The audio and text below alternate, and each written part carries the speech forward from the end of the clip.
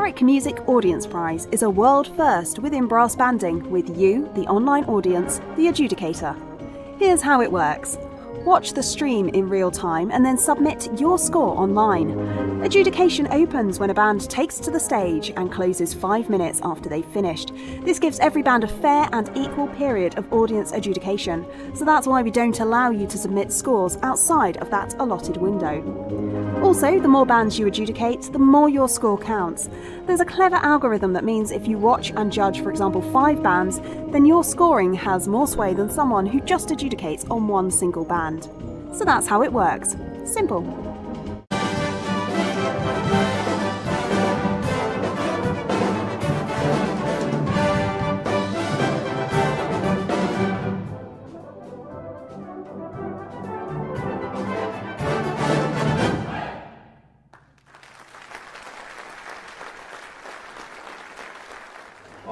Here we go. Good morning from the Shirebrook Academy here in Derbyshire for the 2022 Bolsover Festival of Brass. We enjoyed a wonderful day yesterday with the 4th and the 3rd sections, and we are back here today for the 2nd, the 1st and the championship titles to be decided. I'm joined by my old maker Chris Thomas. Morning, Iwan. Morning indeed, my old friend. We're going to be talking our way through some great programs, some interesting programs, some unusual programs. And it's a big entry, isn't it? 14 bands. It is. 14 bands. We'll be shattered by the end of it, as always, by the end of it today. So it's, first of all, great to be back, great competition. I was there yesterday and we had the 4th and the 3rd section. Yeah.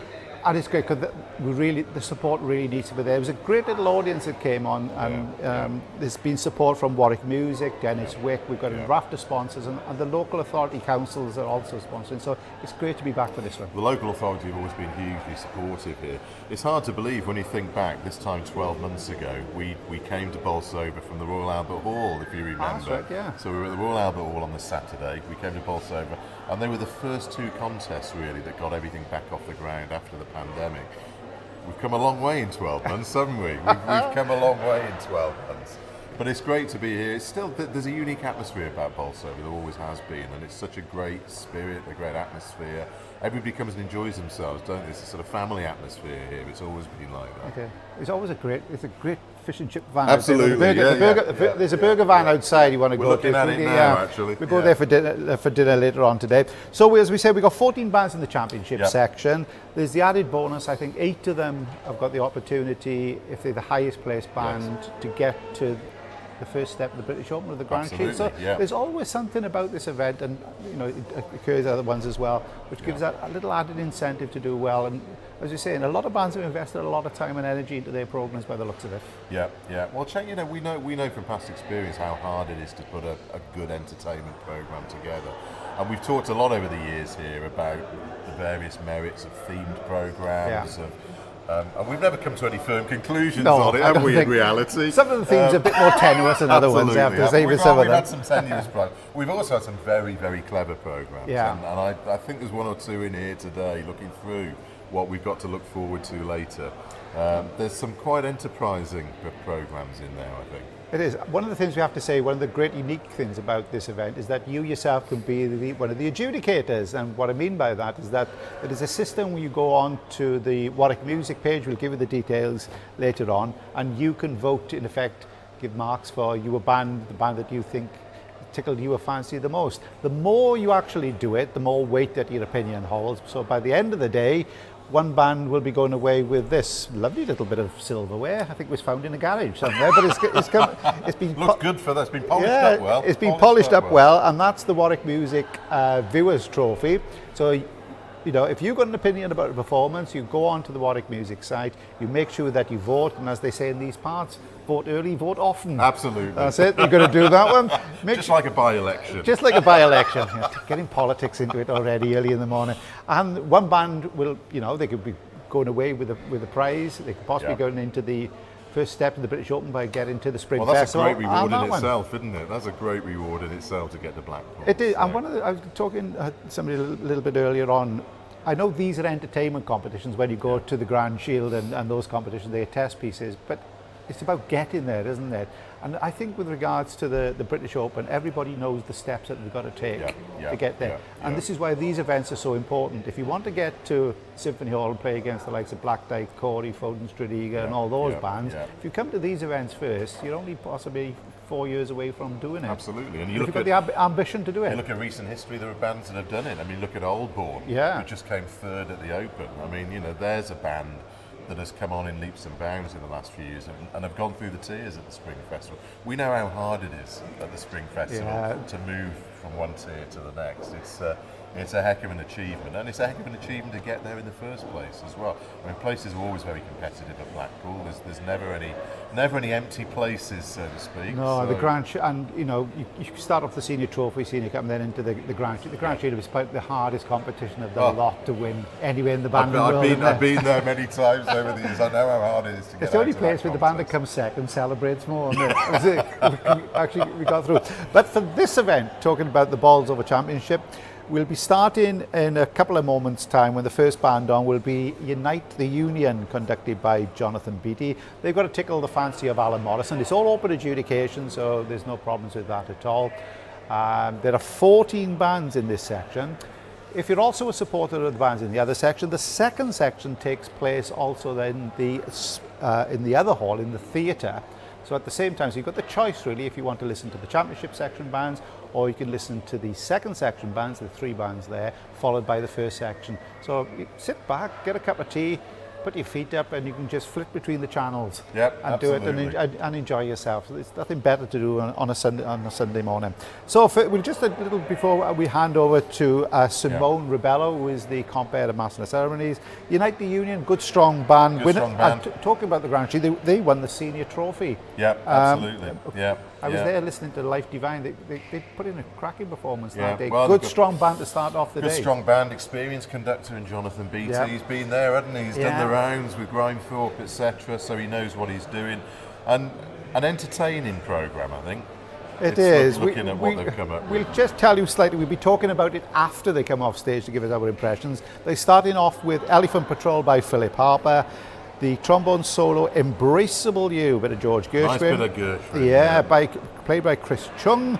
The Flood and Lament for Timo by Tommy Tynan. I heard that at the Unibrass competition. It's a nice little piece now. Shine as the Light, Peter Graham.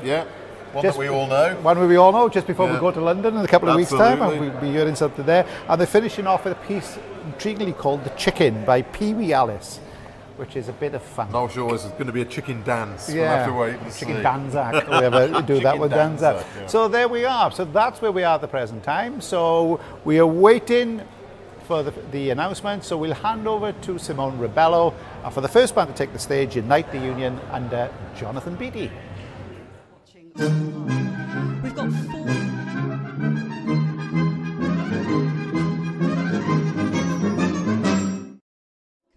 To the championship section, our esteemed adjudicator for today, Mr. Alan Morrison.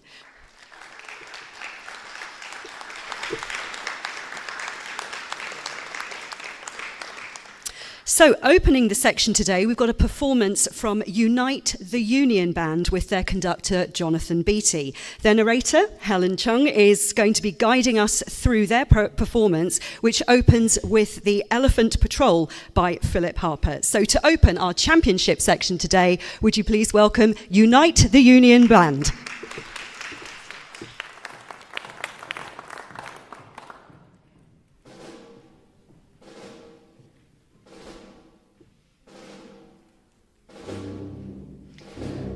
Noah's Ark is one of the most famous Bible stories of all time. It tells of how God, intent upon cleansing the earth of the wickedness and violence with which humanity had been corrupted, entrusted Noah with saving 2 of every species of animal. God instructed Noah to build an ark big enough to hold 1 male and 1 female of every living creature. Today, the Unite the Union Brass Band will tell the story of Timo the elephant and Rosie the gazelle, a love story set against the backdrop of Noah, his ark, and the great biblical flood.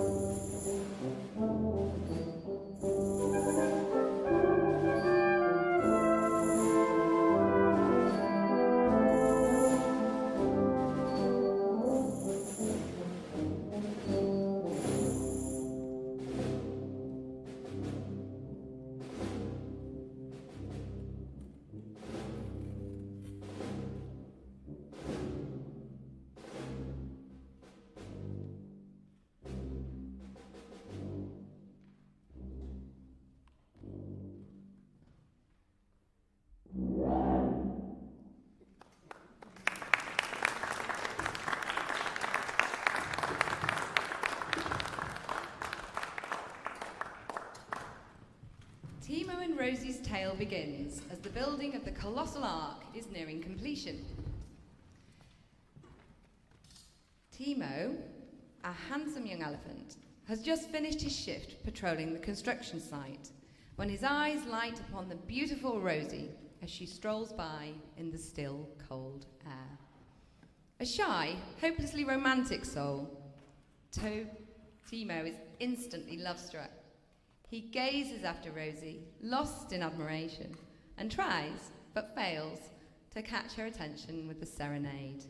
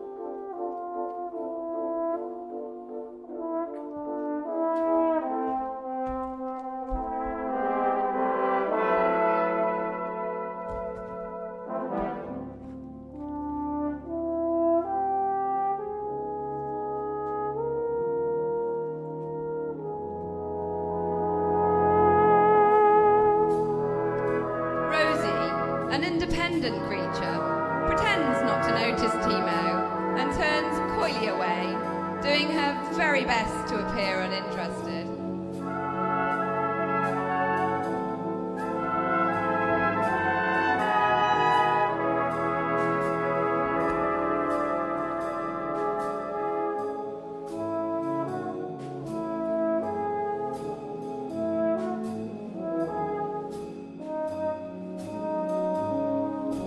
Timo tries again to catch Rosie's eye. Eventually, she reveals a hint of her true feelings, and encouraged, Timo continues to serenade her.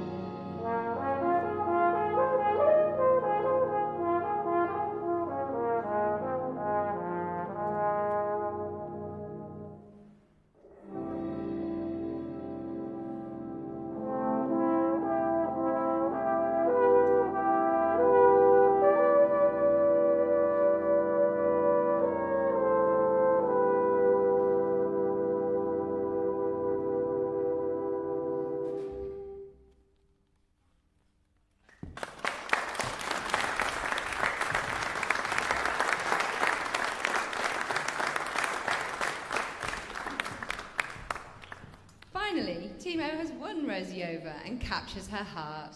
He's overjoyed. They quickly become blissfully inseparable and cannot imagine the world without one another.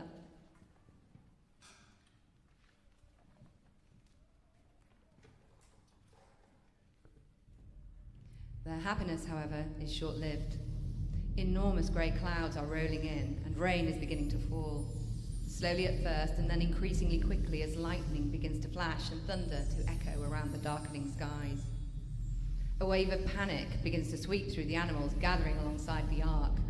They sense the danger and, becoming almost paralyzed with fear, stop in their tracks. Time is running out.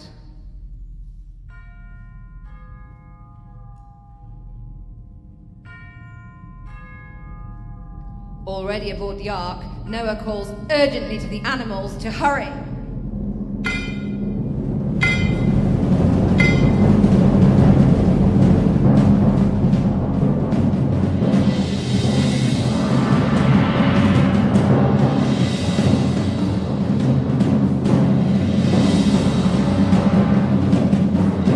The animals surge towards the ark. Rosie's carried forward, but Timo falls behind.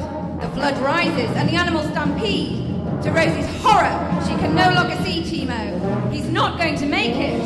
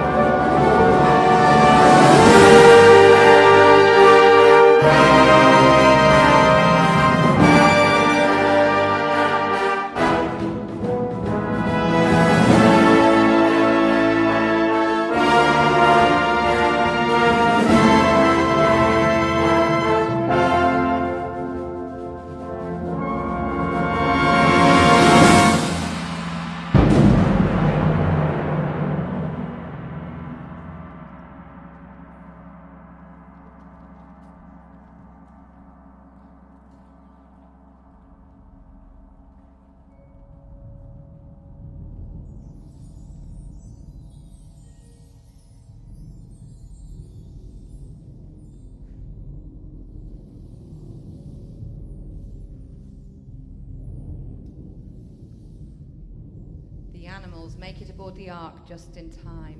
As the storm continues, they watch the unfolding devastation in horror, their silence broken only by moans of despair as the land they had always known as home is ravaged completely by the great flood. The destruction is unimaginable. As Rosie realizes that Timo cannot have reached the ark, she breaks down inconsolably, her heart completely broken.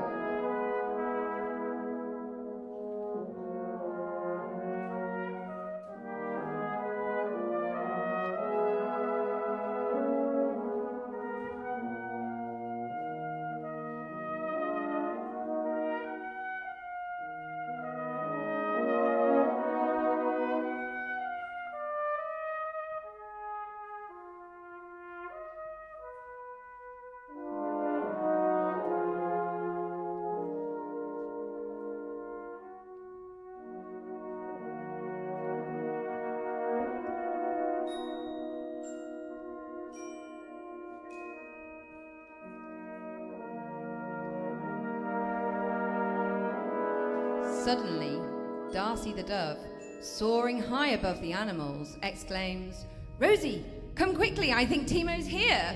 Follow me." In the depths of her despair, Rosie dare not allow herself to hope that Timo might actually be alive, but with nothing more to lose, she looks up and follows the dove. Darcy flutters overhead, back and forth, guiding Rosie through the crowded deck. The search for Timo begins.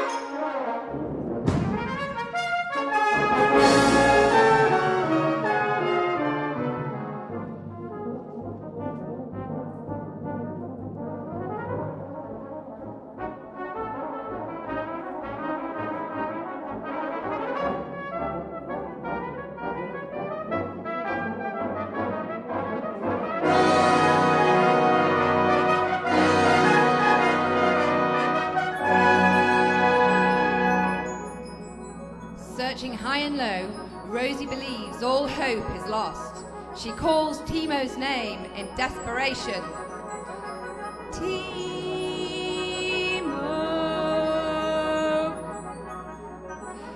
Timo!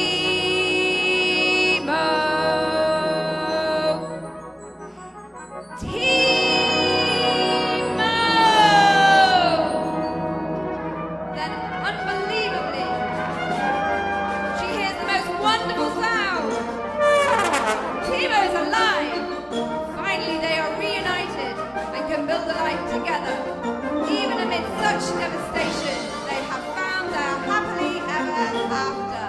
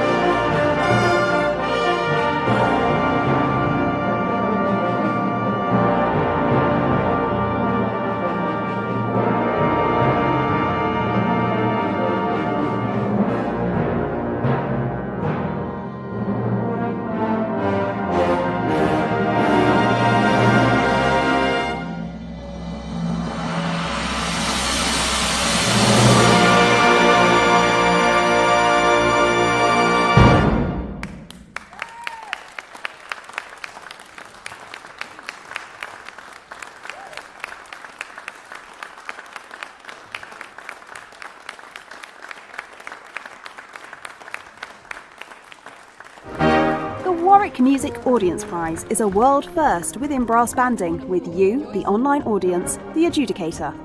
Here's how it works. Watch the stream in real time and then submit your score online. Adjudication opens when a band takes to the stage and closes 5 minutes after they've finished. This gives every band a fair and equal period of audience adjudication, so that's why we don't allow you to submit scores outside of that allotted window. Also, the more bands you adjudicate, the more your score counts. There's a clever algorithm that means if you watch and judge, for example, 5 bands, then your scoring has more sway than someone who just adjudicates on one single.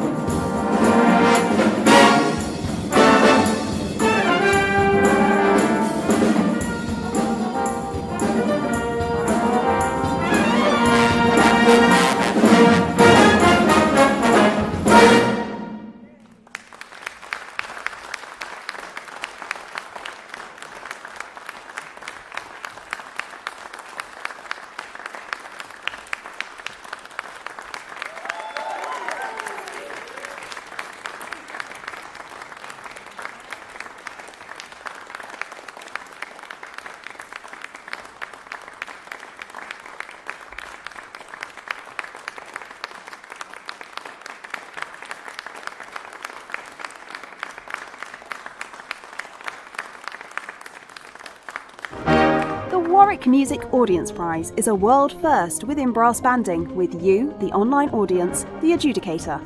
Here's how it works. Watch the stream in real time and then submit your score online. Adjudication opens when a band takes to the stage and closes 5 minutes after they've finished. This gives every band a fair and equal period of audience adjudication, so that's why we don't allow you to submit scores outside of that allotted window. Also, the more bands you adjudicate, the more your score counts. There's a clever algorithm that means if you watch and judge, for example, 5 bands, then your scoring has more sway than someone who just adjudicates on one single band. So that's how it works. Simple.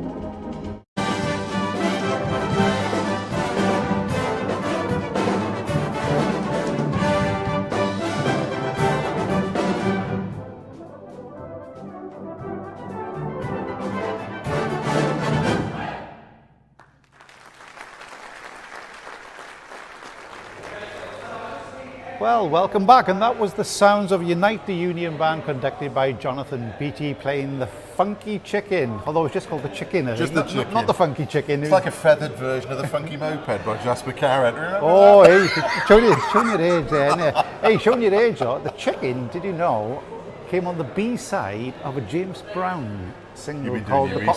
You've been doing your research again, haven't Now, you? there was a funky man, wasn't there? Eh? Oh, James Brown. Oh, I tell you what. What a life that man led. What a Yeah, life. I that tell you man. what, Not all good. No, not all his good. memoirs must have been brilliant, didn't it, to read that. Well, as I said, the first band on there was the United Union, as they started off with Elephant Patrol, that great piece that the Corey band, written by Philip Harper, brought to brass in concert with their Jungle Book set. Some good trumpeting going on in there. It wasn't was, there? Elephant trumpeting. It is. Yeah. It's amazing, though. The elephants have got to be the tubas Yeah. for some reason. It's Yeah. stereotypical, Yeah. but never Yeah. mind. Yeah. You Yeah. can't say Yeah. anything in these days. And a wonderful soloist. Yesterday we had some great soloists in the fourth and third section. But we've started off, the bar has been raised really high. What a player, Chris Chung is. It was languid, wasn't it? Wasn't it? It was a lovely... Lusceroso. Indeed, That's one for the trombone players out there. Embraceable you. That was a Gershwin lovely brothers. solo, wasn't it? Beautifully played, Yeah. really stylish. Came from an operetta called East Meets West by Gershwin. Not in the Ukraine. Not one of his best known. No, I'm not in the Ukraine at the present time. The Flood and Lament from Tommy Tynan. Yeah, I've not heard that one before. You know this piece. Yeah, tuba player now. He's been up north and he's come down. He's down with Corey now. He's on E flat tuba there. Yeah. Talented lad, that was a nice little piece. I like the narration. I know it's a Sunday morning, but it was like being back in Sunday school, wasn't it? We're going to talk about Noah and the Flood. Very appropriate for early on a Sunday morning. It was the there. First band. Yeah, but finishing off with the chicken then by James Brown. I don't think James Brown went to chapel on a Sunday morning very often. I don't think. If he did, I'm not quite sure what he did there. But so a great start. They're a good band. They're a good band. Yeah, so they've really set the high. A lot of very experienced players around the stands, and so Jonathan Beatty's been around the block, hasn't he? Yeah, that's good stuff. As we talked about a little bit earlier on, of course, there's action taking place in the second section at the present time. And the first band on there was the Shirebrook Miners Welfare Band, conducted by Ben Hewlett-Davis, making their debuts in the competition. They opened with a cracking old march, the New Colonial. It's a good one, that, isn't it? Oh, I tell you what. Real swagger. R.B. Hall, it is on that one. He was American and not British. Many people think of him as British. Did Death of Glory was his other one. Yeah. But he was American chap, he was. Followed that by Aranjuez, Orange Juice as it's always called. The flugel soloist is Roy Briscoe. Putting on the Ritz, which is slang originally, because it's for people to glamour up. That's where the term comes out. If you put on the Ritz, it means that you're glamouring up to go out on a Saturday night. Well, we've made a little bit on of an a effort on a today, Sunday morning, haven't we? or if you're a certain age, you meant putting something on those little crackers that you used to get, remember Ritz crackers. Ritz crackers. We don't have, and they finish off with the ET theme. So if you want to follow the second section action, that's going on. So you can go back onto the Warwick Music site. You can just click on, takes you through there. The City of Cambridge band will be the next band on there at 10:30. They're playing Fanfare for Fenway, Shenandoah, Sometimes I Feel Like a Motherless Child with soloist Richard Graves, and Americana, Land of the Free by Martin Courtner. Interesting little program to do that. Absolutely. A bit more Gershwin in there as well. A little bit of Gershwin this morning. Meanwhile, back here at 10:30 will be the Newstead Band under Dave Hollin. And they're one of the bands that we talked a little bit earlier about whether they can qualify for the Spring Festival. Yeah. So the highest placed band in the championship section, if they're not already qualified, will get the invitation, and Newstead are one of those bands. Starting off with a piece by Philip Spark, Madrigalum. It's not often you get a piece. I'm going to show my intellectual side now. It's not often you get a piece, and the title is a portmanteau. A portmanteau. Yes, a connection of two words together. I knew you were going to tell us that. Yeah. I knew you were going to Do you know tell us what? that. I thought myself, I'll lead us in with that one this morning.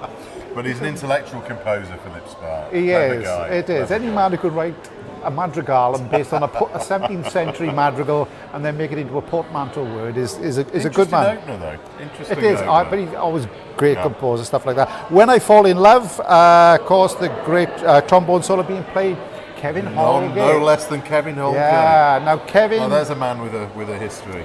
He knows all of those pieces because of his background playing JSVB Absolutely. and all that. Absolutely. So it's going to be great to hear him playing that. Wonderful to see Kevin back. Kevin was around when we were playing back 30 years ago. I mean, I remember Kevin at Grindthorpe. At Grindthorpe, yeah. Absolutely. A great Fine player. He is. Fine player. Not a bad rugby player by all accounts Really? as well. Yeah. And he's kept his teeth, which is impressive. Yeah, and his looks. Like I say, sorry, Kevin, whatever you are for that one there. Interesting work going on. Quanta Qualia by Patrick Hawes. Now that's the type of music that was, he's a Lincolnshire composer by all accounts, Patrick Hawes, but it's the type of music that you heard on Classic FM when it first came on. You know, the light music. Yeah, you know, we used to Muzak, we used to call it when you went in lifts. So when they went around Debenhams doing your shopping. It was that type of music, and it means And an arrangement by David Holling, which is significant because David's only just taken on the job at Newstead as conductor, already bringing his own mark to bear on the band and the programme there. So. He was helping out yesterday, David, so I was speaking to him. Yeah, he's a hard-working lad and doing that, so it's great to see him there. Doing some good work. It actually means packets of quality in Latin, or that's as much Latin as I knew, right? Interesting being written by a Lincolnshire composer, that, isn't it, Latin? Yeah, but they all go into these pseudo-Latin terms, don't they? Well, there was a famous one, wasn't it? It was the chap who used to do for American tourists. He used to give them a coat of arms and put a Latin inscription under it. And these American tourists used to pay a couple of $1,000s for that. Yeah, and the American tourists thought they were having all these fantastic bit of Latin things. And when they translated, it was something like, "I put the cat out for the night." And this chap had got away with it for donkey's years doing that one. But there we are.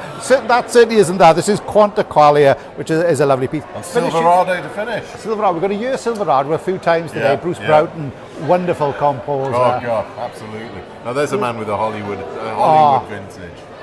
Okay. And one thing about him, we did the interview with him up in London, didn't we, last year? Yeah. And sometimes you drop a name and think if you're going to press people, and then he dropped a couple of names in that him and his father used to go and see, like, he was there with Frank Sinatra and all these people. He used to pop along on a Sunday morning and stuff like that. As you do. Yeah, I was out of my depth then with him, but he's wonderful. He's a lovely guy, very real yeah. gentleman. And he was talking about the test piece, the Heroes, and he was telling when Man went to the Moon 1960, where he was in Italy. Yeah. And he was talking about, and he thought he was going to be staying there for the rest of his life because he thought it was the most wonderful place. And he ended up back in Bel Air, didn't he? Where he just happened to have a mansion. Yes, of course. Yeah. I think he's done well. He's done well for himself. Great theme from Silverado, though. First quiz question of the day. Here we go. What's the link between the film Silverado? Oh, we'll give you this after because it gets coming on. You'll have to wait for this one. So without further ado, we go back in the hall where we enjoy Simone Rebello for Newstead Brass, conducted by David Holling. The Warwick Music Audience Prize is a world first within brass banding with you, the online audience, the adjudicator. Here's how it works. Watch the stream in real time and then submit your score online. Adjudication opens when a band takes to the stage and closes 5 minutes after they've finished. This gives every band a fair and equal period of audience adjudication, so that's why we don't allow you to submit scores outside of that allotted window.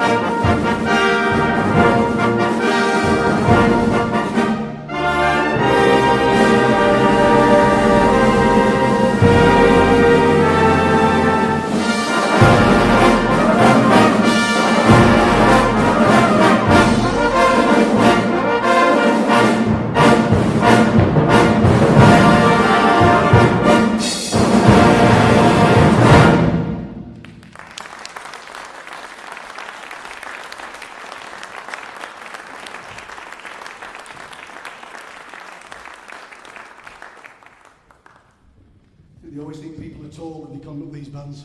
John, come and conduct this band. Thank you very much, everyone.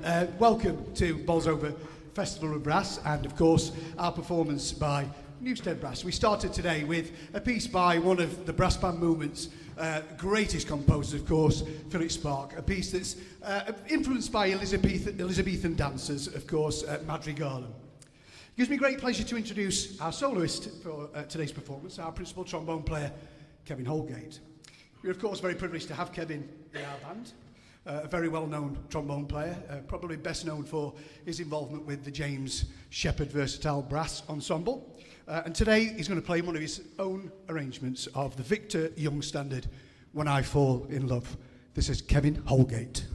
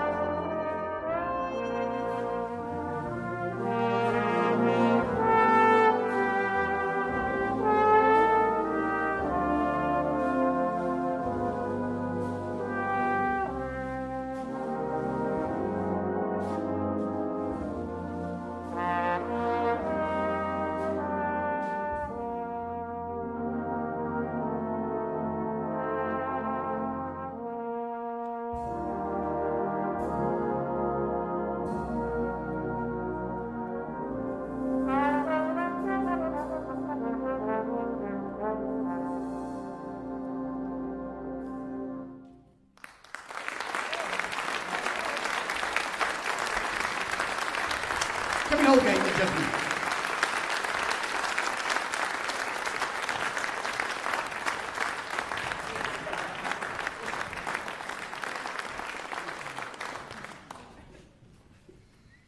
Of course, that featured our principal cornet, Sarah Priestley, as well. Sarah.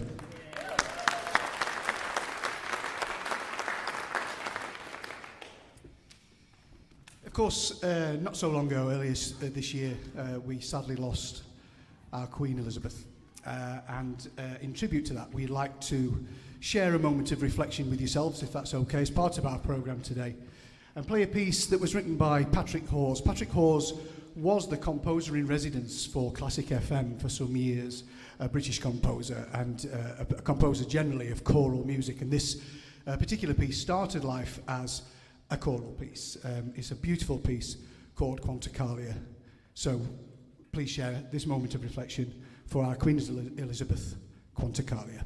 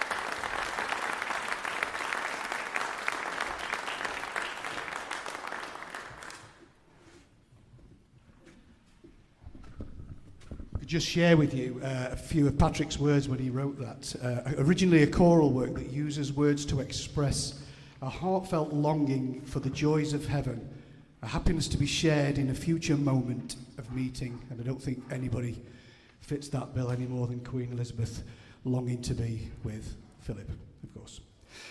Our finale comes from the pen of American film composer Bruce Broughton. Bruce is actually no stranger to writing for brass bands, having been commissioned to write the 2020 National Brass Band Championship piece Heroes, amongst many other pieces, of course. Today, our band will close the programme with music from the American Western film Silverado, a film which stars Kevin Costner, Danny Glover and Kevin Kline. A film where four drifters arrive in a small frontier town and become unlikely heroes in a battle against a powerful and greedy ranching family with a corrupt sheriff who's affiliated just to their interests. Ladies and gentlemen, thank you for listening to us with Newstead Brass, finishing today's programme with Silverado.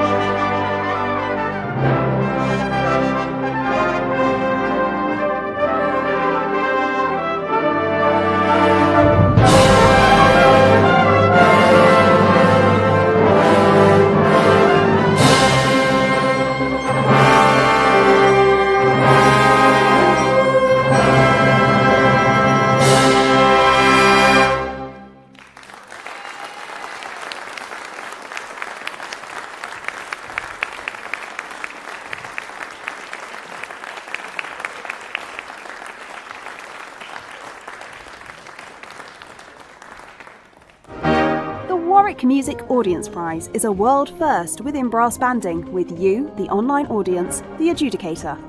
Here's how it works. Watch the stream in real time and then submit your score online. Adjudication opens when a band takes to the stage and closes 5 minutes after they've finished. This gives every band a fair and equal period of audience adjudication, so that's why we don't allow you to submit scores outside of that allotted window. Also, the more bands you adjudicate, the more your score counts. There's a clever algorithm that means if you watch and judge, for example, 5 bands, then your scoring has more sway than someone who just adjudicates on one single band. So that's how it works. Simple.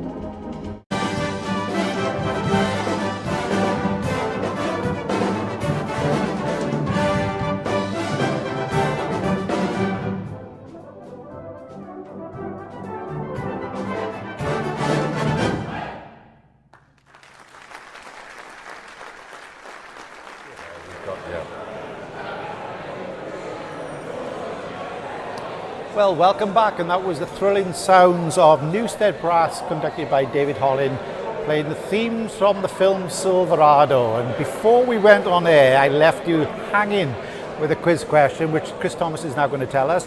What is the link between the films Silverado and A Fish Called Wanda? Well, I said it was John Cleese, but in actual fact, that's only half the answer, isn't it? It is. John Cleese and Kevin Kline. So those were in the film Silverado. And they also appeared in A Fish Called Wanda. Along with Michael Palin. Who didn't appear in Silverado, but there we are. And Jamie Lee Curtis. Oh, yeah. I like Jamie Lee Curtis. Lovely lady, lovely lady. Right, the next band on in the championship section is the Stannington Band. They'll be playing A Fantasy of Joy by Frederick Shelderup, Moondance, a bit of Van Morrison, showing our age, Lord of All Hopefulness, which is the hymn tune Slain, which has been arranged by Rebecca Lundberg, and they're finishing off an interesting piece called Hyperdrive, not Hyperlink by Peter Graham, Hyperdrive by Matthias Weir, a German lad who is writing the test piece for the German National Championships. Right, yeah. So there we go. Anyway, apart from that, we are joined by our first guest of the day, who is Matthew Cotterhill. Hi. How are you, Matthew? I'm good, thank you, yeah. Right, now, the life of a professional musician, okay, people may think it's easy. This chap was in 2 weddings yesterday, got home about 4 o'clock, back up at 7 o'clock to come here to play with the first band that was on today with the United Union. That's dedication, that's dedication. Tell us then about your professional life. It sounds a very interesting one. So I'm a professional sousaphone player. I'm in 2 bands. One's called Renegade Brass Band, the other one's Backchat Brass. So we basically, Renegade's the original one where we do like funk, hip hop, soul stuff. And then Backchat is, we mainly play brass pop covers, people's weddings, corporate events, school workshops and stuff like that. So. Right, you tell us that you surprised the bride and groom yesterday, not when they were walking down the aisle by jumping out with a sousaphone, but a little afterwards then, thanks to the film Love Actually, we do a lot of surprises out of ceremonies. So it's, that's mainly our bread and butter. We surprise brides and grooms out of various cupboards and curtains and jumping out with the sousaphones pretty hard. I've long been in favour of replacing the bass section in brass bands with sousaphones. All sousaphones. Add a little bit of extra colour and subtlety, eh? Tell us then, the technical term then, what's the difference between, literally the difference between playing a sousaphone and an E-flat tuba or B-flat tuba? Well, you can get 2 separate sousaphones, so there's E-flats and B-flats, same as tubas. So right. The only thing is technique with it? Not really. It's a lot easier to carry. Because obviously all the weight, all the weight's distributed onto your shoulder rather than like in front of you, pulling on your lower back. So there's a lot of bass players with lower back problems, put it that way. So you've got out of that one. One of the things that make you an interesting chap as well, you've got challenges. Tell us, well, I know you are dyslexic. Yeah. What other things have been affect you when you're playing? With me, like rather than like seeing a normal place like see like a C and a D and whatever, I see more numbers than anything. So it's more of a it just the way I've learned is different to. So when you're reading music, you see numbers coming back. Like the valve numbers rather than the actual notes that they are. So it's a bit different, but that's the way I've learned, and that's. It's interesting, isn't it? Because we know of other dyslexic musicians in the brass band world. Nigel Clark, the composer, is very severely dyslexic. James Andrews, the principal percussionist at Corey, is severely dyslexic. And talking to these players, everybody seems to have found different ways to overcome, but they have overcome it. And you know, Nigel and James particularly have gone on to achieve great things. It's just, I just find it a lot easier to see numbers rather than letters. So it's just one of those. The point being, it doesn't matter how you get there; it's what works for the individual person. Yeah, definitely. Yeah. And what else is for the future for you now, except for more weddings, jumping out of cupboards, etc.? What's the future for you? So we've got a long number of gigs coming up with Backchat, and on Thursday I'm down in Cambridge with Renegade, so that's going to be... Give it a plug, quick. Yeah. If anyone's in Cambridge, come down. That's it. Never undersell yourself. Never undersell yourself to do that. So congratulations on everything that you were doing. Carry on the great work. If we ever get married again in the future, we know where to come for a sousaphone play to jump out of the cupboard. Matthew, many thanks indeed for joining us. Right, as we are saying, the Stannington Band is the next one on in the championship section. And if you want to enjoy the bands in the second section, the next band on just literally in a couple of moments' time is BD1 Brass with Jonathan Bates. They're doing a very interesting programme, 6 numbers, starting with Agincourt's song, finishing off with Rockin' Robin by Bobby Day. Or the most famous version of that, I think, is the Jackson 5, That's the one. That's the one, Rockin' Robin, with him in the front when he was absolutely... Michael going for it. He was absolutely brilliant. Yeah. So if you want to hear that, I don't think they've got that part of it doing it in that. So BD1 Brass, I think, is on 11 o'clock over in the hall. But as we say, Stannington, the next band on. We're going to show our age here. Moondance, Van Morrison. Go on then. What was his first name? I should know the answer to this. Yeah. You're going to tell us anyway. Come on. George. It's not quite the same, No, is it? isn't it? George Van Morris. Van the man. George's name is that. George Ivan Morrison. That's his name. It's got a ring to it, doesn't it? It does, but Van der Man is better. Van der Man is better, I think, with that one there. So he's doing really 1970. Yeah. Was out. Is that before you? I think. 99, mate. Oh no, no. So that's the lovely hymn tune arrangement. The Slain, Rebecca Lundberg, the trombone player. She's clever. She's a talented arranger. Oh isn't she? yeah. She's turning out some good stuff. And the final ones we talked about is that Hyperdrive, which Not is hyperlink, because not hyperlink. Hyperdrive. This one is Matthias. I think it's Weir or Weir. I think. My German pronunciation isn't that great there. But I heard the piece, it was entered in the Corey composition competition in 2019. It was played down at the Dora Stauska Hall in Cardiff. Again, a very clever, interesting musician. He's writing the test piece for the German National Championships, which I think is taking place this weekend. And banding in Germany continues to go from strength to strength. I mean, you've now got composers that are writing in Germany, which is great. I mean, it's the movement is growing in Germany. Well, with that, then, there's plenty to look forward to with the Fantasy of Joy to Hyperdrive. That's the Stannington Band under Sam Fisher. So without further ado, we go back to Simone Rebello in the hall as they take to the stage.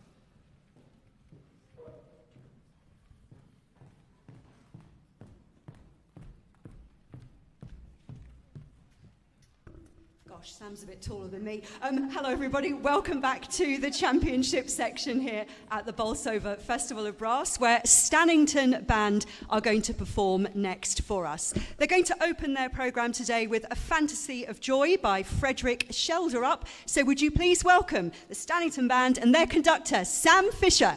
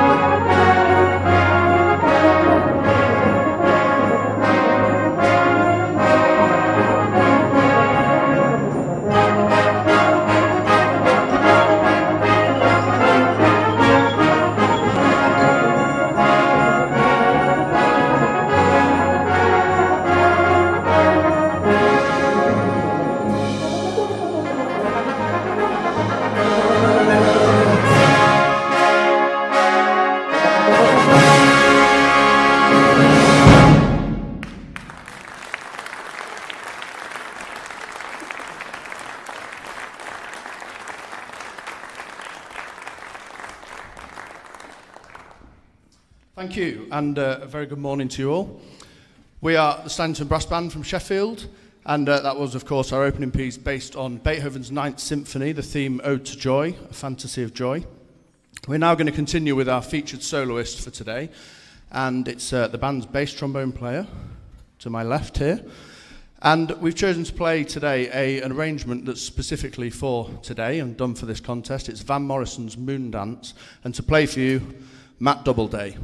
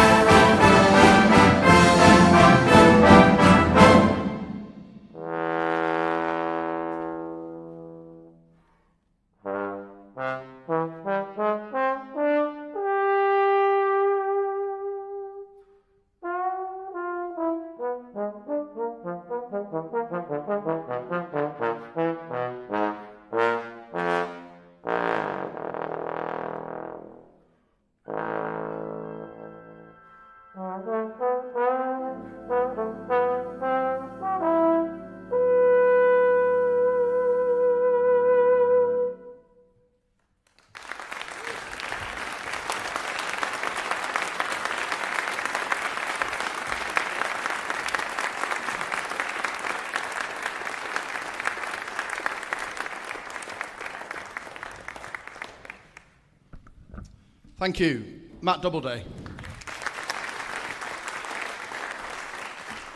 Okay, so often when you think of a brass band, you think of one or two things, and that is marches and hymn tunes. We're not going to play a march for you now. We're going to choose a hymn tune. I'm a big fan of hymn tune settings, as the band will tell you. This is arranged by Rebecca Lundberg, principal trombone of the Fairy Band. It's Lord of All Hopefulness, set to the tune Slain.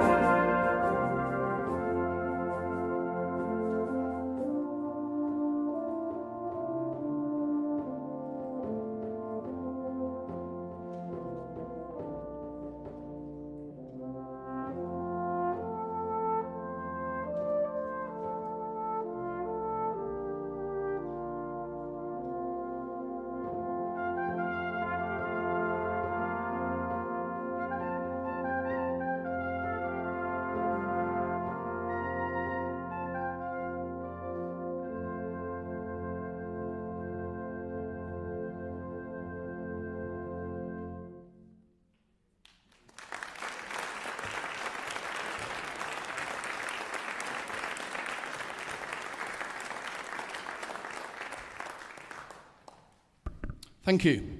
So we come to our final piece now. Thanks very much for listening today. You've been a good audience. It's a piece of music actually that featured in the Corey composition competition. That's not easy to say. In 2019, and it was third place in that competition. So it's a piece of music that they've played a lot. It's called Hyperdrive. It's very much, well, I'll leave it to you to decide. Okay, so we close our program with Hyperdrive. Thanks very much again for listening.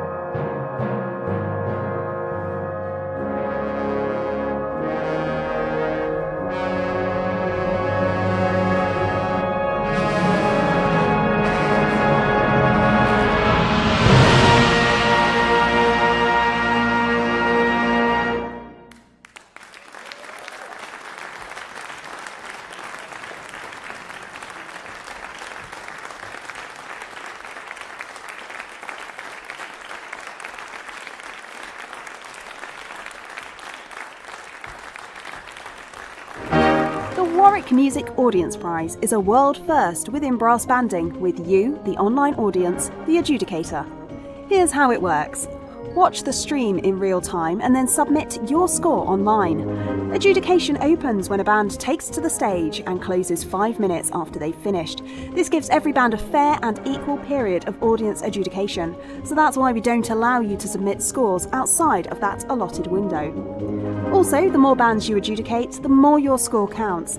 There's a clever algorithm that means if you watch and judge, for example, 5 bands, then your scoring has more sway than someone who just adjudicates on one single band. So that's how it works. Simple.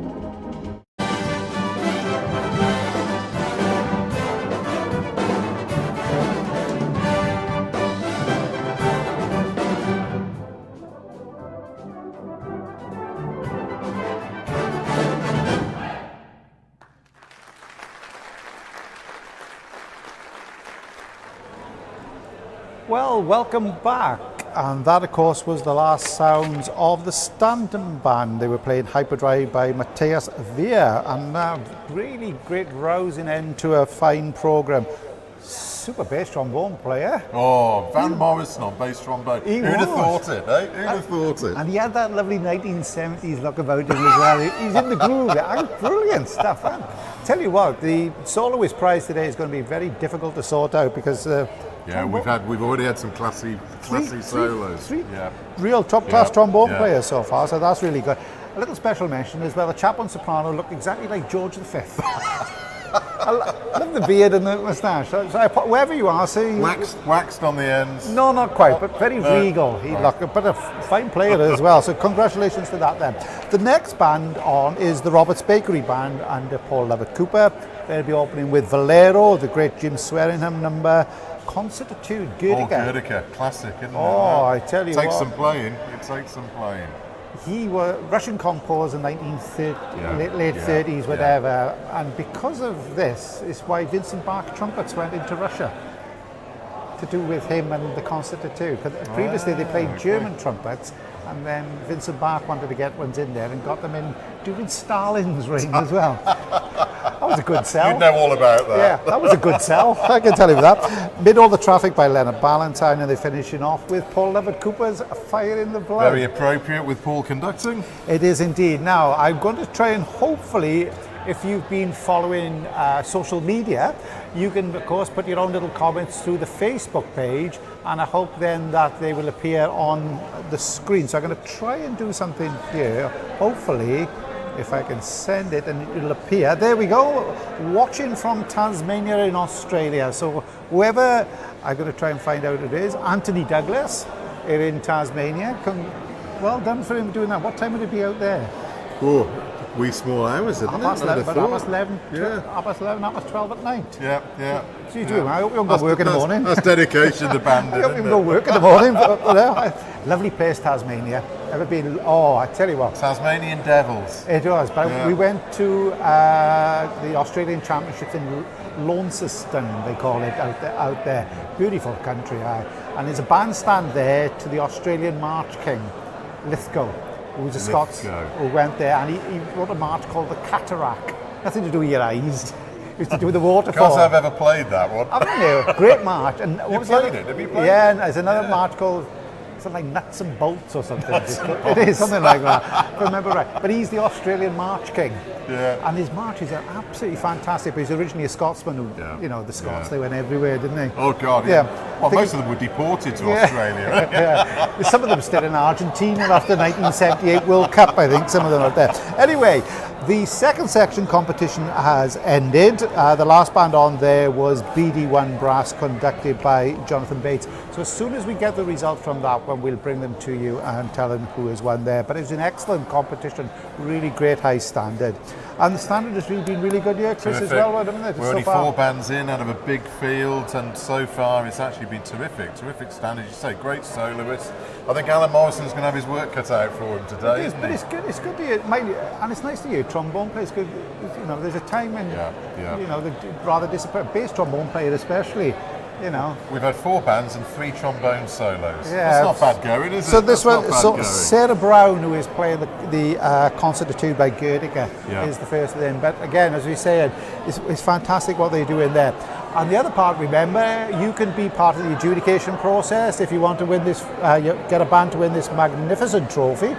are there, so you've got to vote early, vote often after each of the bands, and the more that you vote, the more often that you vote holds more weight. There's some sort of tricky little piece of... A clever algorithm. Oh, it's an algorithm, yeah. You can tell I didn't do very well at maths. You and me both. There's a clever algorithm which some 10-year-old whiz kid has actually sorted out, which will mean that your votes are weighted. So the more often that you actually vote, the more weight it has for the overall result. So if you only vote once, it doesn't hold as much weight if you do vote a number of times after all the bands are played. So I think that's the way to describe it. So make sure that you do that. It'd be great, because your then favourite band can walk away with this lovely trophy. As you say then, Robert's Bakery, Paul Lover-Cooper. Great to see Paul. Absolutely, still plying his trade.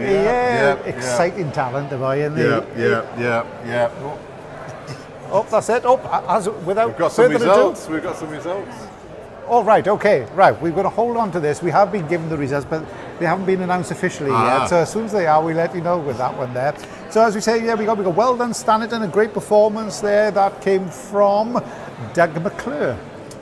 I think Doug McClure was somebody else, though. And he wasn't Doug McClure. I think a film star. An actor. An actor called Doug McClure. Was it Doug? Definitely McClure, but was it Doug? Sorry if it is the real Doug McClure. Not Victor Mature. No, it's not him. Whatever they say. The Robe. Victor Mature. No, it wasn't Victor Mature. Victor Mature. Who's the one who's come from the actor came from Pontypool, the Invisible Man. Ray Milland. Ray Milland, there we are. The Invisible Man. Never saw him. Alongside Richard Burton. Yeah. Michael Sheen. What a stack of talents come out of the valley. So. Talking about Michael Sheen, have you seen that thing about when he's doing getting the Welsh football team going with his pep talk? Yeah. He'd be brilliant. He'd be a brilliant presenter, wouldn't he, on something like this? Putting ourselves up for a job, And carrying crosses through the streets of Port Talbot. Oh, he does. He does the passion, doesn't he? Yeah, the passion part of it there. So, talking about passion, Robert's Bakery Band, conducted Paul Lover-Cooper. Valero is a great little opener. Great opener.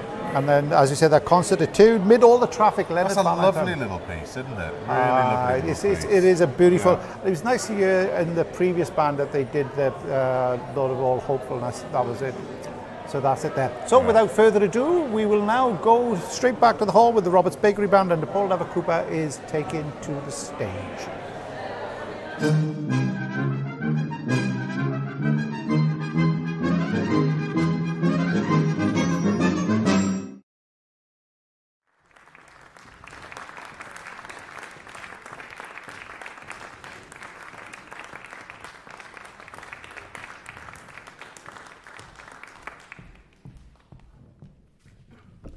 Welcome once again to the championship section of the Bolsover Festival of Brass 2022. It's time to hear now from Roberts Bakery Band. They will be conducted by Paul Lover-Cooper, but not for this first piece, which is Valero by James Swearingham. Would you please welcome the Roberts Bakery Band?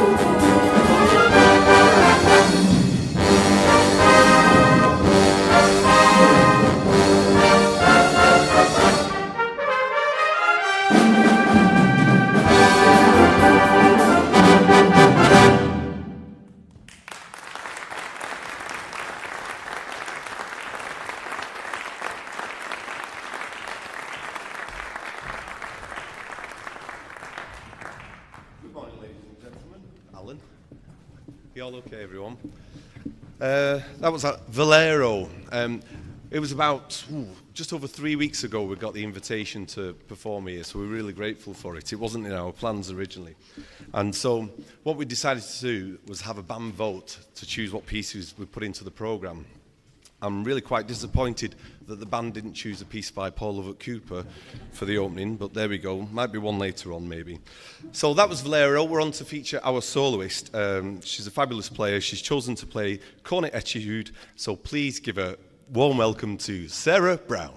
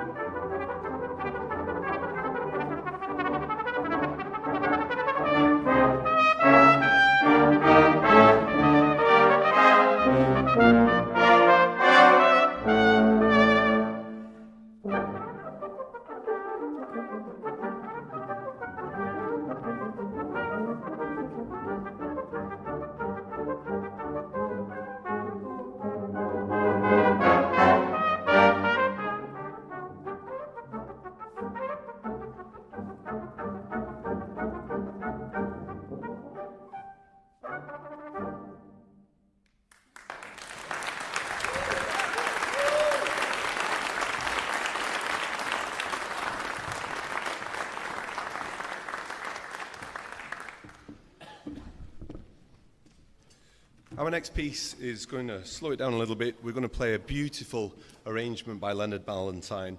It features one of our solo cornet players, Hannah Taylor, so I hope you enjoy Mid All the Traffic.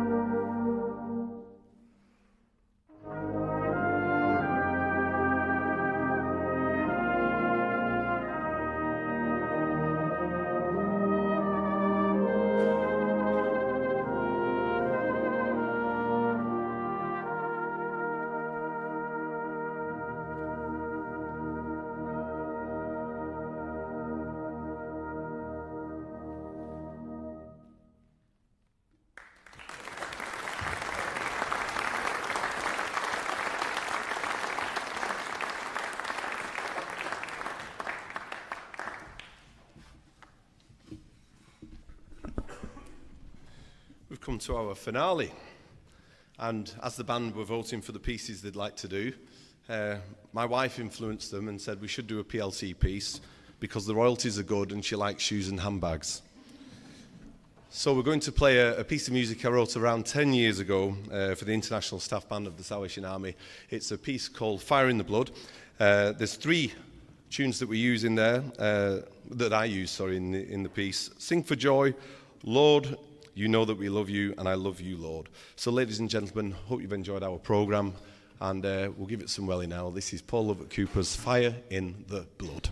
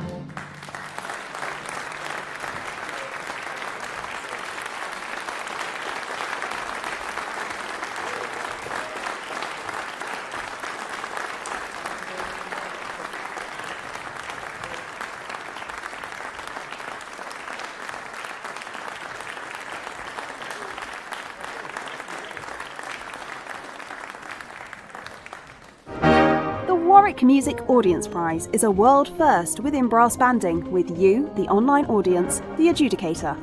Here's how it works. Watch the stream in real time and then submit your score online. Adjudication opens when a band takes to the stage and closes 5 minutes after they've finished. This gives every band a fair and equal period of audience adjudication, so that's why we don't allow you to submit scores outside of that allotted window. Also, the more bands you adjudicate, the more your score counts. There's a clever algorithm that means if you watch and judge, for example, 5 bands, then your scoring has more sway than someone who just adjudicates on one single band. So that's how it works. Simple.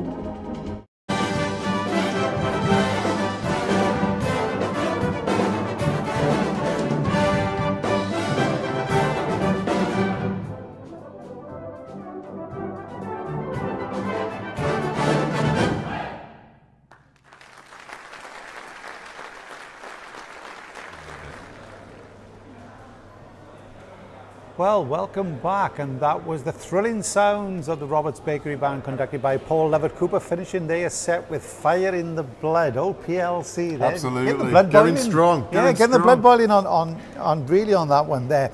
Before we talk about that performance, first, as I said, the second section is finished. That's taking place in the other hall. There were 3 bands taking part, and the result was a victory for BD1 Brass, conducted by Jonathan Bates. They were awarded 88 points. In second place was Shirebrook Miners Welfare Band with 85 points, and third was the City of Cambridge Band with 84 points, and the best soloist prize went to Phoebe Mallinson, the wonderful flugelhorn player with BD1 Brass. She plays for the National Youth Brass Band of Great Britain. She's been in the final of the BBC Young Musician of the Year brass category, which took place, I think you can actually hear it from today onwards. The category finals is taking place, whatever. A wonderful talent. There's somebody, really super player. So congratulations to BD1 Brass. They'll be heading back up the M1 to Bradford. M1. It is the M1. It's usually, everything's usually the M4 and M5 for me. Like, so the M1 back up to Bradford, where I'm quite sure they'll be spending the rest of the day celebrating. So congratulations to them. Section 1 starts at 12:30, so we've got a little bit of time there, so we'll be bringing the details of that happening also there. As we say, social media has been going well. We've been seeing a lots of people making sure they are supporting the bands. I'm just going to put one up here, which will tell you something. I think it comes up on the screen any moment there. PLC all the way. That's David Floyd. I don't know if he's a relative of his. He could be. Yeah, he could be. So PLC all the way. Lots of support for Stannington. Yeah, there's well done to Stanton, Sam and the band. Johnny Cowans, well done to Sam and the band, he says there. And Phil Amtrill, I think it is, or Attrill. Well done, Stanton, a great performance. So please keep sending your remarks in. We'll be putting them up on the screen there. Here's another one, I think, from Steve Hill, PLC, such a gifted musician, a genuinely lovely guy.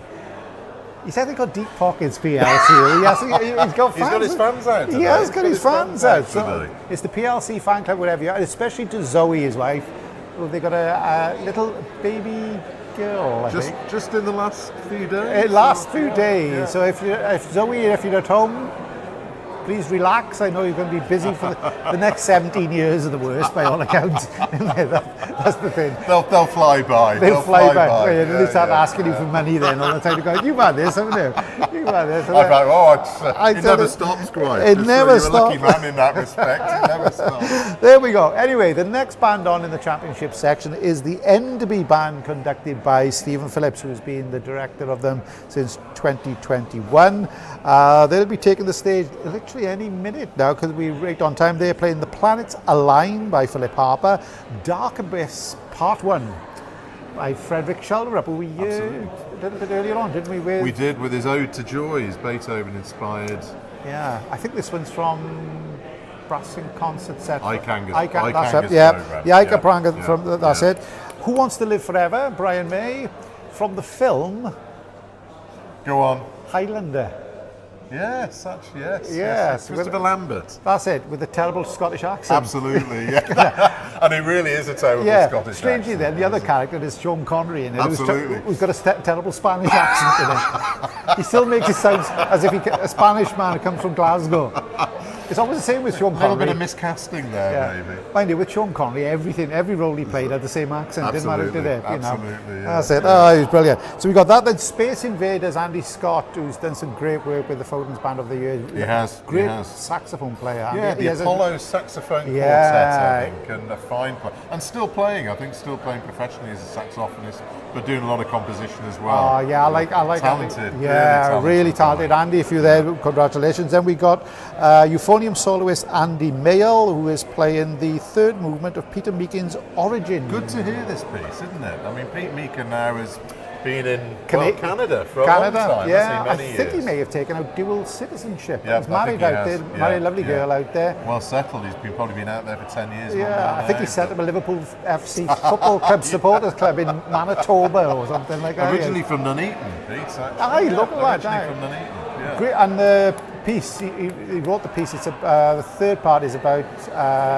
he's got a fascination with space. Yeah. He really does. I think it's to do with the space, one of the space shuttles, Discovery or Yeah. one of them, the bad, but there. And the second part, they're finishing off with Dark Abyss, part two. Part two. Part two, yeah. The editor's cut, I think it is for part two. The Dark Abyss, it's all about the North Sea and all the animals and all what you could find at the bottom of the North Sea, Dogger Bank and all that part of it. So, well, there we go. So there's plenty to look forward to with that performance, isn't there? So the next band to take to the stage is the Enderby Band then with Stephen Phillips. So without further ado, we hand you over to Simone Ribello back in the hall.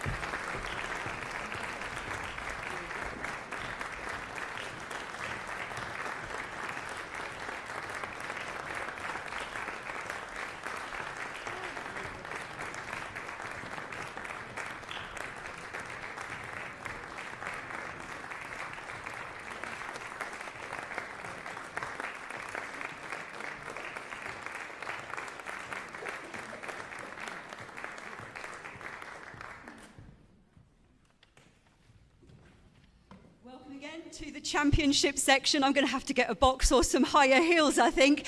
We've been enjoying a fantastic morning of music making here in the championship section at the Bolsover Festival of Brass 2022. And it's time now for a performance from Enderby Band. They're going to open their programme with Planets Align by Philip Harper. So would you please welcome Enderby Band and their conductor, Stephen Phillips.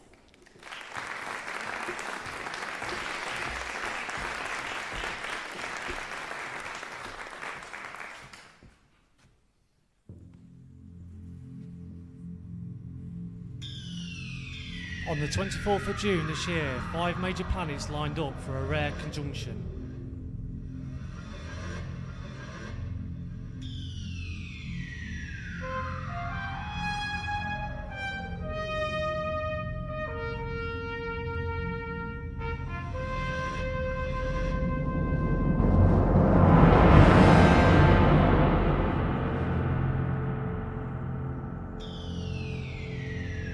This alignment, also known as a syzygy, was particularly rare because the planets appeared in the order in which they appear from the Sun, and this was visible by the naked eye.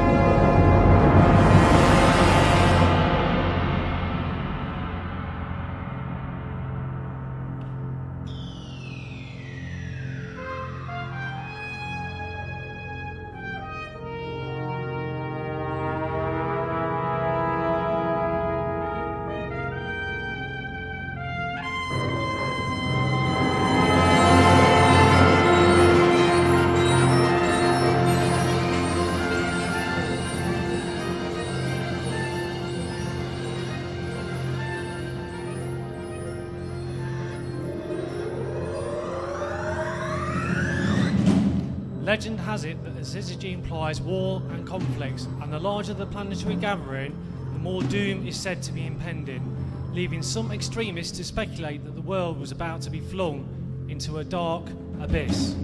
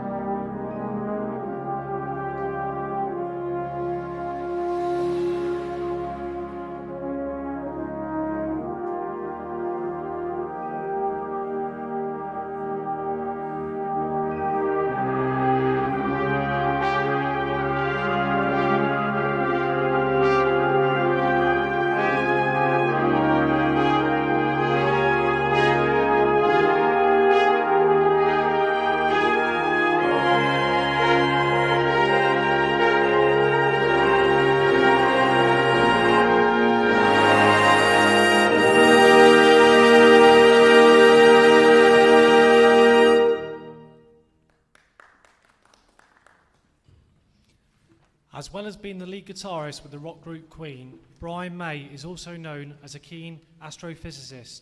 In 2019, he performed for two of his idols in the Starmus 5 festival in Zurich, where he launched his book, Mission Moon 3D. It was Buzz Aldrin and Charlie Duke from Apollo 11 mission who were there, and much to May's delight, when asked they had risked their lives doing something so perilous, Duke quit. Well, who wants to live forever anyway?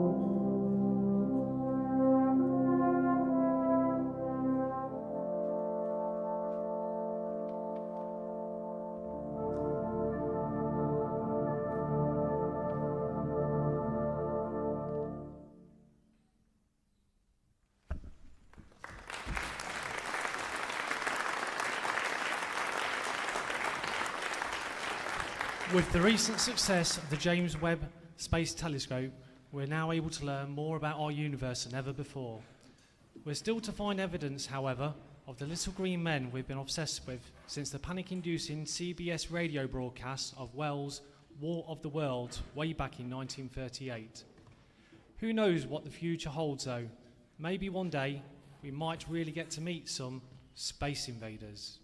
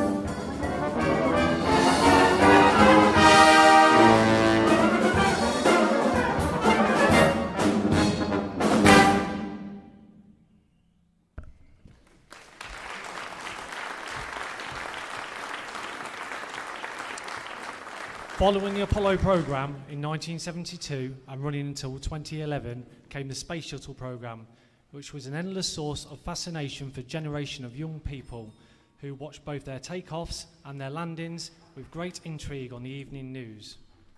In 1983, the most famous shuttle, Discovery, arrived at the Kennedy Space Center to begin the first of its 39 missions. The final movement of this concerto for euphonium by Peter Meacham pays tribute to this great shuttle and its crew. To play it, please welcome the band's principal euphonium player, Andy Mayle.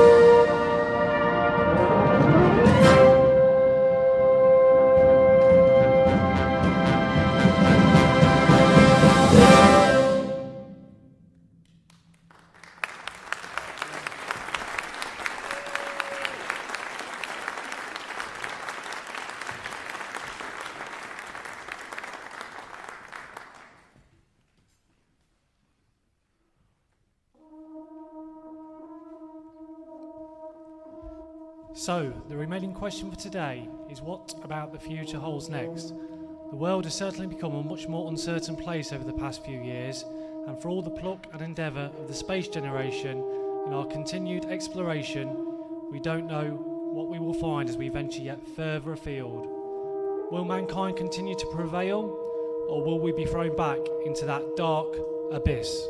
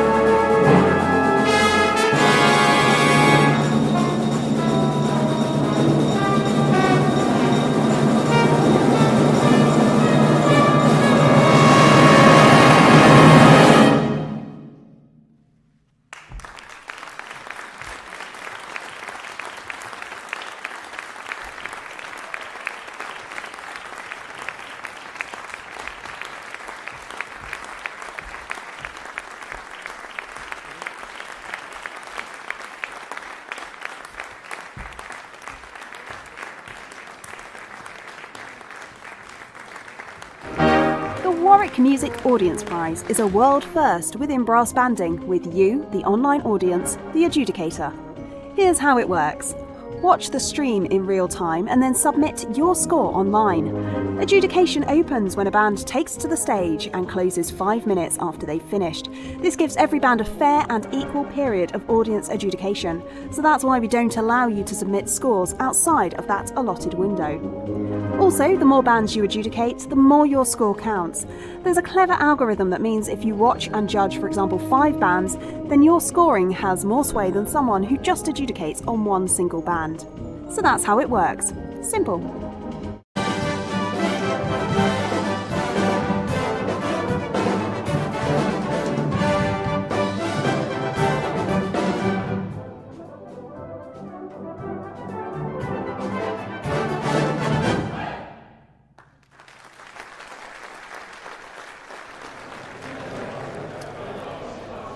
Well, welcome back, and that was the sound of the Enderby Band conducted by Stephen Phillips, finishing off their set with Dark Abyss Part 2. And very dark it was too. It was, isn't it? And we're just going to give a shout out as well to Simon Oates, who was going to be their compere today, but poor old Simon, wherever you are, you're recovering from COVID, we understand, so... Pick up the soprano, Simon, have a blow on the old sock, mate, you'll be alright. Shoot again, pop your ears anyway, we're doing that. But congratulations to the Enderby Band there, it was an excellent performance, and I think we've got somebody else called Anthony Svarenic, I think it is. Go Enderby Band, watch him from the US. Or watching us, is it? No, from the US it is there. So well done for you. Congratulations to the Enderby Band and all your supporters across the world. So that was Enderby, finishing off with that Dark Abyss Part 2 by Frederick Shelderup. And a fine performance it was too. The first section competition starts now in the theatre. Yeah. In the theatre at 12:30. The first band on there is the Old Silkstone Band, conducted by George Newbold. They will be starting in about 4 or 5 minutes' With time. Roger Webster sitting having listened to those bands, I think. He is. Roger is there. We haven't seen him so far today. I hope he's We turned up. He'd have sneaked in at the last minute. Yeah, he could be waiting for some time for a cry out for an adjudicator. Here we go then. So they are playing Through the Flames by Paul Lovett Cooper. Yep. Finishing, followed by A Time for Us by Jakob Willem Larsen, a lovely piece. I remember Tregear band playing that some time ago. A Nightingale Sang in Berkeley Square. Beautiful trombone solo. So we hear some great trombone We've players. had some good trombonists today, haven't we? We've been blessed with trombonists today. Blessed with trombonists, including a bass trombone as well. So. Ken, I think it's Angie, is it? It is. Yeah. And then they're finishing off with Credo by Lorne Barry. Now, Lorne Barry wasn't the bloke who was in... High Chaparral. Yeah, well, not Lorne Barry, wasn't it? Talking of which... That was Lorne somebody. Yeah. It was Lorne somebody. Talking of which, Doug McClure. Whatever you are, Doug McClure, we know you were not the chap who was in the Virginian in the 1970s. And not the man who is always referenced in episodes of The Simpsons. But we think his love child might be Vicky McClure, who's in Line of Duty. Yes. And a local girl, because she's from Nottingham, isn't she? Ah. Woolerton. There we go. So that's as much as we know about the great Doug McClure. And if you believe that, you believe anything. Yeah.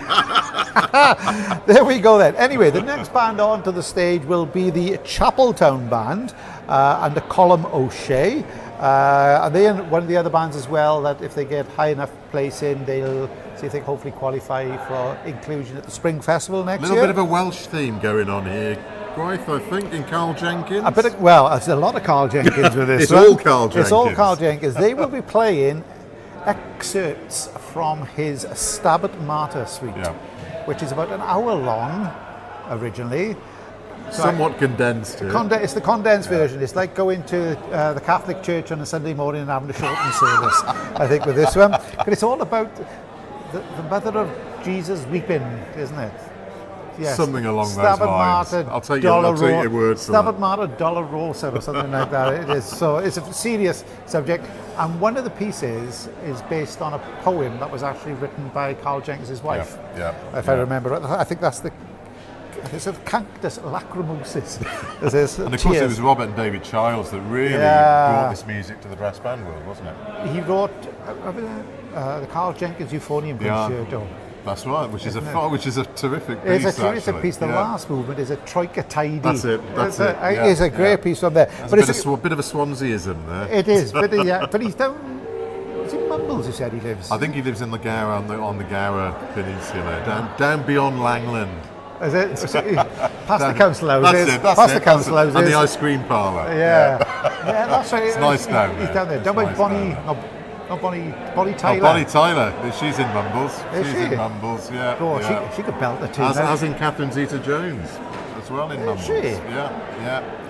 Got a house there with Michael Douglas. See, there are things about Wales you don't know, aren't there? Well, posh people, you see. I come from the rough end. I do. So did I.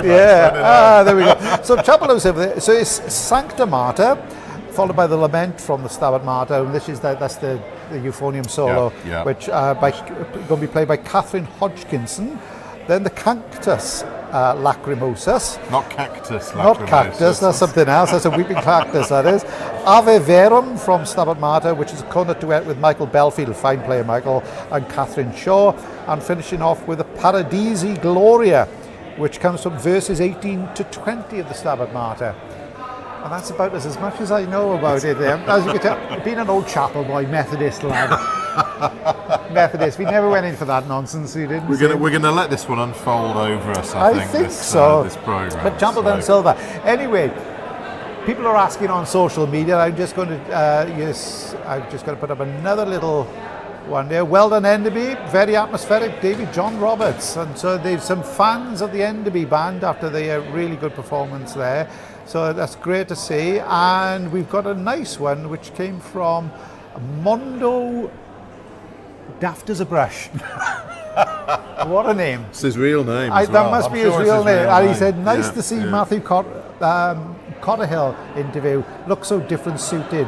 When he is from the back chat brass is so and much fun. And minus his sousaphone as well. Yeah, he was a great chap, and lovely to see that nice part of it guy, there. So as we say, the first section is starting now. They could in fact just have been going on. So if you want to enjoy that, make sure that you can change the channels and just see it there. If not, we've got the Chapeltown Silver Band who will be coming on in a few moments' time. And also, as we said, to make sure that you vote for your favourite band. As I say, people are using social media. You go to the Warwick Music page, you can go to the link through 4 Bars Rest on the news item. Just go there, you will see it. You will see the form. It'll be explained in one of the little trailers that we have that comes on between the bands there. Easy to do, but as they say, vote early and vote often, and hopefully your favourite band will be leaving here with this wonderful trophy, which will be filled up with raffle tickets, I think, in a moment. But somebody will be filling that with some local brew. So we got that plenty. But so far, because it's been a great day's entertainment, isn't it? Great day's entertainment. Some really varied programmes. A couple of theme programmes, or some tenuous and some not so. I want to know. Well, I see this when we went back to Enderby, that you had the Dark Abyss, which is about the sea, and then Space Invaders, which is the space. So I don't know where that one, quite the other link of that one, or just that we're just doing it anyway. But great to see Peter Meakin's music creeping into that programme, though. Yeah, it's good to see. Well, he did a wonderful. There's a beautiful cornet solo that he wrote, "Song of Hope." For Ryan Anthony, the American trumpet player. I think one of the bands is playing it either later in one section later on today. And it's a wonderful, wonderful piece. Remember the piece that he did, Macbeth? Macbeth for the Scottish Open, I think. That piece. Underrated piece. It's got a beautiful middle section. It's well, like the middle section, I think, stands alone. Yeah, absolutely. It's really it's like piece. From Good, the Bad, and the Ugly, and it really is coming through. It's a cracking piece. So hopefully, Pete, wherever you are. Liverpool played yesterday, unfortunately, drew 3-3, but there we are. You would be too happy about that. So the next band, as we say, is the Chapeltown Band, and they'll be doing that. After them, it's the Milton Keynes Brass Band, number 7. I think there is a little break. There. There's a little bit of a break. And then we are back with band number 8, which will be the Wardle Anderson Brass with Brad McCulloch. So there's plenty to look forward from everything that we are doing here today. Let's see if we can go back onto social media and find out what has been happening. Here we go. Daz Clough, this is from, and he says, fantastic playing Enderby, well done everyone. So we've got these fans all over the world for all the bands that are competing Great to here. see people engaging with all these bands, isn't that's the key. It really is. It's the key, isn't it? It was great to see yesterday in the 4th and 3rd section, audience coming in, really supporting the bands that were playing. You know, and that was the key there. But it is good. Warwick Music, of course, our great sponsors. Absolutely. Have to give them. They've been pushing forward to this, to making sure that the broadcast goes out all over the world. And so we've had people we've said hello to Australia, New Zealand, the USA, Blaenavon in South Wales. Strangely enough, somebody watching there. I think somebody's mum is watching. I think it was your mum in Blaenavon, wasn't it? She is. She's putting on the dinner now, I think, at just about this time there. So there's people from all over the world watching. So that's the great thing about it. Brass bands is a wonderful export, whatever it is. So wherever you are across the world, please get in touch with us. Please get in touch with us on social media, and please use your vote. Support those bands. Support those bands. And without further ado, then we are going back to the hall, where the next band to take the stage is the Chapeltown Silver Band, and they are playing all those excerpts from Stabat Mater by Carl Jenkins.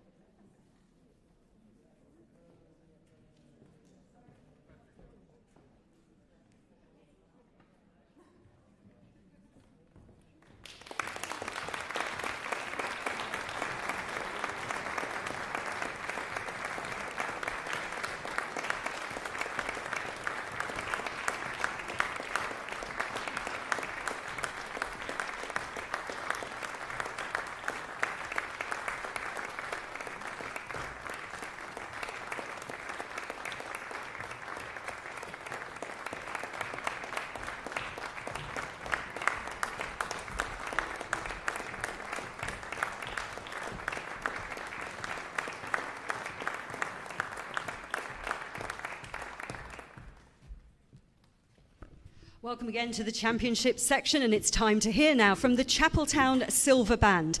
They're going to perform a suite from Stabat Mater by Carl Jenkins. So would you please welcome the Chapeltown Silver Band and their conductor, Colm O'Shea.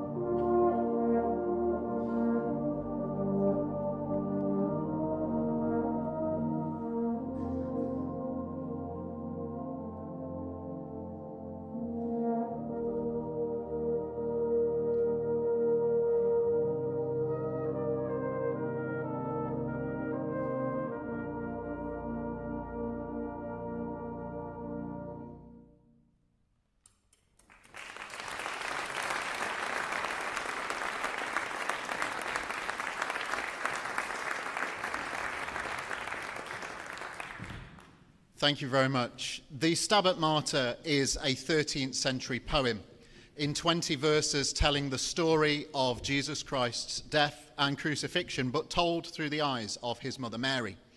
One can only imagine the pain and suffering any mother would go through. And the lament, which we just heard beautifully played there by Catherine Hodgkinson, really emphasises this poem. And additions were made to it by the composer's wife as well in 2008. The programme now moves on to talk about the image of Mary standing at the foot of that cross and imagining the lake of tears. And this movement is Cantus Lacrimosus, that lake of tears.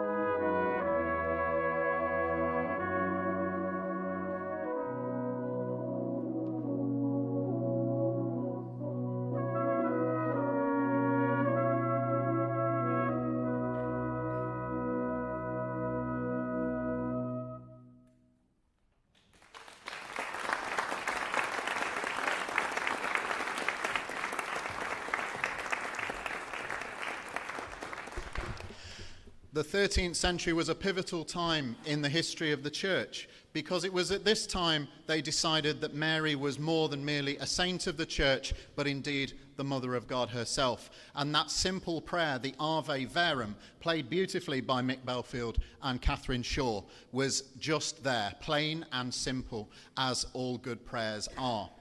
We move to our finale of our programme, and thank you for listening. It's a hopeful message that one day, for the faithful reader of the Stabat Mater poem, they read those final verses, that one day they too will join Christ and his mother in the eternal paradise, heaven itself, the Paradisi Gloria.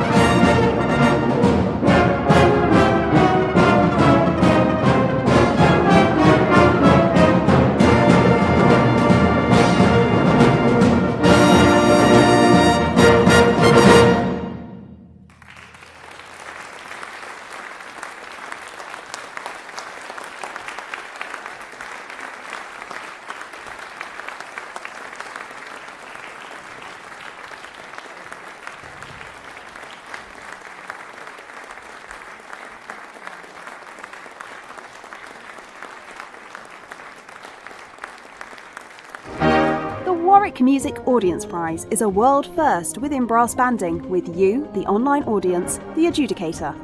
Here's how it works. Watch the stream in real time and then submit your score online. Adjudication opens when a band takes to the stage and closes 5 minutes after they've finished. This gives every band a fair and equal period of audience adjudication, so that's why we don't allow you to submit scores outside of that allotted window. Also, the more bands you adjudicate, the more your score counts. There's a clever algorithm that means if you watch and judge, for example, 5 bands, then your scoring has more sway than someone who just adjudicates on one single band. So that's how it works. Simple.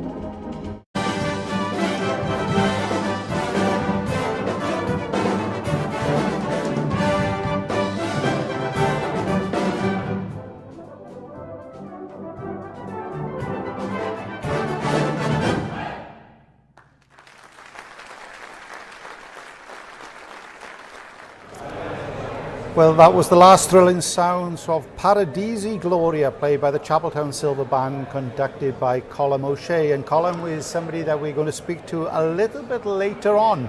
And he's one of his other roles, his more professional role, I think, which is very interesting. Talking about somebody with very interesting roles to play in the brass banding world. Like that segue then, and I put it that way there. Very smooth. It's very smooth. We are joined by David Thornton, of course. Brilliant euphonium player, fantastic runner, if we've ever seen him. Even better baritone player. And an even better British Open winning baritone player. Rumour has it. Yeah. First things first, conducting, you've taken on the role with GUS Band. You've got something coming up next month, you debut with them.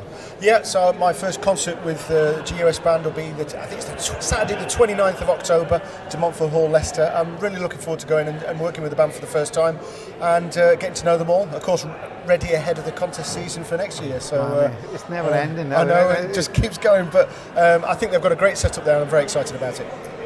The other part, talk about your running, just a quick one then. You just told us that you've done a 50-mile run, is that right, a couple of weeks ago? You're not at the London Marathon, you haven't been there and come back. No, that was at the start of July, so I've really got into me running in the last 2 years, as you can imagine. And so that was around the Penllyn Peninsula, around Pwllheli, Abersoch, beautiful, Nevin, all around that peninsula there. It was absolutely gorgeous. It was a great day, 50 miles, took me 14 and a half hours. I was tired. It's taken me 14 and a half days, to be honest. And what was you like at the end of it? Slightly tired is a polite way of describing how you felt. I was ready for a burger and a beer. Put it like that. Talking about celebrations as well, you played baritone for Brighouse and Rastrick Band. They waited 40 years. You jump on. They've been missing for 40 years, a star baritone player. You jump on baritone and all of a sudden they win the British Open. What a great feeling for the band. Yeah, well, look, of course, I've been involved in Brighouse as a player before and as a conductor, part of the conducting team. And they're a great band. They've got a great setup. They work really, really hard. Obviously, the added inspiration of David King there as well. And I've got to say, he was fantastic on that Gregson piece. And on stage, they performed brilliantly. So, you know, it was an easy job to slip in. Well, easy, you know what I mean by that. But it was only a call about 3 weeks before. And would you come and play first baritone? And David's quite a difficult person to say no to. I got a funny feeling. He was outside your door when he rang out, is he? Yeah, I'll just pop along and see you as well. Smacking on the door. What are the challenges changing at such short notice, Dave, from euphonium to baritone? This is another good segue. Mouthpieces, strangely enough. So I did. First of all, I tried a mouthpiece that was exactly the same size, rim, depth, cup as my euphonium one, thinking that would make the transition nice and smooth. Actually, it didn't quite work for me. I just found I was trying to put too much air without getting too technical, too much air through the instrument, not quite centering notes, particularly in the high register. Ended up playing something with a smaller. A smaller diameter, and it really works. Just something a little bit shallower, and I found I think it's important. There's a difference between a euphonium and a baritone sound. There is. Well, there is a difference, but it's important that it's that kind of classic difference, and so that's what I was looking for. And it turned out to be all right in the end. Excellent. Obviously, Well, fantastic achievement. Talking, you are now an ambassador for Dennis Wick, talking about mouthpieces as well, and doing that part of it. So we're here today, you're doing a little recital. Tell us a little bit about that. Doing 2 pieces, is that right? That's right. I'm just playing a very short recital, 10 minutes. I'm doing 2 pieces, both with backing tracks, so it's just me on stage. It's a very nice kind of jazzy, lyrical arrangement of Over the Rainbow. Harold Arlen, everyone knows that tune. It's kind of like a jazz trio backing. It's a really nice setting. Yeah. You know, that's my typical fare, isn't it? and then an American piece by a guy called Stephen Bryant called Hummingbird. Actually, the accompaniment for that is very, very interesting. The whole accompaniment is samples of his voice. And then I'm playing over the top of that. So all of the accompaniment is vocal. And it's not just singing notes, there's clicks and all kinds of things, but everything's come from his voice. He's put it together, and that's the second piece. You did that on a recording, did you? On CD? And it was the one with Brighouse, actually, Sempre Libera, that was called. But it's on there. Is it? Yeah. And all good bargain buckets ever in any shops you'll see it. Bargain buckets. You get it there. Yeah. For the future for you, I know you're so busy. You're teaching, and now you're rolling out with Dennis Wick as well. Yeah, so I'm looking forward to working with Dennis Wick. I mean, I've used various brands of mouthpieces in the past. I've always seemed to come back to a Dennis Wick after a while. Well, I guess that's testament to the quality of the products they make. But it's a very exciting new relationship that I'm looking to explore, and as it is very new actually. So I don't know how it's going to take shape yet. But today is my first day as a kind of representative of the company. Well, it's great to see you there. I hope you're going to hang around for the next band that's going on. It's Milton Keynes Brass. And with that, we've got to take you straight back to the hall where Milton Keynes Brass taking the stage with Jonathan Mott.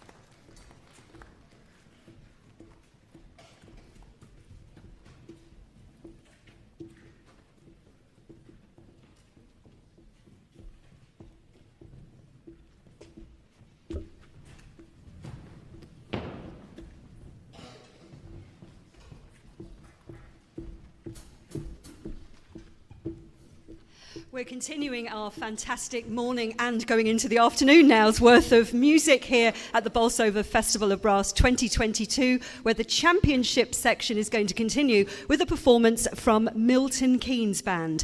They're going to start with the arrangement of When the Saints by Mark Free. So would you please welcome the Milton Keynes Band and their conductor, Jonathan Mott.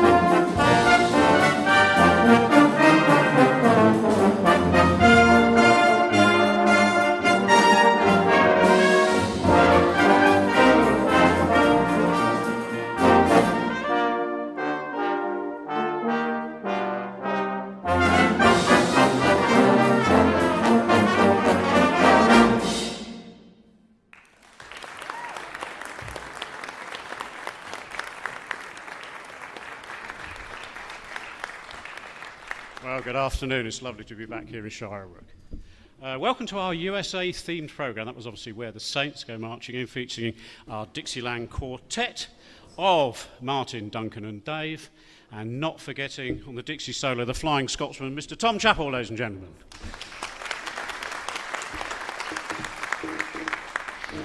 The observant amongst you will notice we've only got 2 trombones. We lost our solo trombone player. Well, not literally, we didn't actually lose him, but he caught COVID, and we found out yesterday. So, having phoned 76 trombones, we failed to get a replacement. So we thought, well, what do we do? Do we still carry on and support this contest, or do we stop at home? So we decided to come along anyway. So hopefully you'll forgive us for that. Now, the choice of this next solo could be seen as a quite outrageous piece of grovelling, as far as I'm concerned, given that it's been arranged by the adjudicator. I could assure you that when we picked the programme, we didn't know that Mr. Morrison would be in the box or at the desk. So here we go. So this is Sugar Blues, and written by Clarence Williams. Clarence was an enterprising young man who left home at the age of 12 years old, and ended up in New Orleans anyway, and ended up as a very successful businessman. So we're going to play for you Alan Morrison's arrangement of Sugar Blues, which today is being played by the band's principal cornet, Mr. Matthew Ball.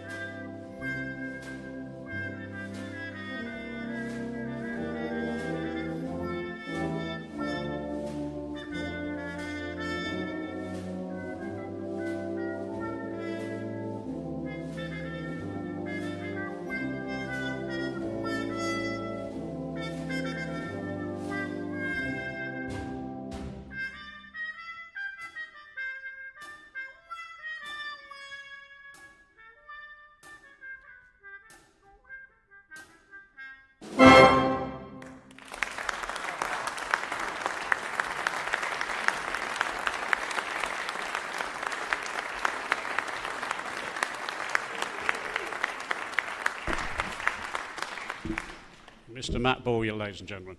So we're going to continue with the North American theme. We're going to play an arrangement of the folk tune Shenandoah.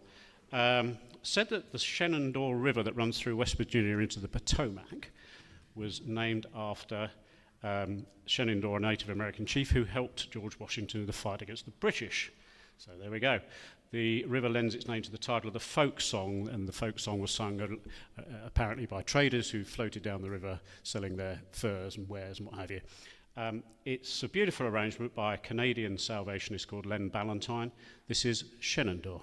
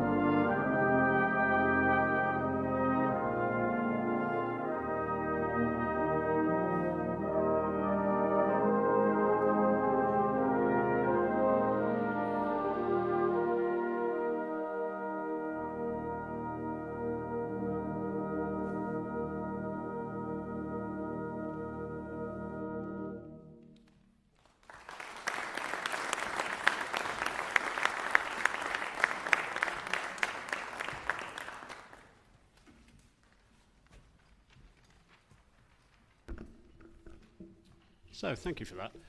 It's funny, isn't it? You practice for ages for these competitions, and then it seems to be it's over like in a flash. We've come to the last piece. And I have a bit of a quiz question for you. What do the composer of the 2021 Championship Section National Finals test piece and the actor/comedian John Cleese have in common? Blank faces all round. Well, I'll tell you, Sherry, because you never know. That might come up in a pub quiz question, and you know you'll be glad you came and listened to us. Yeah, you will, really. I can promise you will. Anyway, they both participated in the film Silverado. John Cleese played the sheriff, and Bruce Broughton wrote the music. Cleese wasn't really the star. The stars of the show were Kevin Kline, Kevin Costner, and Danny Glover. The story is one rather predictably of murder, theft, murder, revenge, wrongful arrest, jailbreak, pursuit across the desert. Did I mention murder? There was some murder in it as well. And eventually everything settled down. Anyway, Bruce Broughton was nominated for an Oscar for this magnificent score. He didn't actually receive it, but he was nominated for it. Gareth Green, who is a trumpet player from London, has arranged this for brass band. This is themes from the motion picture Silverado.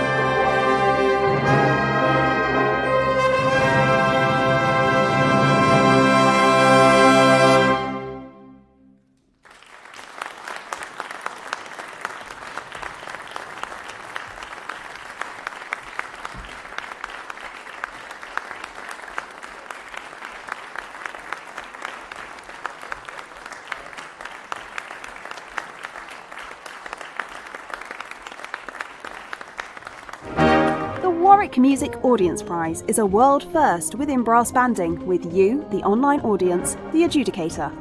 Here's how it works. Watch the stream in real time and then submit your score online.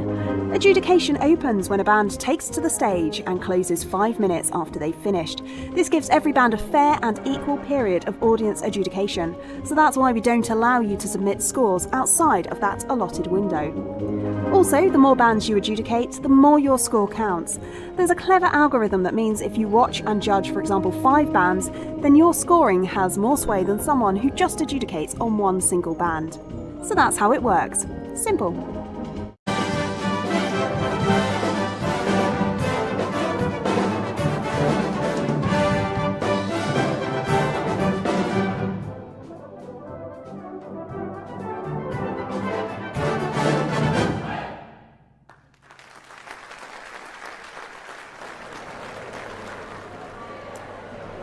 Well, that was the final sounds of Milton Keynes Brass playing the theme from Silverado. Absolutely, again. So it was Kevin Klein and John Cleese and A Fish Called Wanda. And A Fish Called Wanda. On that part of it. So congratulations to them.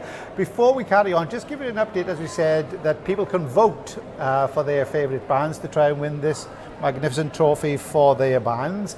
The voting was up until before Chapeltown. That was it. So Chapeltown and then Milton Keynes. So you've got plenty of time to vote for those. But up until that point, the band leading the way was Unite the Union off number one draw. They were closely followed, we understood, by Stannington, and in third place was the Enderby band. All to play for. The votes could be counted, recounted, doubled, trebled, and however you want to do it. A little bit like a Russian election in Ukraine. The result could be just about anything that you wanted. Anyway, it's great to say we are joined by guests. Following the Milton Keynes band, the next band on won't be now until 2 o'clock, so having a little break. So in the meantime, we're going to speak to a couple of guests. And the first of them is Colin O'Shea, who was conducting, of course, Chapeltown band. Colin, thank you. Congratulations on the performance. Tell us how long you've been conducting the band. I know you're busy. Just a about year. 3 nights a week, and you conduct. I am, yeah. So just a year ago, it was the band found themselves.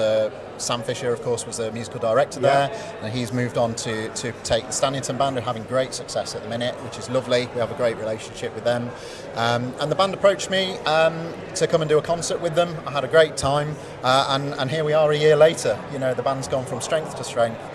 We've attracted some really good players over the last 12 months as well, and a fantastic time in Huddersfield at the start of the year, of course, on Spectrum, which was such a fantastic piece to get to know and to get to grips with. Tell us, when looking at your playing career, when did you decide to do the conducting? I'll be honest with you, I've always wanted to be a conductor, and I've always sat there. I like it when they say that. I've always wanted to do it, and my school in Mansfield, not too far from here actually, was really encouraging of me to take the occasional school band rehearsals. I did a year as the choral conductor to cover maternity leave, which was great. I learned loads, and it helped with my music theory as well.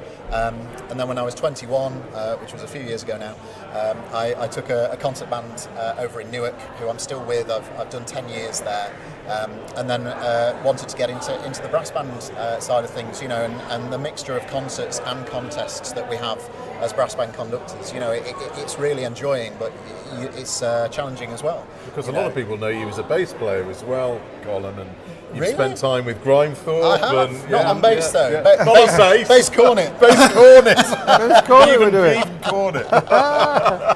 But yes, yeah. So it's been wonderful, to sit in the cornet section there at Grimethorpe and to work with the soloists that the band has had and the musical directors over the past few years.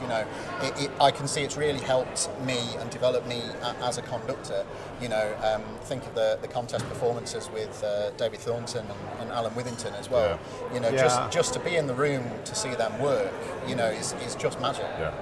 Tell me, when you are working with conductors, do you subconsciously pick up elements of their conducting style? Alan Withington talk about two conductors, they're two very different styles of conducting, and within very much from the riff. Yes. Have you consciously picked up anything from like that? Yes, and consciously perhaps picked up some bad habits from other conductors as well. You know, going right back to my childhood. Yeah, I wouldn't name names. They've all influenced me, and I really. You know, I really did enjoy it. You know, I've been lucky to have some great advice from people when I started conducting, very much from the shoulder. I went to a workshop where Mike Fowles just said, "You've got to stop conducting like that. You're gonna need, you know, you'll need surgery in 10 years." You know, and so everything from the shoulder just stopped there, locked that in. And you don't ever think of conducting as a brass band as being a physical activity or one that might cause you injury. Repetitive strain injury is not something you associate. Never a strain. Brass band is not a strain. It's a mental strain. I can tell it was a bad one. But the one thing we have to say as well is that Colin, in his professional life, the very dark attire may give it away. You are a funeral director. A funeral director or an undertaker. You know, I'm not like the chap off Dad's Army who insists on funeral director. I don't mind. So I'm very lucky to work for a family firm not too far from here in Nottinghamshire and Derbyshire, which is A.W. Lim.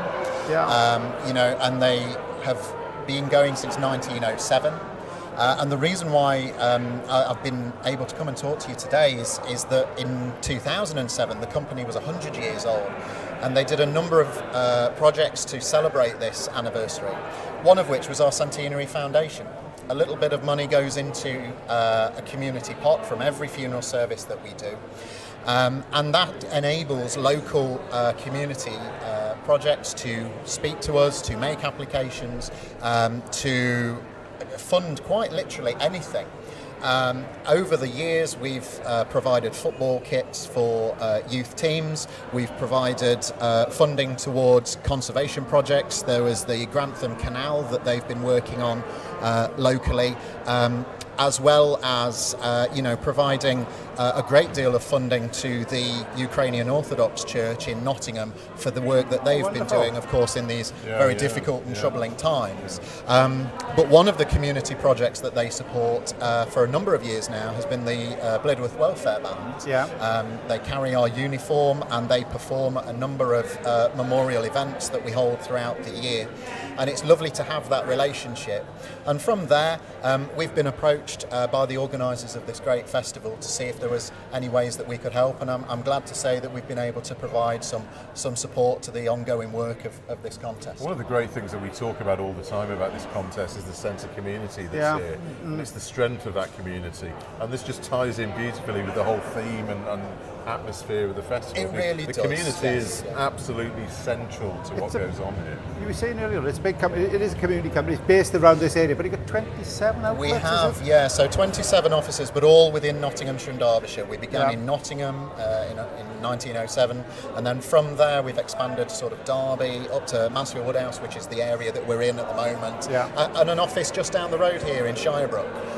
So we're very much part of the community, almost as much as a brass band. You know, you've got your roots deep in the community, and it's about people knowing who you are. You know, we have to advertise ourselves and market ourselves in a very sensitive way because it is a sensitive subject.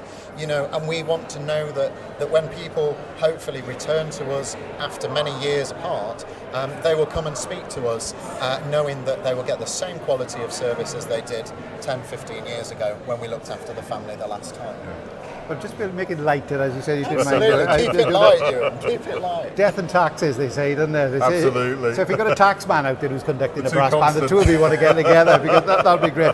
Tell us, with your professional eye then, when it comes to funerals, and we've had a very big funeral, we have. Are you like an adjudicator and cast your eye and saying, that's not quite right, or I wouldn't dream send any remarks down to the army on what they did. I thought, you know, the way in which things happened, you know, you do as a funeral director look at what's gone on and you just go, you know what, that was fantastic. You know, just to see something like that come together, run with military precision to the second, you know, you can't help but sit there and just sort of be in awe.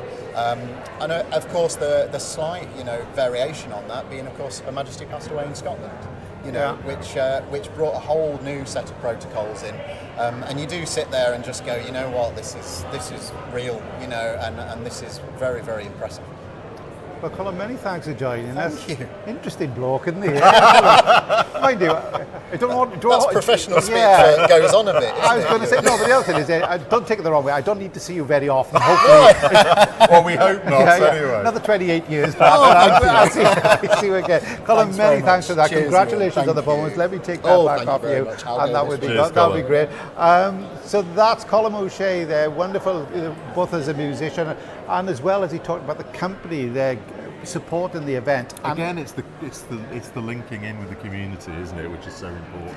And as it was Talking of the community. Talking to our community, we've got another guest coming in with us, and this is County Councillor Christine Dale from Derbyshire County Council. Yes, is that? That's correct. Now, Yes. a little earlier on, we were saying We are in Derbyshire. we are in now. no, but it's on the border. We're is on that the right? borders, yeah. So Shirebrook's on the borders, but we are in Derbyshire. It's Right, so we yes. got that right. We did with that. But thanks very much indeed, and it's great that the council and the local councils are supporting this event. How is it important for you, for the council, to support cultural events, including this as brass bands? It's absolutely vital. And it's part of our culture, the brass band culture. It's very, very popular. I used to, there's a lot of people that have passed away that I used to take to the concerts in the park at the leisure centre on a Sunday afternoon in summer, and sit there on a sunny afternoon, and it's glorious listening to different bands. We've played in those kind of concerts ourselves so absolutely many wonderful, times, and my elderly residents used to absolutely love it and really look forward to it, because you can relax, can't you? And such beautiful music, and outside as well. It was really exciting, and they're still continuing. And I think it's COVID that spoilt it all for us, and we're having to start up again in a way and just get that confidence back. You know, it just stopped everything.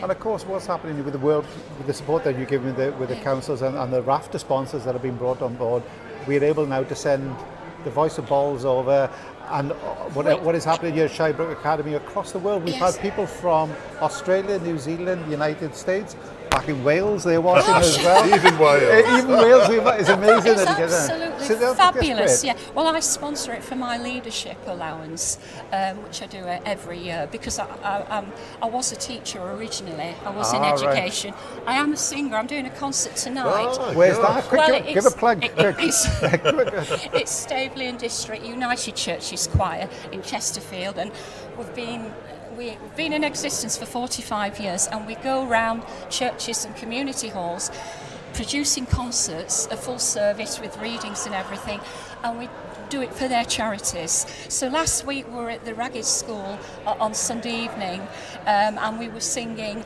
and the money went to the food bank in Chesterfield. Right. So this tonight we're in Littlemore in Chesterfield, and we're at the Gospel Church, and we're performing, but I don't know what charity. It's different charities for the different churches, but we've always done it, and we do it throughout the year. So the different churches ask us to go along and perform, and we'll have a theme, and we take the service, and we've raised thousands and thousands for charities over the years. Wonderful. So I've been in it over 20 years, and I'm the president. Very privileged, very honoured, and I'm so pleased because it was our first concert last week in 2.5 years. Right, yeah. You know, Well, it's so a little bit like thing. the bands.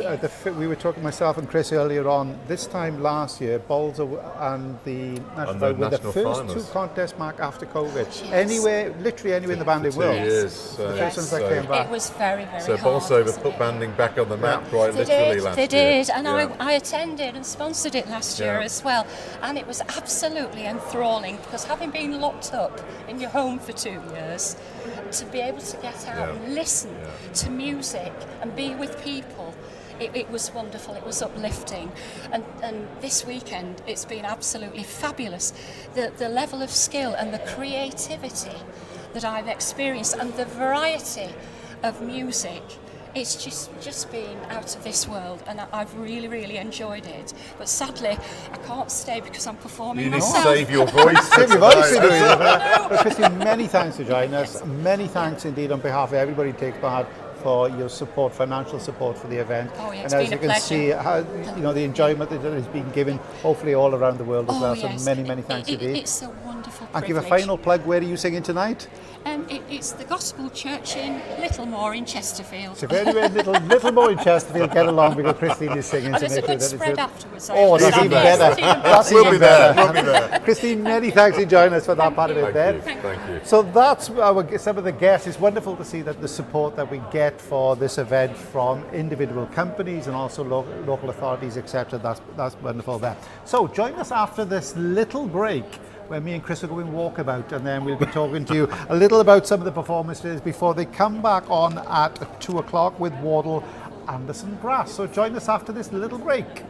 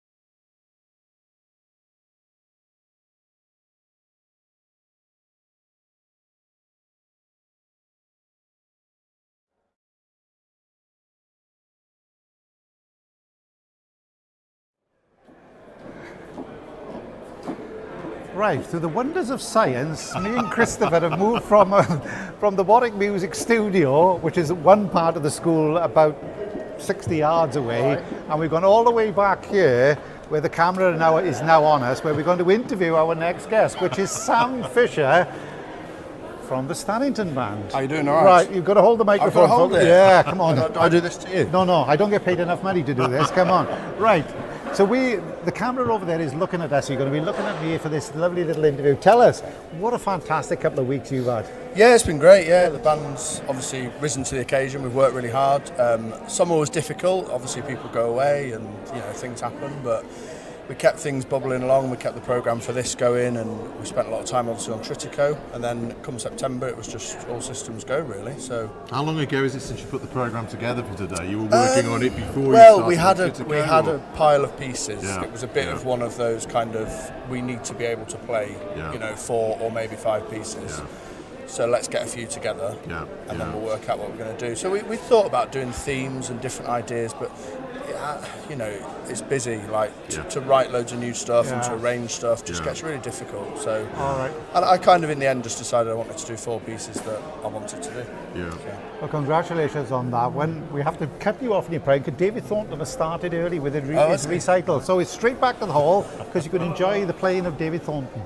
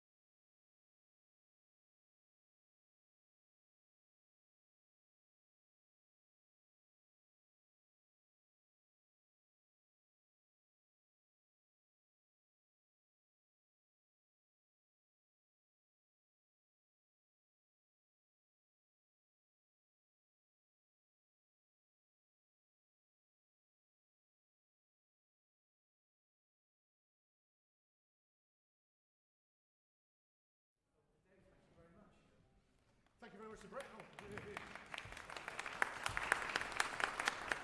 Now it feels like a concert. Now it does. Well, thank you very much. It's a pleasure to be here. I'm supported today by Dennis Wick, Mouthpiece and Mutes, and very grateful to them. I've just got two short pieces for you. Hopefully one of them you'll have heard many, many times before, another one possibly not. But I'm going to start with a very, very beautiful setting of Over the Rainbow.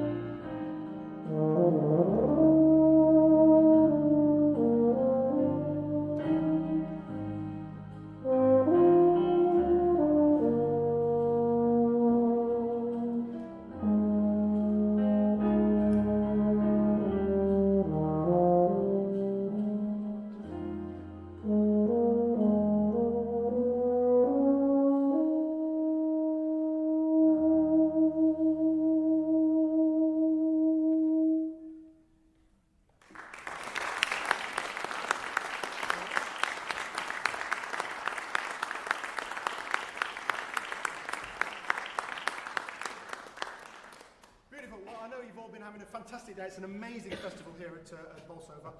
So many bands, so many performances, all streamed over the internet. What an event. Absolutely congratulations to all of the organisers and everybody involved in putting this event on. I know it's been a fantastic weekend already, and there's more to come, I'm sure. So with that in mind, I'll proceed with some haste. I'm going to play, as my second piece and final piece, a very, very short piece by an American composer called Stephen Bryant. This is called Hummingbird.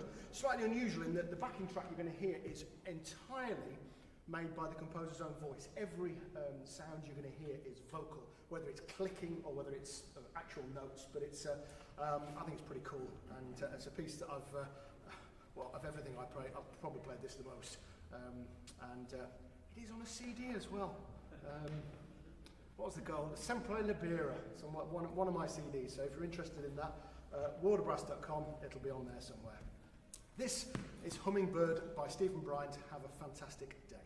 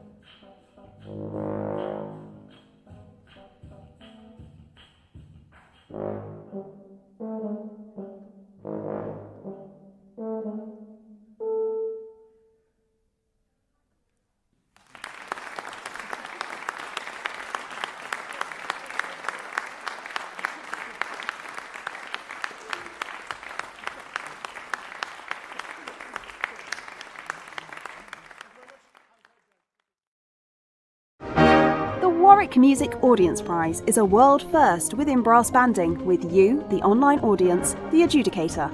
Here's how it works. Watch the stream in real time and then submit your score online. Adjudication opens when a band takes to the stage and closes 5 minutes after they've finished. This gives every band a fair and equal period of audience adjudication, so that's why we don't allow you to submit scores outside of that allotted window. Also, the more bands you adjudicate, the more your score counts. There's a clever algorithm that means if you watch and judge, for example, 5 bands, then your scoring has more sway than someone who just adjudicates on one single band. So that's how it works. Simple.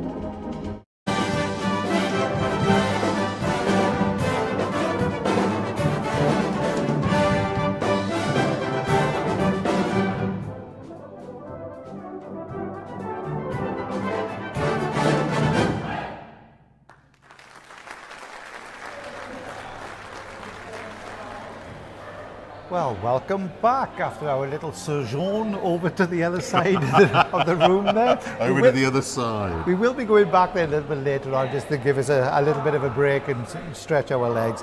The next band on is the Wardle Anderson Brass, conducted by Brad McCulloch. The action starts again at 2 o'clock. The other section, by the way, in the first section is running bang on time. So the next band on there is Silk Brass, conducted by Tony Wyatt. There's been some fine performances over there so far. They're playing Malaguena, Lord of All Hopefulness Lane, which we've heard, I think, already once here, Rebecca Lundberg. Then we've got a little bit of safari-suited James Bond. Live and Let Die. Live and Let Die, soprano solo, Adrian Horn. I've been playing someone else before, if I remember rightly. McCartney arranged Ray Farr. So there we are. Roger Moore, wasn't it? Jumping over alligators. That's it. Like Speeding boats through the Everglades. That was the one. That's the one, yeah. So there we go. I'm not a great James Bond fan, but anyway. Chanson d'amour. If you're from the 1970s, you'll remember that one. Great arrange with Derek Ashmore. Now there's a fine arranger. Now he did Dance of the Tumblers was one of his. Dance of the Tumblers. A lot of arrangers for Hallamshire music, wasn't it? But a fine arranger. Gordon Langford, him, and there was a couple of them, and they used to appear all the time in programs. But really clever arranger. Class arrangers. And they're finishing off with a klezmer carnival. Klezmer music, I love it.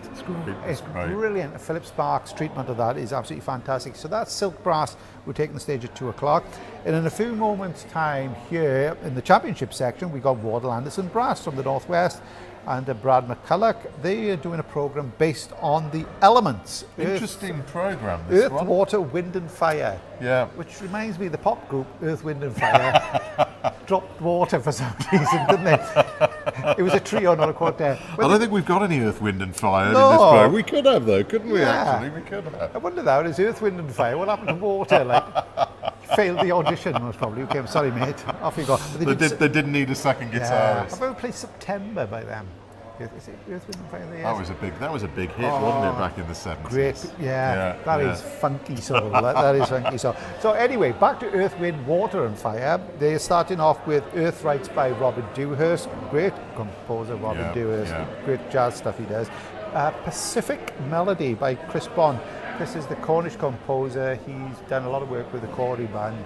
Very, very talented composer. He did Neverland, wasn't it? For the fourth section, which was a great fourth section. Brilliant little piece. The band's loved it. Yeah, so that's being played by Peter Clark. So he's doing there.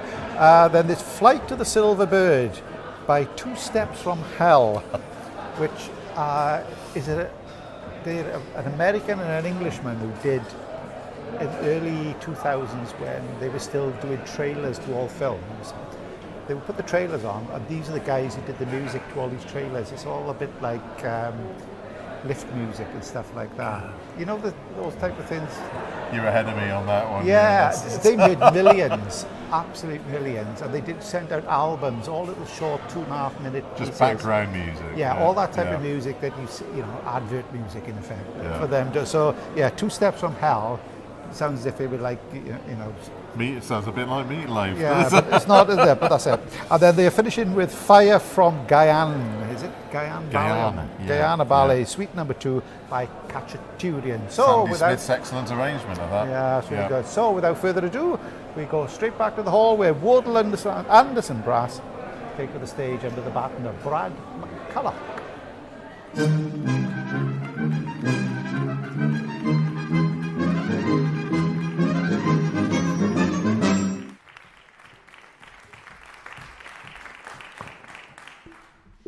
Good afternoon, everyone. Welcome to the Bolsover Festival of Brass 2022. We're here in the championship section. In fact, we're halfway through the championship section. Our adjudicator today is Alan Morrison, and the next band that we're going to hear in this section is the Wardle Anderson Brass Band. They're going to open their programme for us this afternoon with Earth Rights by Robin Dewhurst. So would you please welcome the Wardle Anderson Brass Band with their conductor, Brad McCulloch.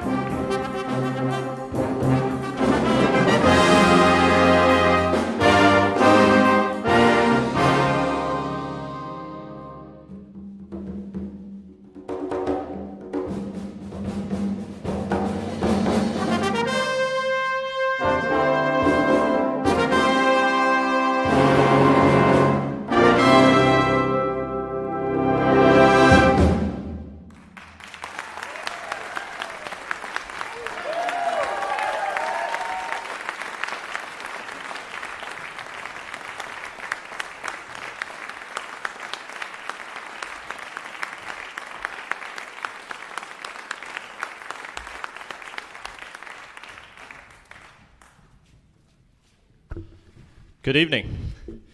Afternoon, should I say. I'm quite out of breath after that. So, we're Wardle Anderson, and we're from Rochdale, and we've chose our pieces today based on the elements, and that is earth, water, Wind and Fire. And our first piece there was by Robin Dewhurst, and that was Earthright. And it featured our solo trombone player, Toby Marshall. We're going to move swiftly on now to our solo of the afternoon, and that is going to be by our principal cornet player, and he's going to play A Pacific Melody by Christopher Bond. So please welcome Peter Clark.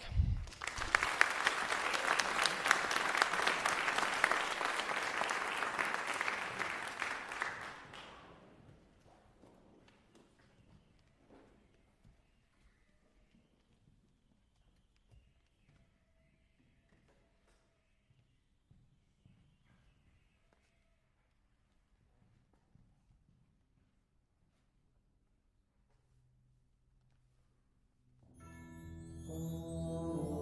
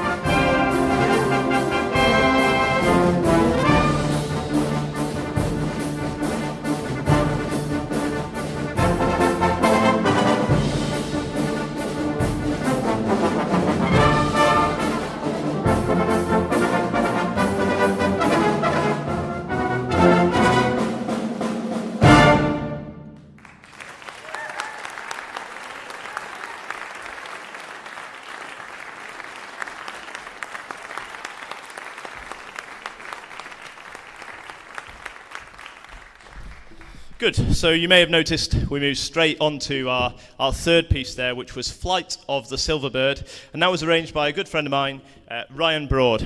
So far, we've had earth, water, and wind, and so to finish our programme, we're going to play a piece composed by Kachachurian from the Gay Ballet, and this is arranged by Sandy Smith. This is Fire.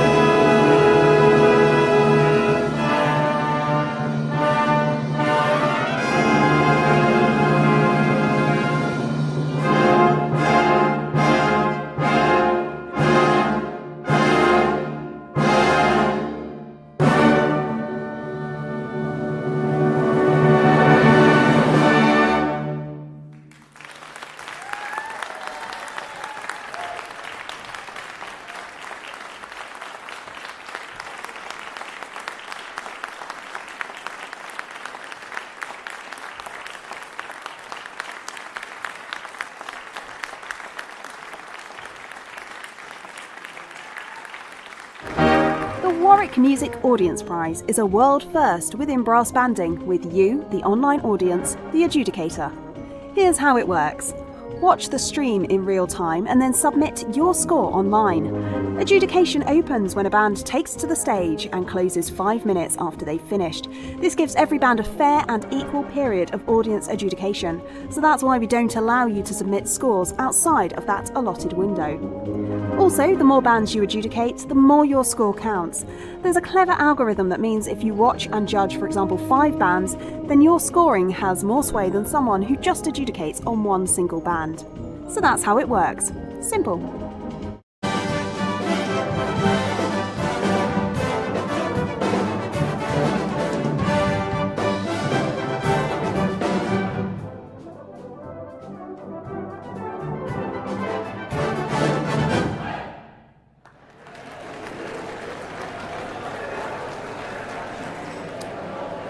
And welcome back. That was the Rose in Fire from Guyane.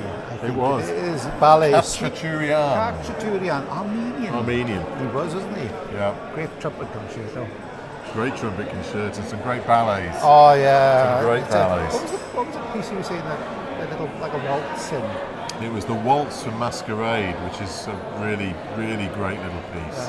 And of course the famous theme from the Uneven Line as well. It is, yeah. Oh, I used to like that. Karen. Yeah, they never used to go very far. Frolicking in the rigging on a Sunday Oh, evening. they never used to go very far, though, did they? Have you noticed that? It's always I don't think they ever used to leave the harbour at Portsmouth. Oh, really. just around the Isle of Wight and come back. It's like, do you remember Triangle? I vaguely remember Triangle, actually, now you come to mention it.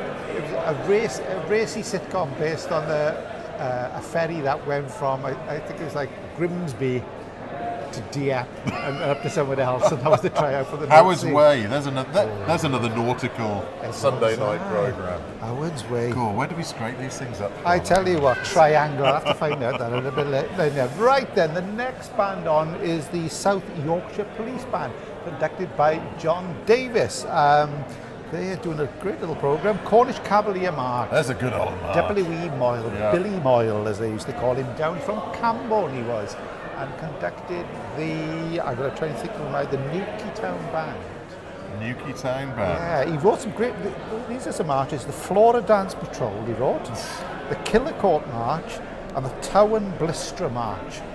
And Towan Blistra is the original name for Newquay. Okay. You learn everything. So the Cornish March King. The Cornish March. Everybody had a March King, didn't they? Have you noticed that? The North East. Well, they have March now. George Allen, who was up there. George Allen, yeah. The Americans had old Sousa, didn't they? Absolutely. Yeah, we had the Australian one earlier. Lithgow. Yeah. He was a tremendous one. And there was Army Hall. Who was the great British? Kenneth Alford. Army of the Nile. Thin Red Line. Oh, here's a march you could go for. Right, so they are playing the Cornish Cavalier March. W.E. Moyle, Billy Moyle, and he was a great. If you find out about it, you go to the Cornish National Music Archive. Interesting place to go to, so do that one. Then they play It's a Lovely Day Tomorrow, Irving Berlin, arranged by Howard Snell. And this came from, I was looking to find some information. It says the Hungarian film director Alexander Korda was in the back of a taxi with Irving Berlin, and they were it was at the time of the Munich Agreement 1938 when Neville Chamberlain came back with peace in our time, a bit like Liz Truss coming back and saying I've got a plan. Sorry about that. He was saying it's going to be terrible, but he said don't worry, tomorrow's going to be a lovely day, and by 2 blocks later he had come up with a tune for that. And that's the story behind that one. So there we go. And another Howard Snell. We've had a few of the old Howard Snell arrangements today, haven't we? Cracking arrangements. We had another bit of Berlin with Nightingale sang in Berkeley Square.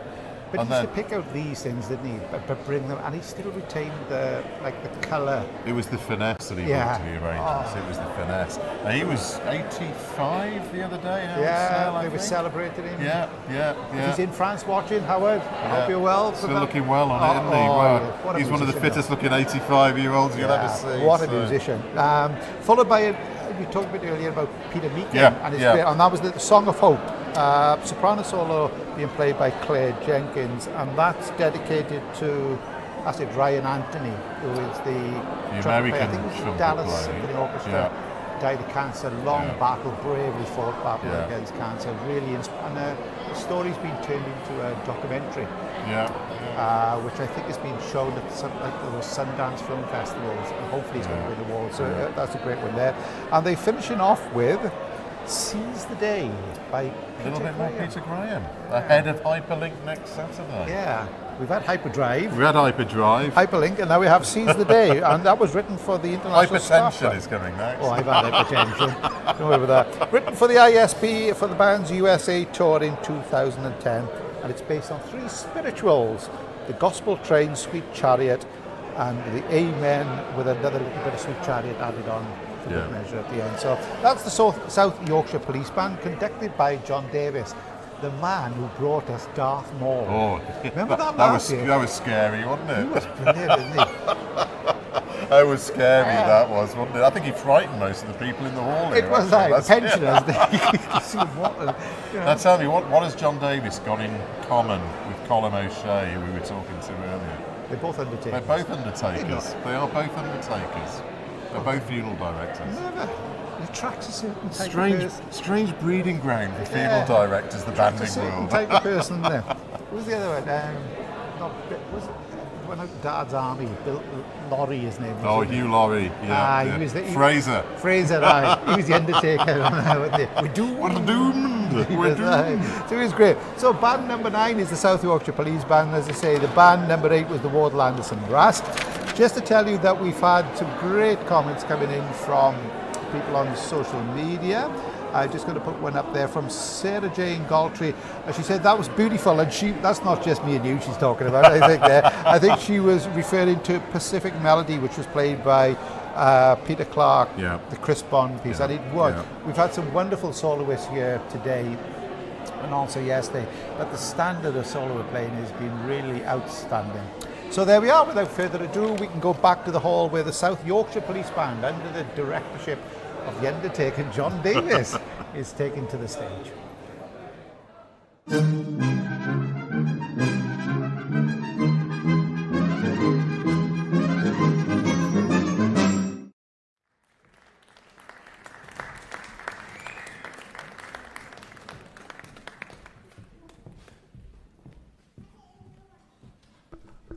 Good afternoon, everyone. A very warm welcome to everyone here in the hall at Shirebrook Academy, and also to all of the audience who are watching online. We're having a fantastic day here in the championship section. We're going to continue with a performance from the South Yorkshire Police Band.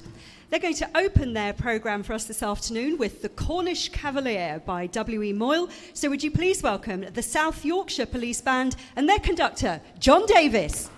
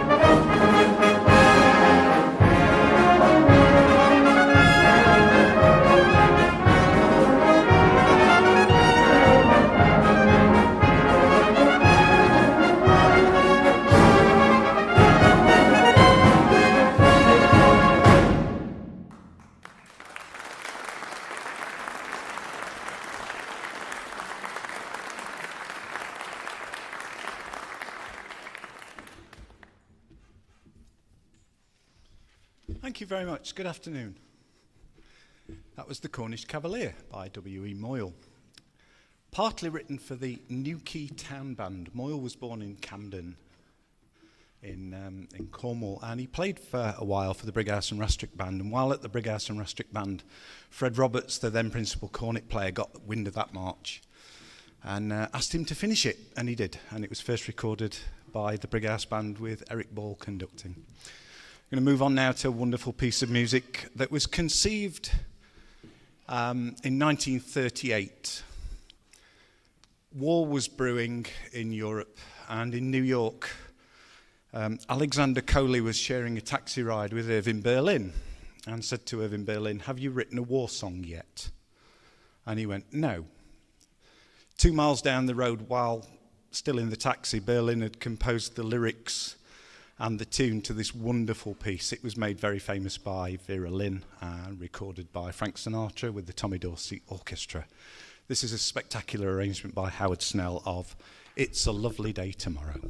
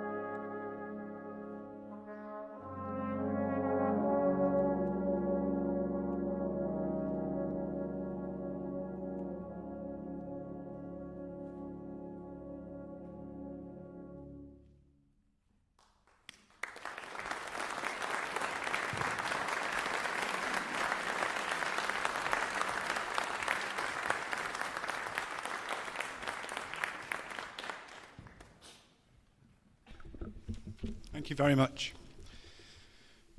Song of Hope by Peter Meacham is an adaptation of the second movement of his cornet concerto. When Ryan Anthony, who was the principal trumpet of the Dallas Symphony Orchestra, heard this particular composition, he said, "Can you alter the ending to make it a little bit more hopeful?" And because Ryan had been diagnosed with cancer, and he got this charity for multiple myeloma. And this piece is dedicated to that, and it's a wonderful, wonderful piece. So Pete Meacham just altered the ending to make it very hopeful, and so much more. And Ryan added when he first saw it that this is so much more than I could ever hope for. This is our solos for this afternoon, ladies and gentlemen. So please welcome our soprano cornet player, Claire Jenkins.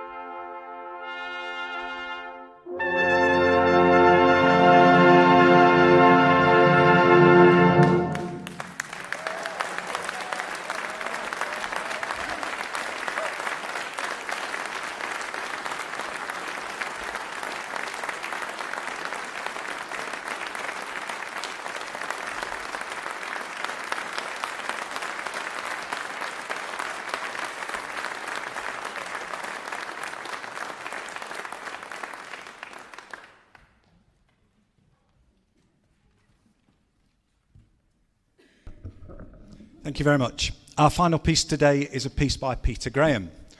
It's entitled Seize the Day and was written for the International Staff Band of the Salvation Army for their 2010 West Coast of the USA tour. Of course, it features some American tunes, starts off with a beautiful rendition of Swing Low, and you might hear a little hint to one or two. We like to think it's 1970s inspired big band music from the London scene at the end, but see what you make of it. Thank you very much, ladies and gentlemen. On behalf of the South Yorkshire Police Brass Band, thank you for popping in to listen to us. I hope you continue to have a lovely day, and we'll see you around the corner in a bit.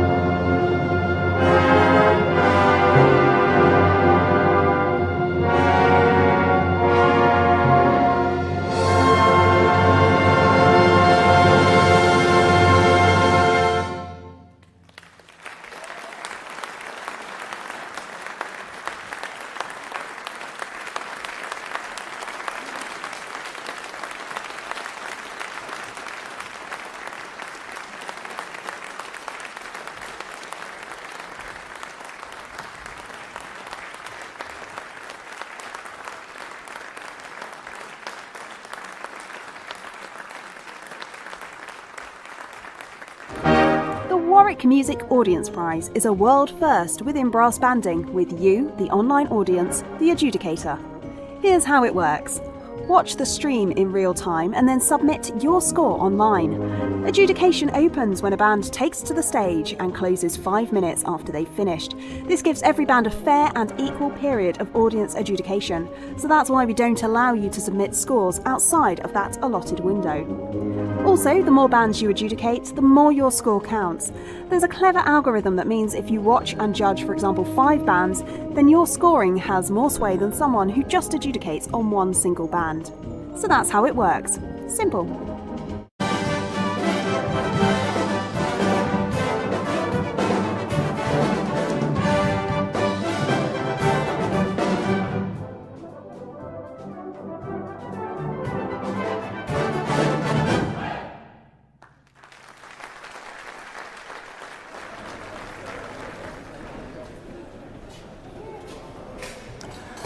Well then, Christopher, we've gone roaming. We have. We're on the top of the stairs. We've got to be careful, health and safety gone mad here. Can I be Let's take our time. At our age, we've got to take our time. Right, that was the sound of Law and Order. Absolutely. South Yorkshire Police Band, conducted by John Davis. Who fortunately left his Dark Lord impression at home. He did, but fair play to him. Seize the day, Peter Graham, to finish off their programme. Yeah. He's a good band trainer though, John, isn't he? Yeah, he absolutely. really knows his stuff. So really steady guy and a lot of experience working with bands around the area. And he's a good programme builder as well. We've had some good programmes with him over the years, with other bands. He's conducted Newstead here before. Aye, and I tell you, the highlight of their programme, brilliant soprano playing from Claire Jenkins, Song of Hope. And nice to hear another original piece from Peter Meakin. Brian Anthony, wherever he is, he'd be looking down at that one. That was a super bit of playing. Lovely performance. Yeah, we did the first 5 steps. Okay, we managed so next 10 it. steps now. So the next band on for us is Staffordshire Band. We did see Lee Baker here. I think he's just disappeared. He stood around here, wouldn't he? I think he's just disappeared out to get ready to make sure that he gets his conduct, band with the band. It should have been Craig Williams. You know Craig really well with Staffordshire. They've done a great job. They won the Butlins Championships earlier in the year. I think they then, I've just got to try and check my notes, winners of the Midlands area, third of the national finals, and I tell you what, they've been had a really great year. He's done a great job with them. Lee's worked with Staffordshire quite a lot over the years, but Craig Williams, particularly in the last couple of years, has done some tremendous work with them. And the band was struggling at one point. He's built the band back up. He's got some really good players in there, some very experienced players, and he's done a really good job. I think he's obviously not absent permanently. He's away for the weekend. I think Lee is he's going to be watching in the barn or something. Will be on his phone. Sure he will. If you are Craig, well then for that. But Lee knows the band and knows the players, so it was a natural choice for Lee to step in. Yeah, Lee was the former conductor of South Yorkshire Police Band, wouldn't he? Absolutely. So he would have known. He would have stepped in for them as well for that one. Their programme, the band has just done a CD, which is coming out Christmas time, I understand, celebrating their achievements, etc. Their programme's all pieces written by Samuel Shelley, who's a 25-year-old young, very talented composer. They started with a piece called Soaring Through the Skies. He's their composer in resident. Then Walking the Bass, Stephen Roberts. Soloist, the chap that you know, Adi Otterdima. Now, fine flat bass player. I'm not going to embarrass Addy, but one thing that he did say once, that he got me and you mixed up. He introduced me to your friends as Chris Thomas. Now, as you can see from these pictures, folks, there is something missing between us two, which somebody would pick up. So what do you think that is? I wonder what it is. It was sensory humor, somebody's going to say in my ear there. But that was absolutely fantastic. They are then finishing off with My Lord Has Come, and then Heroes of Our Time, which is dedicated to the victims nurses, of COVID. dedicated to people for the carers. So a really interesting programme that he's put together for that. So it'll be interesting to hear what Stafford would have to do. They were a band that is looking to get back to the Spring Festival. They did get there last year. But such is the standard of the Spring Festival, they've actually dropped back down. So they'd be determined to get back. And that's one of the joys of this competition, there's that additional element to it where bands can get to another event, and that's towards the British That's going to be a driving force of the band today, I think. But great to hear original music. I mean, this is an enterprising programme. It's a young composer. I'm here I'm going to try and pinch something off the tray stands. Look, if you just look behind us, our great friends from Larch Music, they're going to be looking at us there. And you can I'll buy make sure John Miller gets the yeah. royalties. Yeah, I can see it there. And you can buy, if you're out in the area, make sure you come along, because people like Larch Music, we've got Band Supplies, Kirklees, yeah. Mercer and Barker, all here. Yeah, They're doing a fantastic job, and they support the event. So I know that hopefully they've been busy. There's also great music here. They've got everything. Callan Lan. Oh, that's what I need to take that home just in time for something, a bit of a sing-song on the way home. Cock up your beaver. Now there's a fine piece. Butter me up, buttercup. Oh. No, I'm going to say that. That's one of those No titles. jokes, no jokes. There's one of those titles going to do that. So Staffordshire are a great band, are looking forward to playing, and so there should be a great performance from them. But as I say, the standard has been very good so far, isn't it? So it's plenty to look forward to. And great soloists. We've had some really good solo efforts as well. Good programmes, good mix of original music in with the arrangements as well. We've still got some really good bands to come, so it should be a good end to the contest. And what you're going to say before we go back to the hall is, of course, that you can be one of the adjudicators for the day. Make sure that you go onto the Warwick Music website. Make sure that you vote for your favourite band. The current state of play is... This is the latest, just been beamed into my ear. 5th place is currently Wardle. 4th, Roberts Bakery. 3rd, Enderby. Just ahead of them is Stannington, and still in front of the number one draw. Off the number one draw. Unite the Union. Yeah. So the audience out there, they like in Unite the Union, but that may not be your favourite band. And if you want to vote for somebody else, make sure that you go onto the website, get that vote in, because all the votes count. Absolutely. And at which point, I think we may be able to just about hand over back to the hall, where it will be the Staffordshire Band, conducted by Lee Baker. And by that time that he goes on stage, these two old men will be able to walk back up those stairs.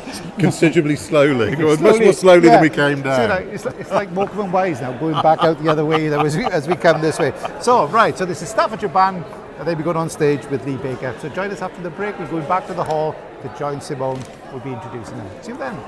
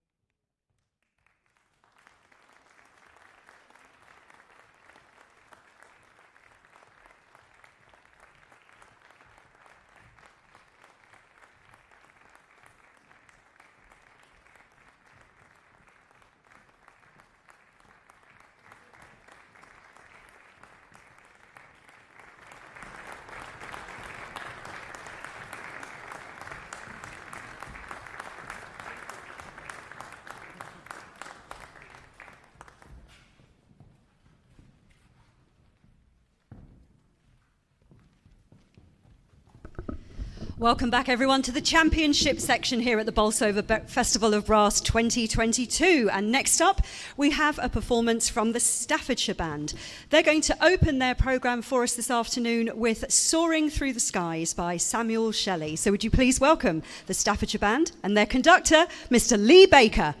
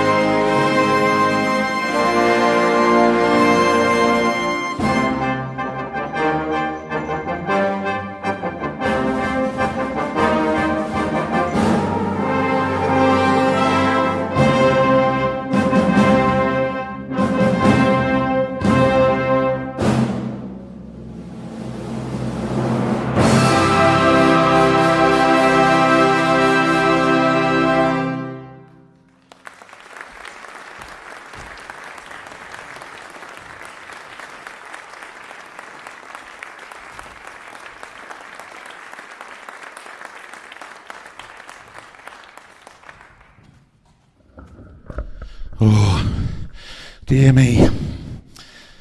I was standing in IKEA this morning. No, I wasn't. I was standing in the mirror, full-length mirror, and I thought, this isn't very good. Just wearing my underpants. I'm going to get thrown out of IKEA any minute. So that piece was a little bit of an exercise, a buster. And it's a piece that showcases the band's composer in residence, Mr. Sam Shelley. And it was a piece called Soaring Through the Skies. A real name to look out for, Sam Shelley. And we're going to feature him again as an arranger now. And it's a piece called My Lord Has Come. It's a choral piece, a piece by Will Todd. And he's arranged this especially for the band, similar to the last piece actually. Just, you're going to hear 4 brand new pieces today. So this is My Lord Has Come by Will Todd, arranged by Sam Shelley.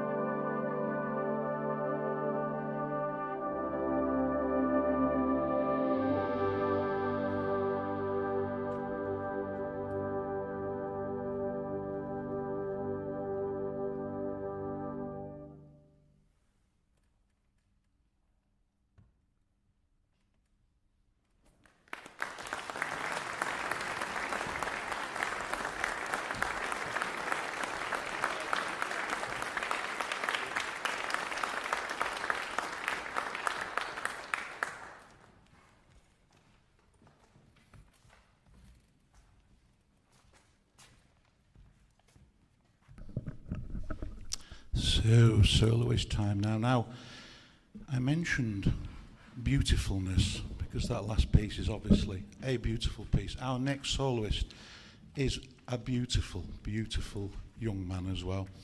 Ademola Odidina, a very, very talented E-flat bass soloist, and he is going to play a piece that was specially written for him.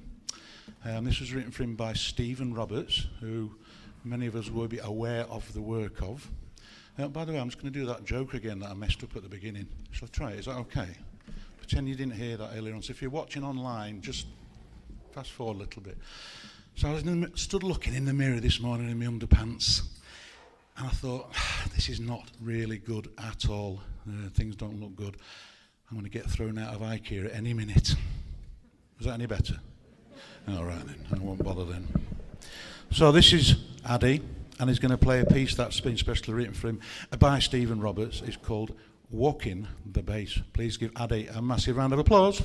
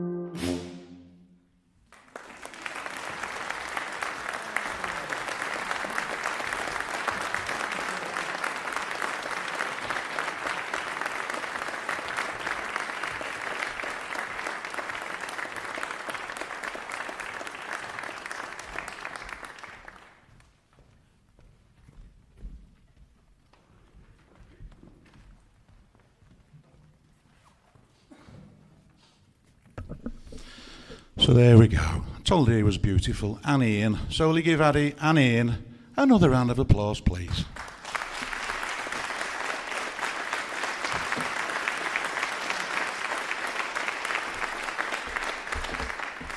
So I thought it was probably about time now to introduce the band's composer in residence, Mr. Sam Shelley. He is a real name to look out for in the future. I understand he's had a piece commissioned for a Brassian concert next month. So he's actually on stage. He is in amongst the percussion section. So let's give a big round of applause to our composer for most of the programme, Mr. Sam Shelley.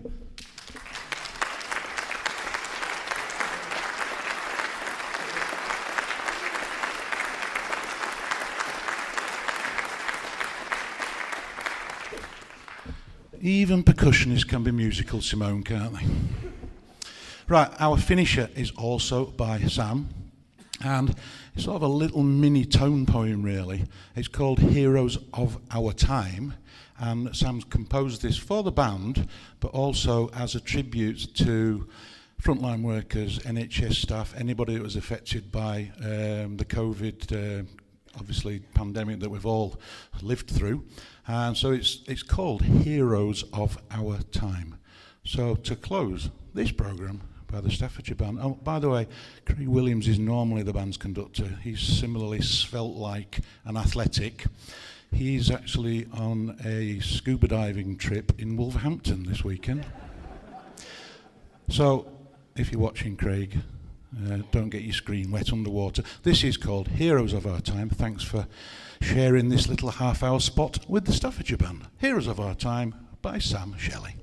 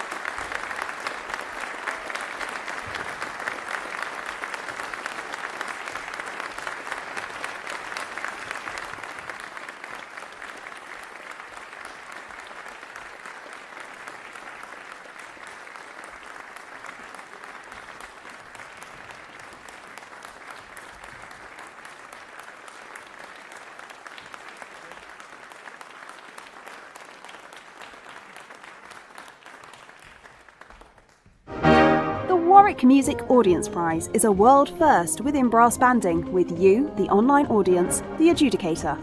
Here's how it works. Watch the stream in real time and then submit your score online. Adjudication opens when a band takes to the stage and closes 5 minutes after they've finished.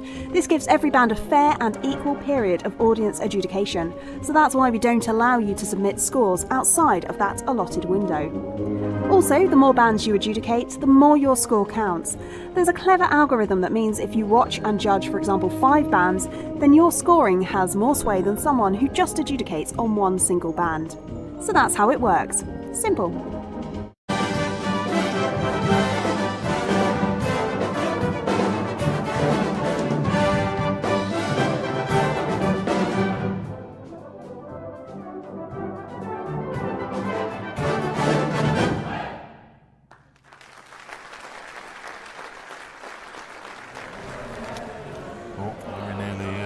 Right, well, welcome back, and that was the rousing sounds of Heroes of Our Time by Samuel Shelley. And rousing it was. Rousing it was. Talented composer, that, didn't he? Yeah. That's one to listen out for. He did that Soaring Through the Skies, and then the rearrangement, My Lord Has Come. That was intently playing, and the Heroes of Our Time. What about our great friend Addy? Oh, what a player! What a player! There's hope for us veterans. Well, there might not be hope for me and you. No, but, I'm not going to give his age, but he's 63, I think. You wouldn't. Or 61. You wouldn't think so. To be fair. No, he didn't have a hard paper round. But what a player he still is. He is. And I played with Addy 30 years ago, probably. And he was a fine player then, but to be still playing at that standard 30 years on, unlike us chaps, is it's some achievement. I mean, and it was terrific, really terrific. And a great piece as well. Wit about it and everything. Good fun. But what a player! What a player! Tell you what, it could be pole position for the soloist prize today. And a real confident performance. You can tell it's a band on form. They play with a confidence. They play with maturity. Lee Baker's a clever conductor. Oh, he is. He is a clever. He's been there and done it. All those years of pressing concert with Brighouse. And he knows how to make an entertainment program work. I like a man who can wear his glasses on top of his head. Absolutely, he does really and well. And he can tell jokes like he's on the comedians in between pieces as well. I thought he was going to say arm on the mic stand. Bernard Manning style. It was a mother-in-law joke on there. Mother-in-law came to the house. The rats jumped on top of a rat trap. One of those ones it was going to be. But there we go. Right, the next band on. Interesting times now. Yeah. Right. Derwent Brass, Jack Capstaff. Over the last couple of years, we've heard stuff that he has brought here. He did a planetary one, didn't he, the one time. Yeah. Really, this is a talented musician, and he does bring something very different. Sometimes it comes off, sometimes it doesn't come off. Yeah. But I tell you what, he's always thinking outside the box with the things he's doing. On this occasion, they're going to be playing a selection from Cy Colburne's Broadway show, Sweet Charity. I don't know if you know much about Sweet Charity. I know nothing about Sweet Charity. Right. I know a little bit more about Jack Capstaff. Well, Sweet Charity originally comes from an Italian book. It's about a fallen woman with ambition. Otherwise, as my mother said, the woman used to wear shiny beads in a fur coat. You know, that type of a lady of the night. Yeah. Okay, but when it went to the Broadway show, they changed it into she was like a freelance dancer. But still, Sweet Charity. Like the original, she was very generous with the charity. She gave freebies, as they say. She gave freebies. So that's what the play. This is what the play is all about. This is a condensed version of the Broadway set, basically that they've put together. And I think with Jack, as you say, you can always guarantee that Jack will bring something different. Sometimes it comes off, sometimes it doesn't. But he's enterprising, as you said. He thinks outside the box. He's imaginative. And Derwent are a very enterprising band. I mean, we've heard them here going back a few years when they did Paul McGee's piece, if you remember, years ago. Episodes and interludes. Yeah, all about the history of the area, wasn't it? Yes. Well, I think that was a different.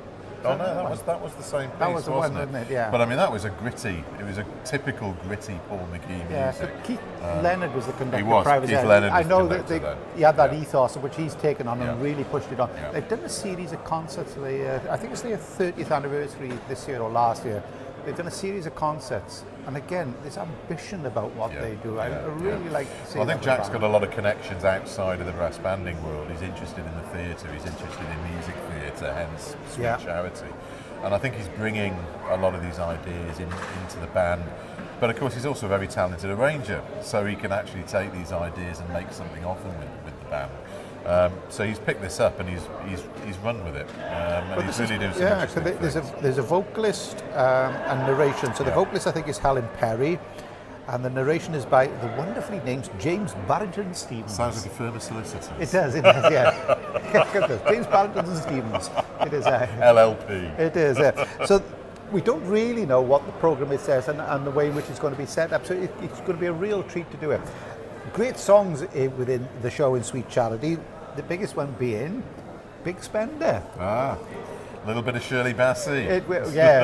Later on, anyway. Now, there's a girl who can belt out a tune. God. And still can for her age. The pipes on that woman, as they say. The pipes on her. She was great. If my friends could see me now, The Rhythm of Life. Yeah. Sammy Davis Jr. used to do a great one on that, The Rhythm of Life. Sweet Charity. At the link, there's a piece in it called I'm a Brass Band. Within Sweet Charity. So we'll see whether that figures in. So we'll see that. The piece has been revived a number of times. This is my research doing this. It's won Tony's Laurence Olivier Awards, and it also was referred to, and this is a bit of real trivia, in an episode of The Good Life with Richard Briers, Felicity Kendall, Penelope Keith, and who's the other one? Oh, I can't think of his name now. He became Yes Prime Minister. The guy that was in Yes Minister. Yes Prime Minister. Paul Eddington. Paul Eddington, yeah. And if it's in the episode of, Felicity Kendall is Sweet Charity. She was a bit of a sex symbol in the 70s, actually, Felicity Kendall. She was, though. She was really. She still is now, for a man of a certain age.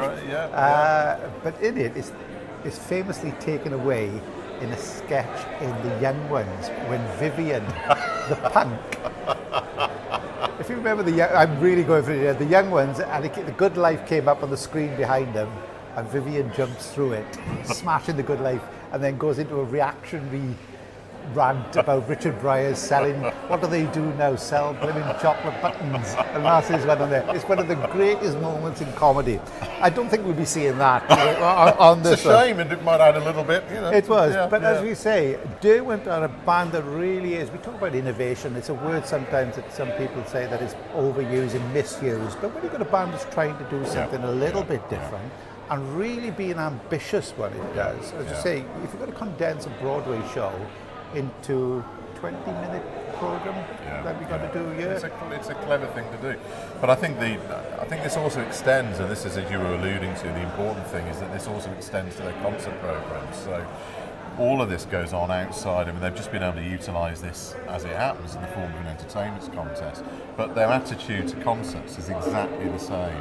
They go out, they try and do something different. They do big band sets in their concerts, all sorts of different things. And to great success. I mean, they've had some really great audiences. Well, sit back, because they're on stage, and you can sit back and enjoy it now. Here we are, Derwent Brass and Sweet Charity.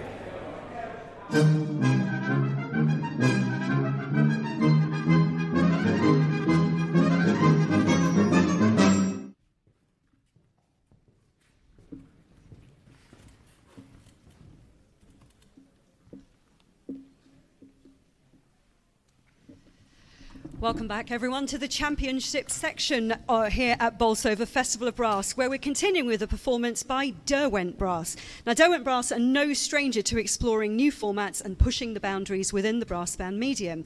And it's with this in mind today that they present their new format, Bite-Sized Broadway, as they take us on a whistle-stop tour of Cy Coleman's critically acclaimed musical Sweet Charity in a brand new adaptation by the musical director Jack Capstaff. So would you please welcome to join Derwent Brass vocal soloists Helen Perry and James Barrington Stevens, along with the band's music director Jack Capstaff.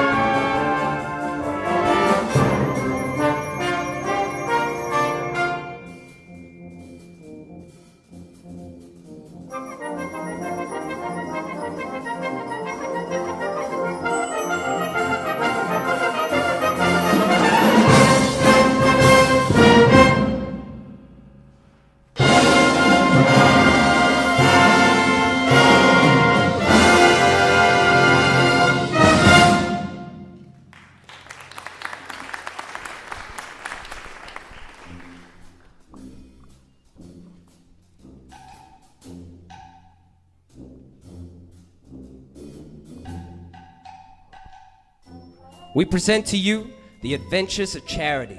It's a story of a girl so hopelessly optimistic, despite everything going against her. A girl who just wanted to love and to be loved. We join the action after Charity's longtime beau Charlie, a real scumbag if you ask me, stolen Charity's bag and pushed her in the lake.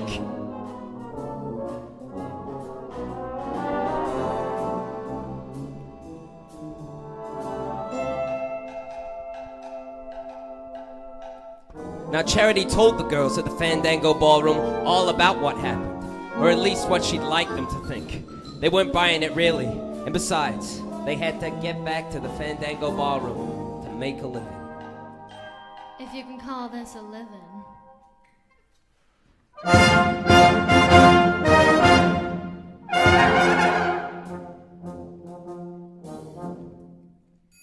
The minute you walked in the joint, I could see you were a man of distinction, a real big spender. Good looking, so refined. Say, wouldn't you like to know what's going on in my mind? So let me get right to the point.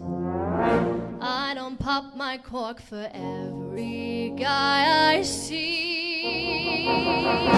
Hey, big spender, spend a little time with me.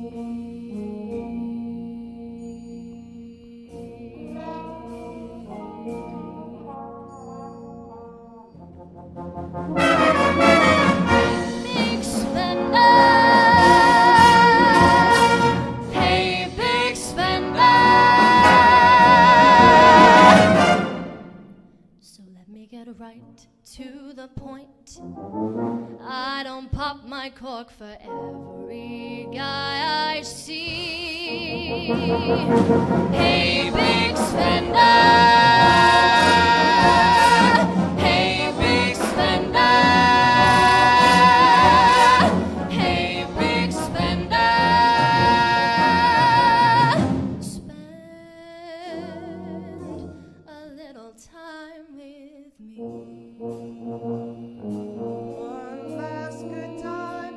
Fun laughs, good time. Fun laughs, good time. How's about it? Yeah.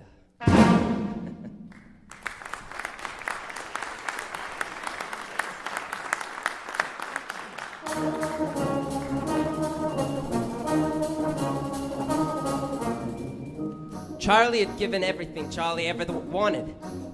The thing was, Charity's problem, she was just too giving. After work, she gave to every panhandler she saw, and before she knew it, she was cold, starving to death, and had given away her last cent. What do you say, sir? Give to a hungry dance hall hostess?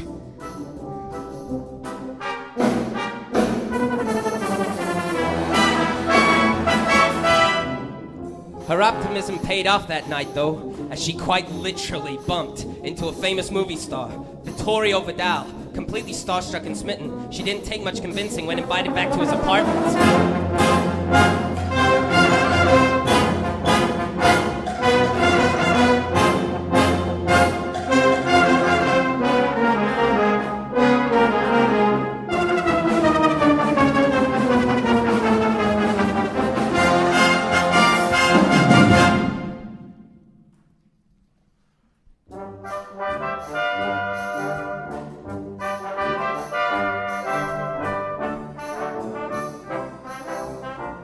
And with that, the fickle finger of fate, Charity found herself in the apartment of the extraordinarily famous and dashingly handsome Vittorio Vidal. I can't believe it.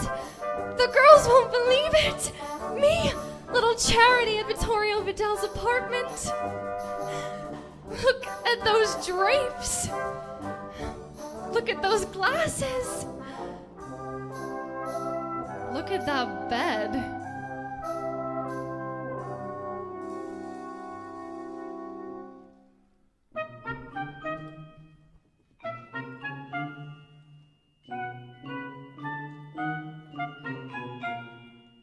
If they could See me now, that little gang of mine. I'm eating fancy chow and drinking fancy wine. I'd like those stumble bums to see for a fact the kind of top drawer, first rate chums I attract. All I can say is, wow, we look at where I am. Right now I've landed, pow, right in a pot of jam. What a setup, holy cow. They'd never believe it if my friends could see me now.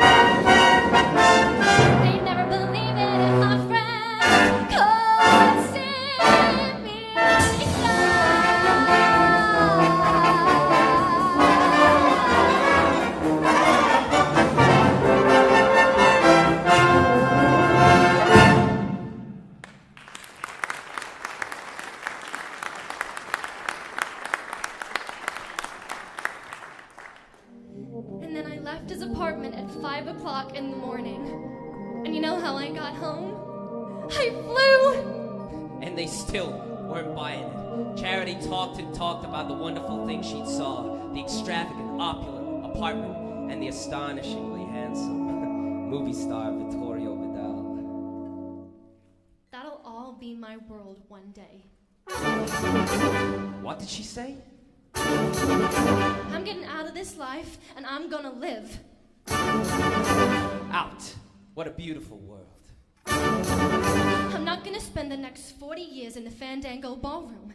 I'm not gonna be the world's first little old taxi dancer. I'm getting out. There's gotta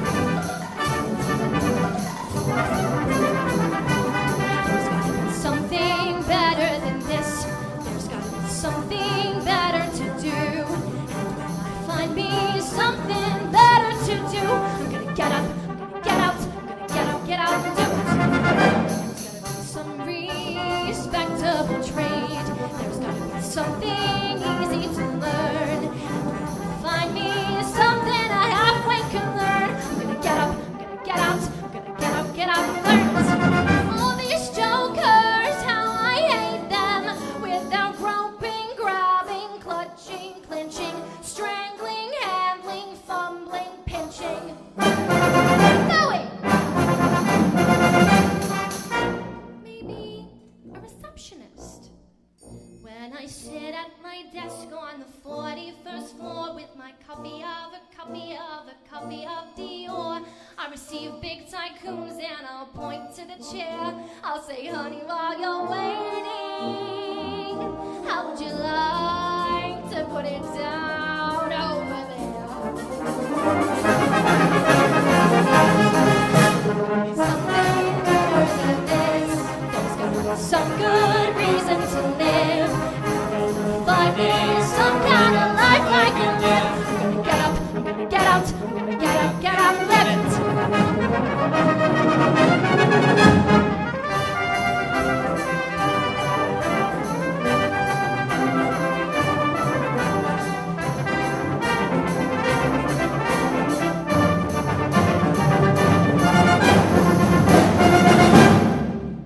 And when I find me some kind of life I can live, I'm gonna get up, I'm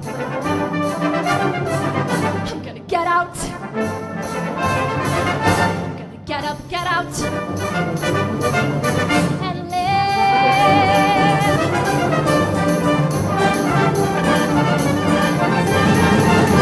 Live it!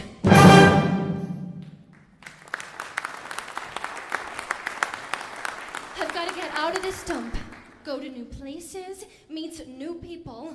All I need is a different background, a little culture, a little refinement, some societies and lessons. And I know just the place to get it. Shirebrook. And so off went Charity to learn something new, to experience and meet and mingle. By chance, she got stuck in an elevator with the exceedingly handsome Oscar, a slightly neurotic and claustrophobic character who didn't react to the situation very well. But they must have clicked pretty well, because soon they were going to learn and meet and mingle together. They even stumbled on an aspiring new church led by Daddy Brubeck in the Church of the Month Club, the Rhythm of Life Church.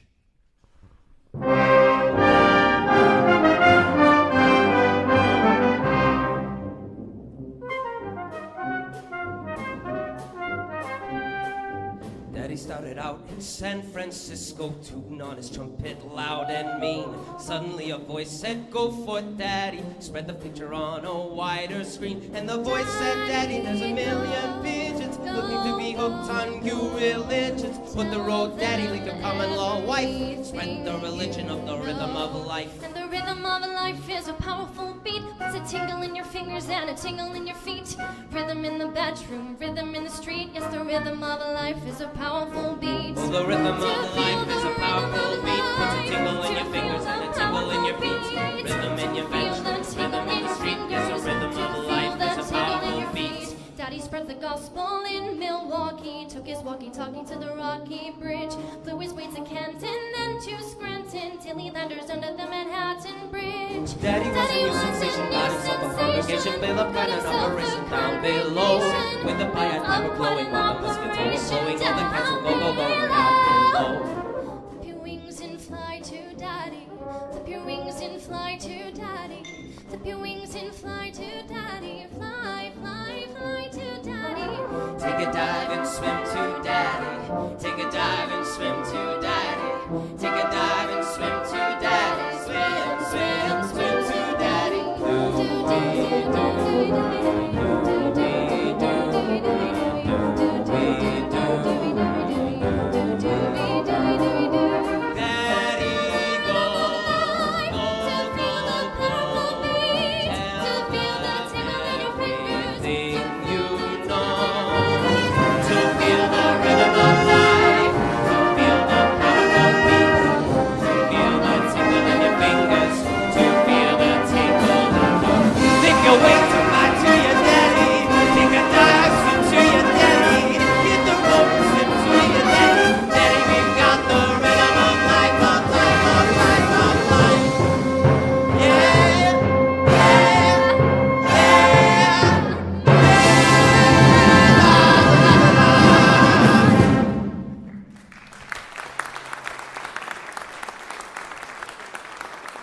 And just like that, I was in love. Could you believe it? I'd seen him 6 times in the last 2 weeks. The girls weren't buying it, of course. He had said he was a goofball, but he wasn't. He hadn't even made a pass. Charity and Oscar met in a little Mexican one night, and sitting down at the table behind him, Charity, who had until now been shy about revealing her work as a dance hall hostess for fear it may spoil things, now insisted on telling him about her line of work. Don't you know who I am? But it didn't matter. What I do? But it didn't matter. What some of the other girls do? But it did not matter. Oscar wanted to marry Charity. He wanted to marry her and whisk her away to a house in the country. Someone loves me. Someone loves me.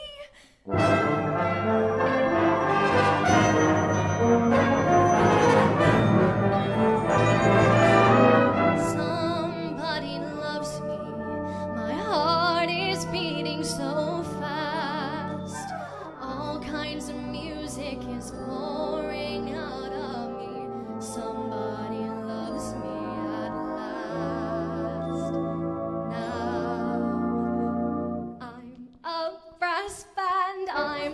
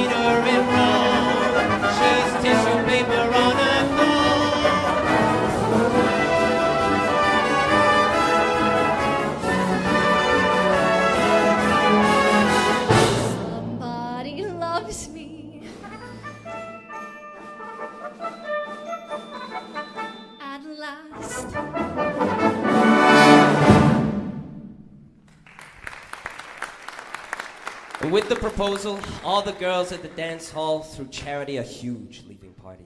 There was even a cake. It wasn't until a quiet night in the park that the grand plans weren't settled. Oscar told Charity about his other failed relationships, his other failed proposals. He could never get past the other men. They argued and fought, and Charity did all she could to try and get Oscar to change his mind. But he insisted he was doing it for her.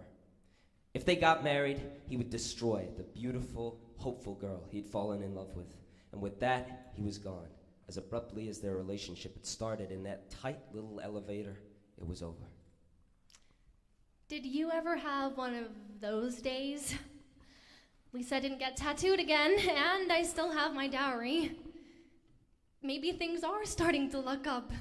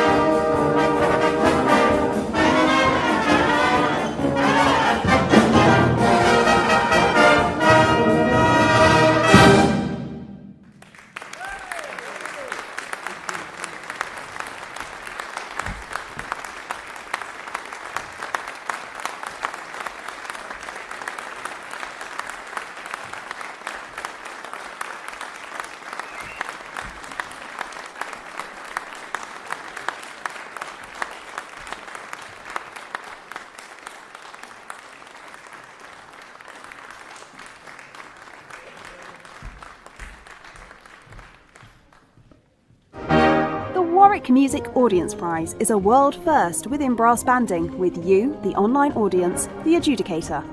Here's how it works. Watch the stream in real time and then submit your score online. Adjudication opens when a band takes to the stage and closes 5 minutes after they've finished.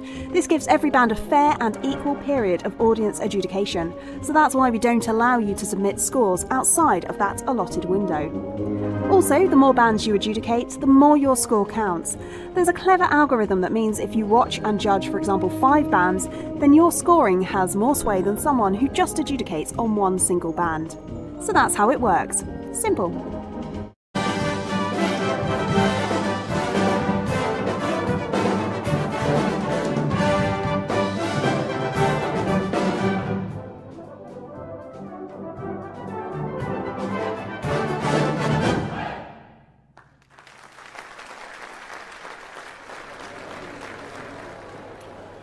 Well, that was the rousing sounds of Derwent Brass, conducted by Jack Capstaff with a selection from Sweet Charity.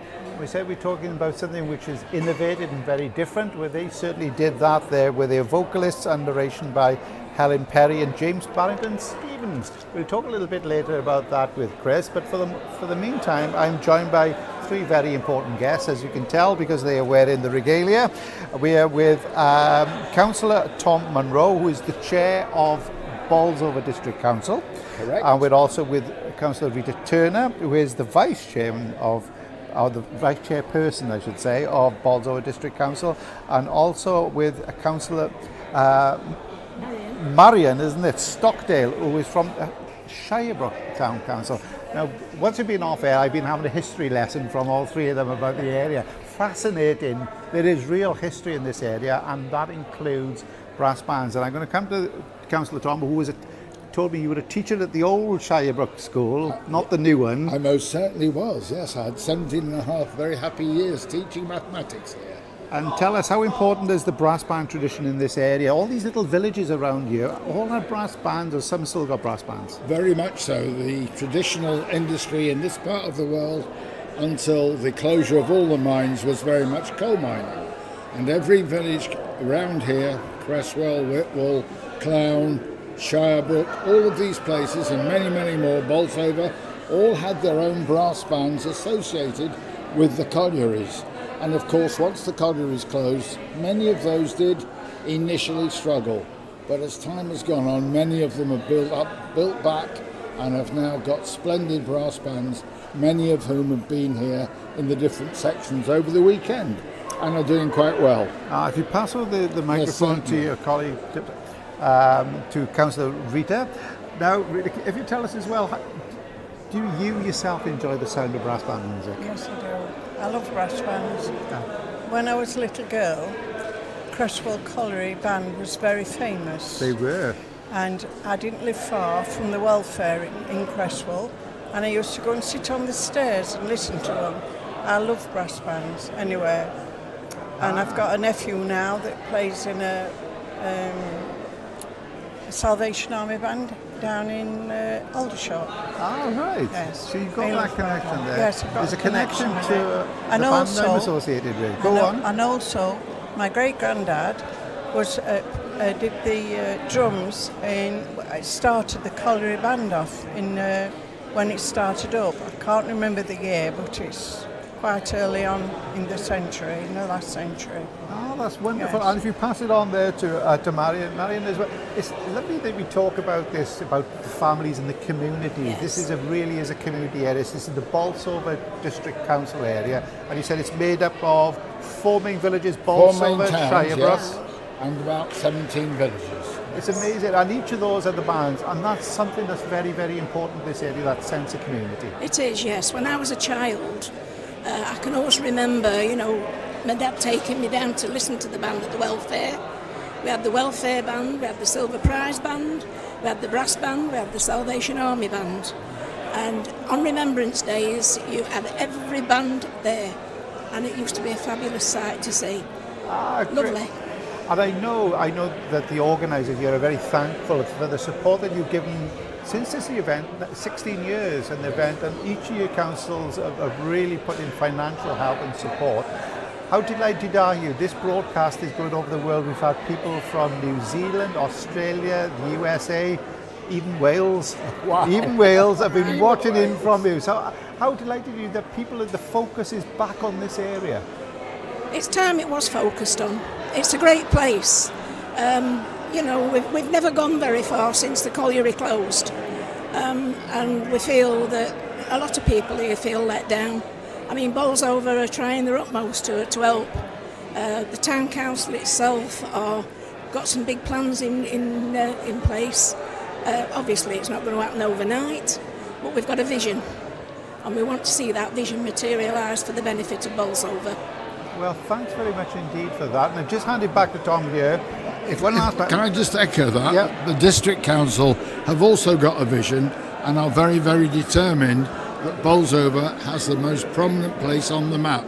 We are very much a District Council that is going places, firmly believes in growth, firmly believes in making sure that our own employees are well looked after and that our own employees contribute to the development of the district. And this event in particular, we are really proud, alongside Shirebrook Town Council, to be the principal sponsors. It's really important to us. Well, thank you very much for all 3 of you. I hope you go back and enjoy. There's a couple of performances still to go.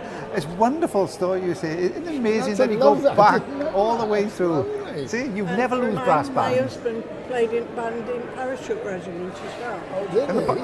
And he was a giant then, wasn't he? He did a bit of everything there for that one there. Thank you very Lovely much to meet indeed. you. Oh, it's a Thank pleasure, you very and much thank you very indeed. much for your It's a continued pleasure. support of the event. It's a Yes, wonderful school that you've got here. Lovely. He was telling me the school that he taught in was terrible, he said. But The old buildings were horrendous. I mean, I was a governor there for about 12 years, and then obviously coming over here. Yeah. It was part of building schools for the future, obviously. And it was the last one to be built. It was, yes. I'll never forget that. I actually took it on as a PFI, purely because I put it on as a PFI school, purely and simply to allow the rest of Bolsover to get the building schools for the future programme. By doing that, it meant that we got money for 2 extra schools, which means all this area got the schools that they deserved, because they were all in such dire state, you know, very, very poor condition. Well, congratulations on doing that. It's a wonderful place. It's a wonderful place to have a brass band competition. Yes. And thank you very And much I've been indeed. to all 16 of them. Oh, see, this is the best supporter of the lot. And they just made a precedent. Oh, there we go. So there we go. Ladies and gentlemen, thanks very much for It's a joining us pleasure, indeed. thank I hope you. you enjoy the rest of the day Thank here. you for making it such a pleasant experience. Oh, it's great for you there. Thank Well, you. our 3 dignitaries are leaving us now. If you could pop around that way in front of the camera. Thank you very much indeed. I'm just going to get my other dignitary, is Chris, who is our presenter. Thanks very much for that there. Oh, it was lovely there to listen to It was, people. lovely people. It's great. Then all of a sudden you get a story from somebody. It's going back like 100 years. They get a connection to brass banding. And there were more stories coming out as you were Yeah. going on. It was great. It's great, part of it there. Right, the next band on, I don't know if we've just got enough time before they go on, will be the Longridge Band, conducted by Mark Peacock. I think they will be going at any time, so we may have to go straight back to the hall. They are playing Amazing Grace, arranged by John Atkinson, who is the soprano player, featuring the cornet soloist Georgina Mulsdale, Nordic Polska, Orium by Paul Cooper, and Buzz. And with that, right on cue, we go straight back to the hall to join Longridge Band and Mark Peacock.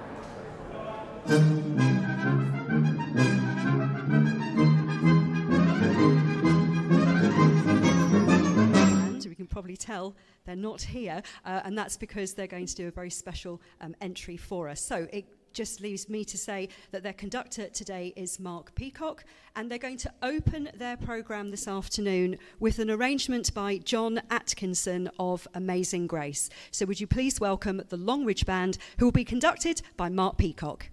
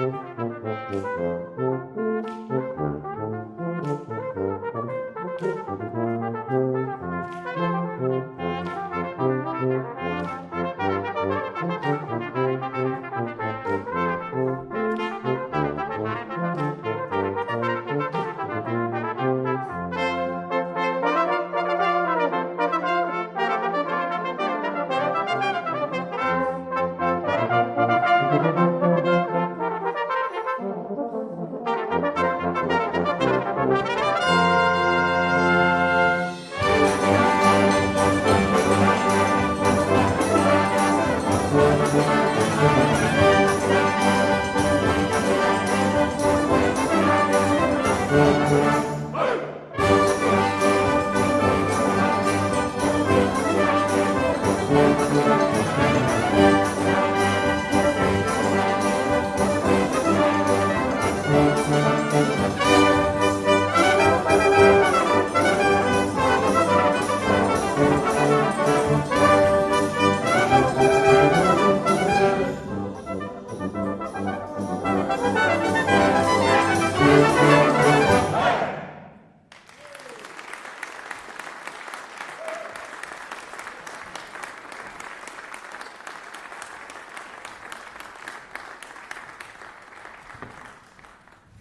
afternoon, ladies and gentlemen.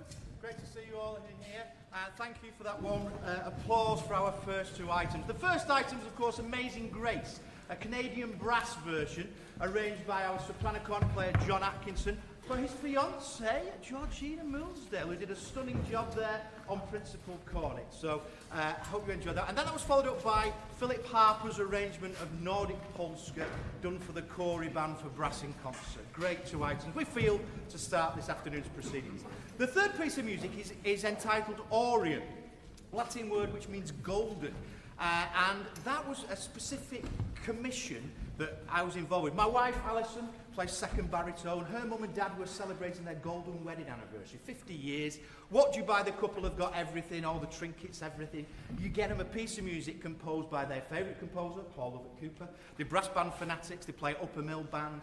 And Paul's a good friend of mine. He said, Paul, we want this doing. And we're going to call it Aureum. And he said, no problem, no problem. One stipulation, the mother-in-law's a percussionist. So plenty of percussionists, particularly tubular bells, because it'll be wedding-esque. And he's done this wonderful piece, and it really is a beautiful piece. So I hope you're going to enjoy Aureum.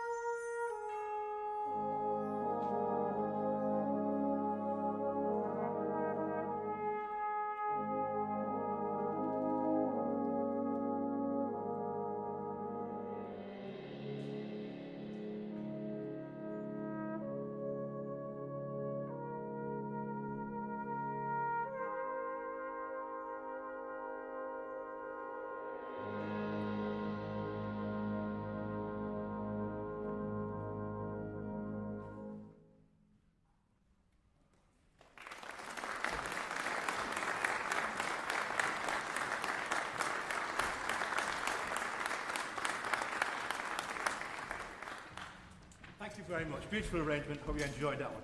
This next piece, our final piece, again, is another original composition that I was involved in commissioning. One of the other bands I conduct is Greater Manchester Youth Band, which is all the superstar kids, if you like, from the Greater Manchester area who come together several times a year. One of the tutors is Andrea Price, who's a very well-renowned percussionist with Black Dyke, teaches at Cheatham's, conducts Wingate's band, fantastic musician, composer and arranger. And we asked Andrea to compose a piece for the band to perform. And she came up with this great piece of music. I'm sure you're going to enjoy it. And it's a very clever piece of music. It's called Buzz, and it's got a double meaning. Number one, Buzz is the symbol of Manchester, and therefore there was that common denominator, if you like, with the Greater Manchester Youth Band, but also the buzz of the embouchure to make the noise on the brass instruments. So it's a very clever title, very picturesque as well. You hear lots of bees swarming round and effects, but we think it's a great piece. So we hope you enjoy Andrea Price's Buzz.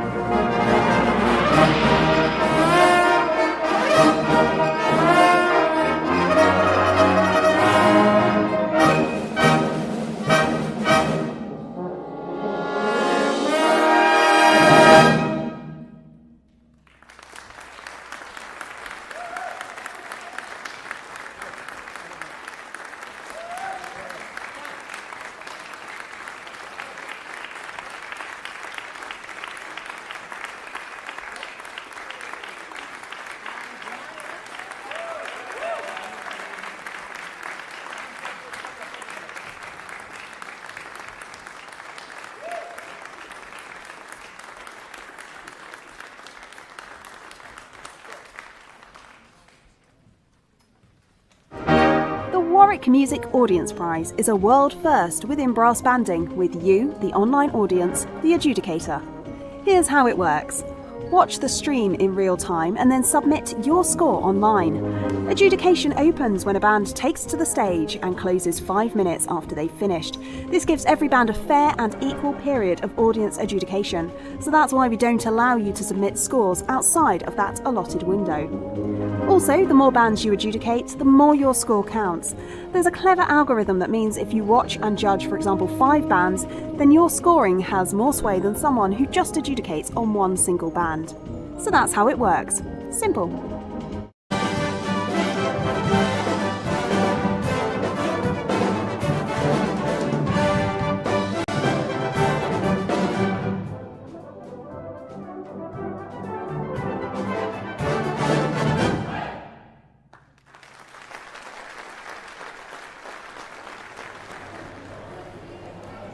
Well, that certainly created a buzz, because that was Andrea Price's Buzz by Name, Buzz by Nature to finish off a nice, well-compact, well-controlled programme by Longridge. Mark Peacock, again, comes from a great banding family. He does. A lot of experience, and he knows what he is doing. Back at Fairies all those years ago, and he knows how to put a programme together. Very experienced. Hats off to Georgina Molesdale. Take this the right way. It was quite a start. What a starter that was, wasn't it? Blimey, What a starter. When you see Amazing Grace on a programme and it's the opening number, you think, what are we going to get here? Well, we got it. We got it. Both barrels. But John Atkinson, who's the sop player, the chap with the beard, I think was playing a picket one. Yeah, he was. On it there. But think of that one to do it, but really get into the mood of it. It was a cracking opener there. Followed up that upbeat Nordic Polska, the Philip Harper, Paul Lovett Cooper. Yeah, we've had a few Paul Lovett Cooper pieces popping up again today, haven't we? Well, of course, he was conducting earlier with Robert Spadery for the Golden Wedding anniversary or something it was. So, nice piece and then that buzz. Before we go on to the next one, just going to go back about Derwent Brass. I was interviewing some of the local dignitaries, so we missed out one there. Talk about where you had Mark Peacock, quite traditional way of putting things.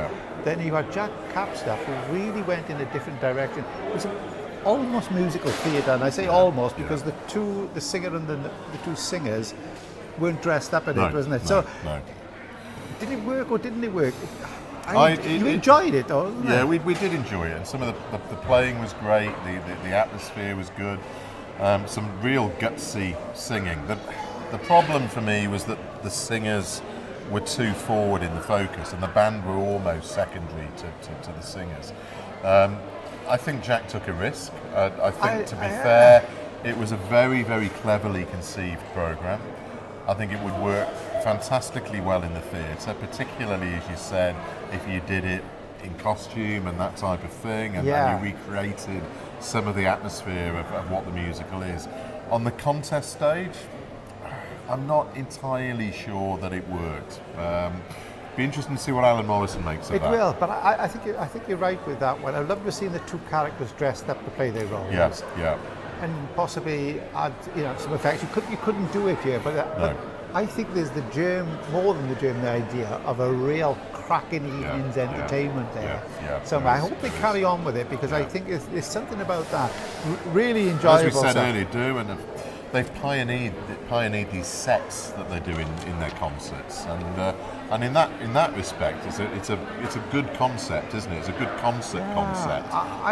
The question is whether it transfers to the contest arena. But I hope he carries doing it, because we need more people like Jack and the band doing that type of thing. I think it's great stuff. And I was just going to hasten to add, we were going through our messages, and Longridge Band just came on. They have just said Longridge Band, Amazing Grace was absolutely amazing. I have to agree with that as well. That came from Sue Sharp, how to say that one, and that was great there. But then additionally, you had brilliant Derwent Brass. So we got, as we come to the fans are out. Yeah, but entertainment contest, that's what it's about. Interestingly, the fans have been out for Longridge, because they are now topping the race to win this trophy from the audience. So everybody in Longridge has voted. It's been a very quick change. It does that. So they do it. So I think it's Longridge Unite Enderby, but plenty of time for that to change yet. And plenty of time, because the next band on is Brunel Brass. Daniel Hall. again, another Talented, chap. Yeah, another very guy. talented young chap from yeah. there. They're doing a program. It's no real theme to it, but it comes from really interesting, different little elements. Starting off with Asteroid by Pete Moore, which for us is brilliant because it's the old Pearl and Dean music. If we ever went to the pictures, I don't know if they still do it nowadays, but if we ever went to the pictures at a certain time, before the main event came on. They still do. They do still do it. They do still do it. Blimey. Everybody knows the tune. Nobody knows who wrote it. Yeah, and the tune is, and Pete Moore, Asteroid. Not Pete Moore, the trombonist. Not Pete Moore, the trombonist. This is Pete Moore in the 60s. He wrote literally hundreds of these type of things. He was called the Invisible Genius because he never gave interviews, and he wrote the commercials for Lux soap. Remember Lux soap? If we do it. At the same time as Imperial Leather. Imperial Leather. that was soap for the common syrup. I did one for Coca-Cola, but he didn't do I Want to Teach the World to Sing. That was somebody else to do that. But the original Asteroid, the composition was only 28 seconds long. And that's the one that we hear in... And probably made him more money than he made out of anything else I over think all how the many years. millions of people have been sat in the cinema thinking, that's the Pearl and Dean. And it's actually called Asteroid. So, well, I hope it is now. If we got that wrong, we've had it. Coming up then with Le Festin, which is not a piece that I know, although I think once you hear the tune, you'll get it. It comes from Walt Disney's bit of Ratatouille. Yeah. Which is about a French rat who wanted to become a chef. Something like that. Yeah, by all accounts, and it's the chorus soloist Owain Walton, so that'll be an interesting one to do that. It must have been a good film. It grossed $623 million. Not bad for a rat. Not bad going. Not bad for a French rat. For that one, there we go. He must have cooked a good bouillabaisse. A bouillabaisse. There you go. And then some beautiful music. The elegy from the film Dunkirk, Marianelli. And it's the bit where there's the huge long panning shot. I think it's at the end of the film. It is when he's flying over in the Spitfire. I think it is. That's one of the most haunting, evocative pieces. It brings so that, and they finish in with the end credits from The Land Before Time. And we should mention that all of these arrangements are by Daniel Hall. They are. So well done to him. So we're going back to the hall where Daniel Hall will be conducting Brunel Brass.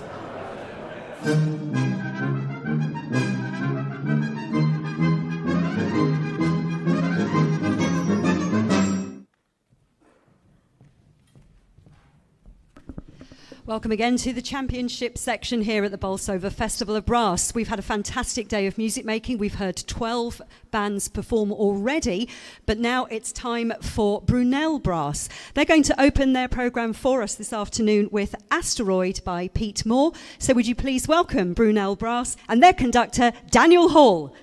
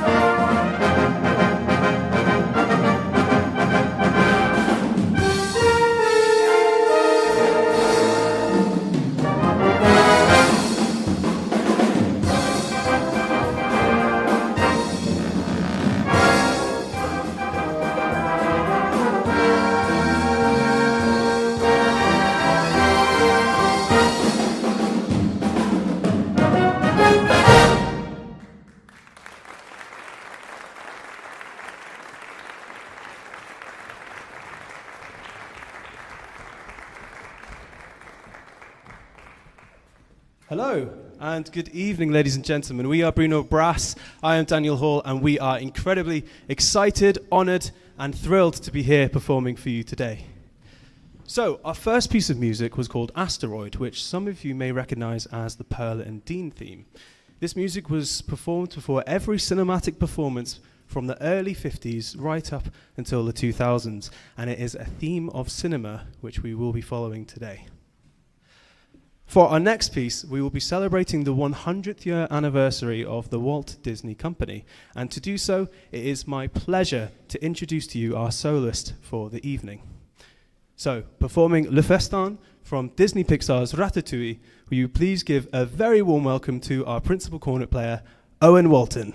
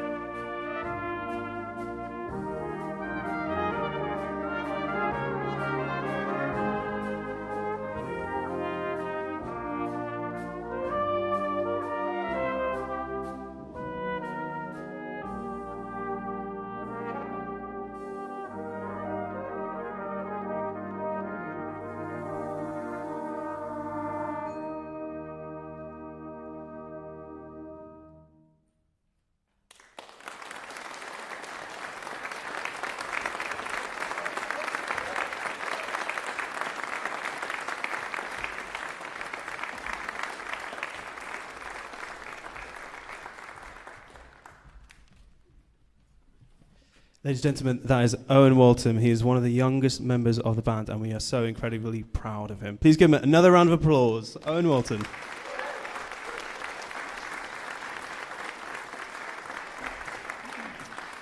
So, during the Second World War, music and cinema was used as a propaganda tool.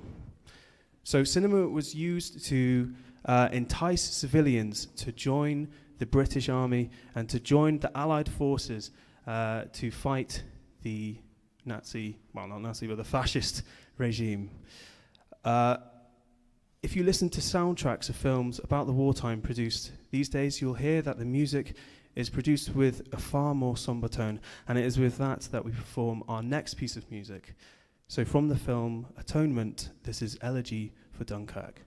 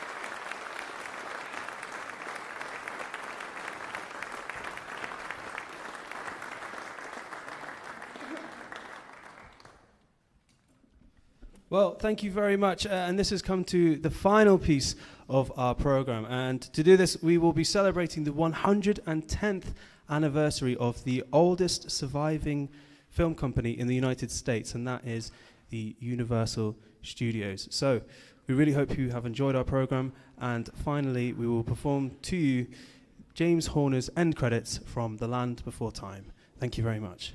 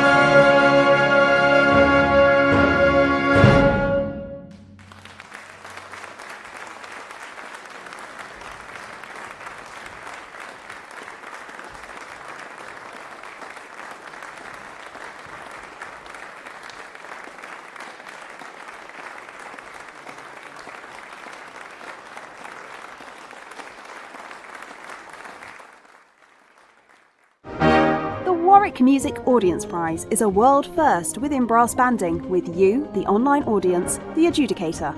Here's how it works.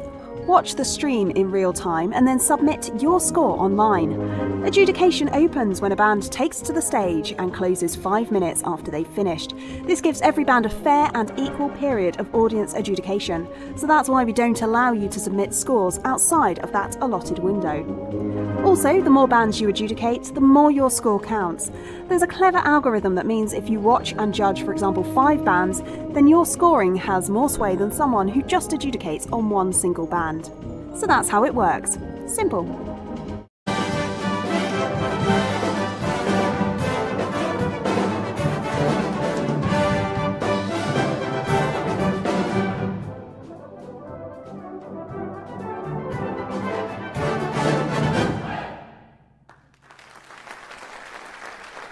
I've only ever played with really, so. Right, we're back on there then. Nearly caught me out there at the end of the day. Three old blokes chatting about nothing at all. Yeah, That's what we get from there. Well, that was Brunel Brass, the end credits from The Land Before Time, James Horner, arranged by Daniel Hall. We'll speak a little bit about that a little bit later. But we are joined by Chris Fowler, of course, who is from the Warwick Music Group, the people who are the headline sponsors of the event and really are great sponsors for us. And also, they are the people behind the People's Choice Award, which of course means that everybody who's been voting throughout the day for their favourite band. And for a long time, it's been a Unite the Union that were at front, but they've been taken over by the Longridge Band. Ooh. And United in second place, Enderby third, Stannington, Roberts Bakery, and Staffordshire in sixth place. So there's plenty of time still to get your vote in to see who's going to win this magnificent trophy, which has been presented by the Warwick Music Group. Chris, though, looking behind us on here, all the plastic instruments. Nearly all of them. Nearly all of them. You've still got a few more. Tell us, though, exciting times for the company, but also exciting times because music is making a comeback on curriculums, and what you are doing is central part of it. Yeah, it's very exciting because both Wales and England are involved in big positive changes about instrumental learning. But Wales were leading the way. As always. Hurrah. They got their plan for Music Out, and they've also created a new national music service for Wales. So it's very exciting times in Wales. The government have not only pledged but are giving funding to support this work as well, which is obviously, it's all very well having ideas, but you need some funding to make it work. And the government have come through with the funding, which is fantastic. I came to the opening of the factory in Merthyr Tydfil. You did? I did. What a fantastic day, wasn't it? Yeah. It was brilliant. It's part of the community enterprise. Is that the way the connection between things are going on in the community? So they're employing people who've come from difficult, challenging circumstances, and they've been given really skills to making the instruments. So that's a real good thing to be involved in. I tell you what, obviously, like any company, we were delighted to be asked to supply the instruments. So this is one instrument for every child in year 3. That's nearly 37,000 instruments. Phenomenal, isn't it? So every child can learn brass at that age group. Every child in Wales. I mean, that's amazing, isn't it? But then the Welsh government quite rightly said, but we think we can spread the benefit further. So all the parts, this is for the P-Buzz, which is our foundation pre-band instrument. And actually, the parts are made just down the road from here. It's only about 10 miles from here. All right. So all the parts were shot here, and then we moved them all to Wales, and we had 2 great companies, Elite and Merthyr Institute for the Blind, and we set up production lines, and those guys made the instruments. So every instrument that's going to a Welsh child has been made in a Welsh factory by somebody who's got a challenge of some description for getting back into work. And this whole project is helping them re-hone their skills and their confidence, work around their disabilities to get back into work. So it's a really beneficial program.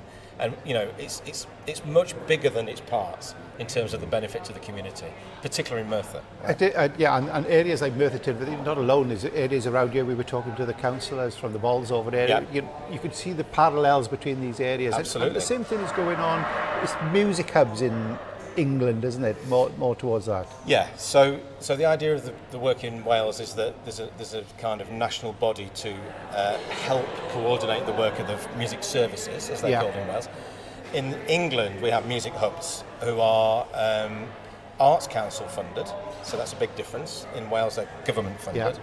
So they're Arts Council funded in England, and they're given money to provide and support learning in schools about instrumental learning. So they do all the things that music services do, plus some curriculum work as well. So there's a lot of change on the agenda there, positive change, and there's money guaranteed for 3 years, which is the first time I think in 5 years that they've had a guaranteed. I mean, it's not a long time to develop, but at least they've got 3 years ahead. But also there's a fund for instrument purchasing coming up as well. And it's interesting because I do training with teachers in Wales on the P-Bus, and I put up the 2 mission statements for both England and Wales, which are very similar. Obviously the English one came out second, so they pinched all the stuff from Wales. That was good, which is quite right. But both those mission statements say something very interesting. They've got some very interesting words that we've not seen before in commitment, and that is all children will make progress as musicians. And those 3 words are really powerful. All children, all children. Now, you might even say, well, yeah, but Chris, all children go to school, right? Yeah.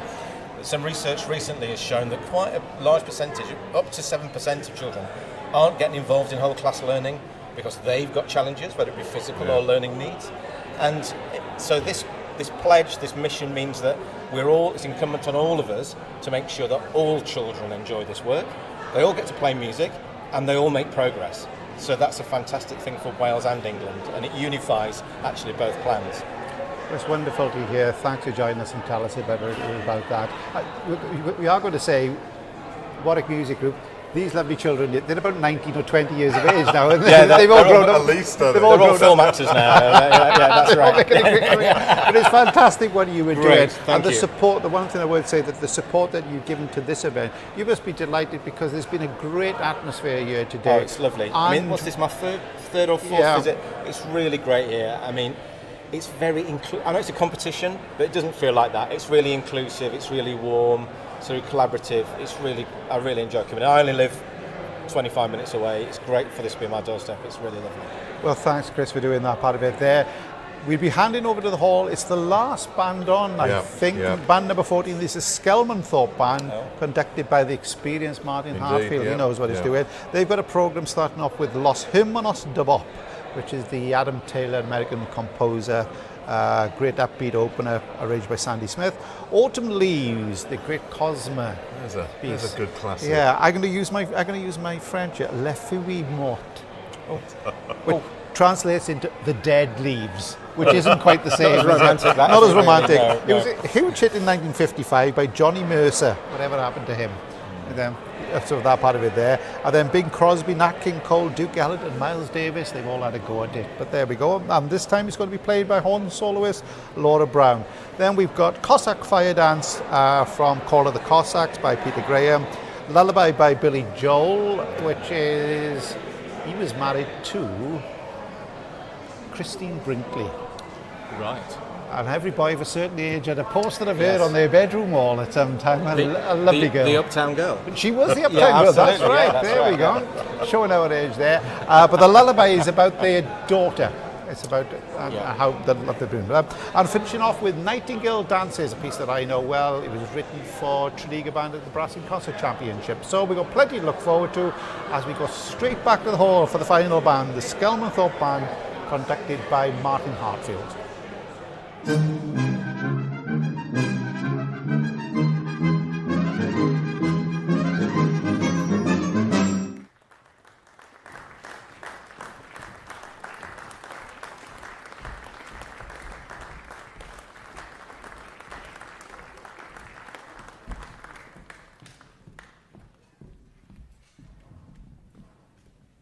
So we've come to the final performance in the championship section today, and it's going to come from Skelmanthorpe Band.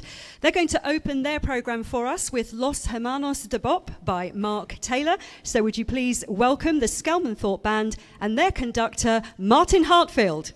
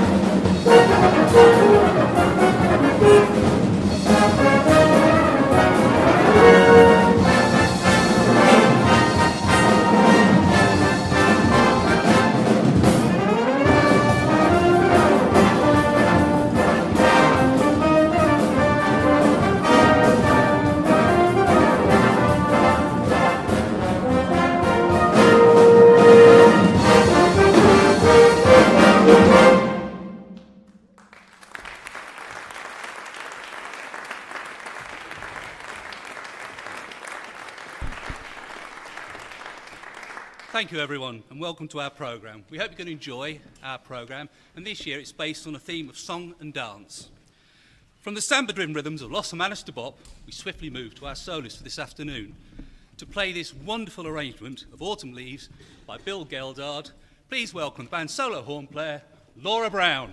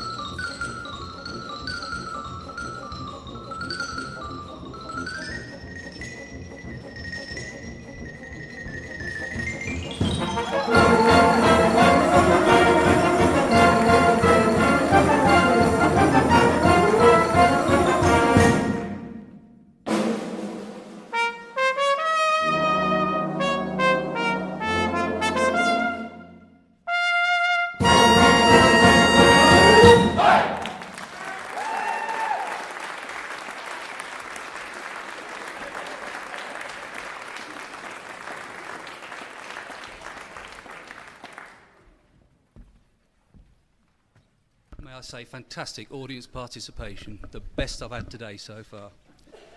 That was the flamboyant Cossack fire dance, which is based on the folk tune Muzzletoff. It leads us back now to a beautiful setting by Philip Harper of a Billy Joel song entitled Lullaby. Please enjoy this lovely song.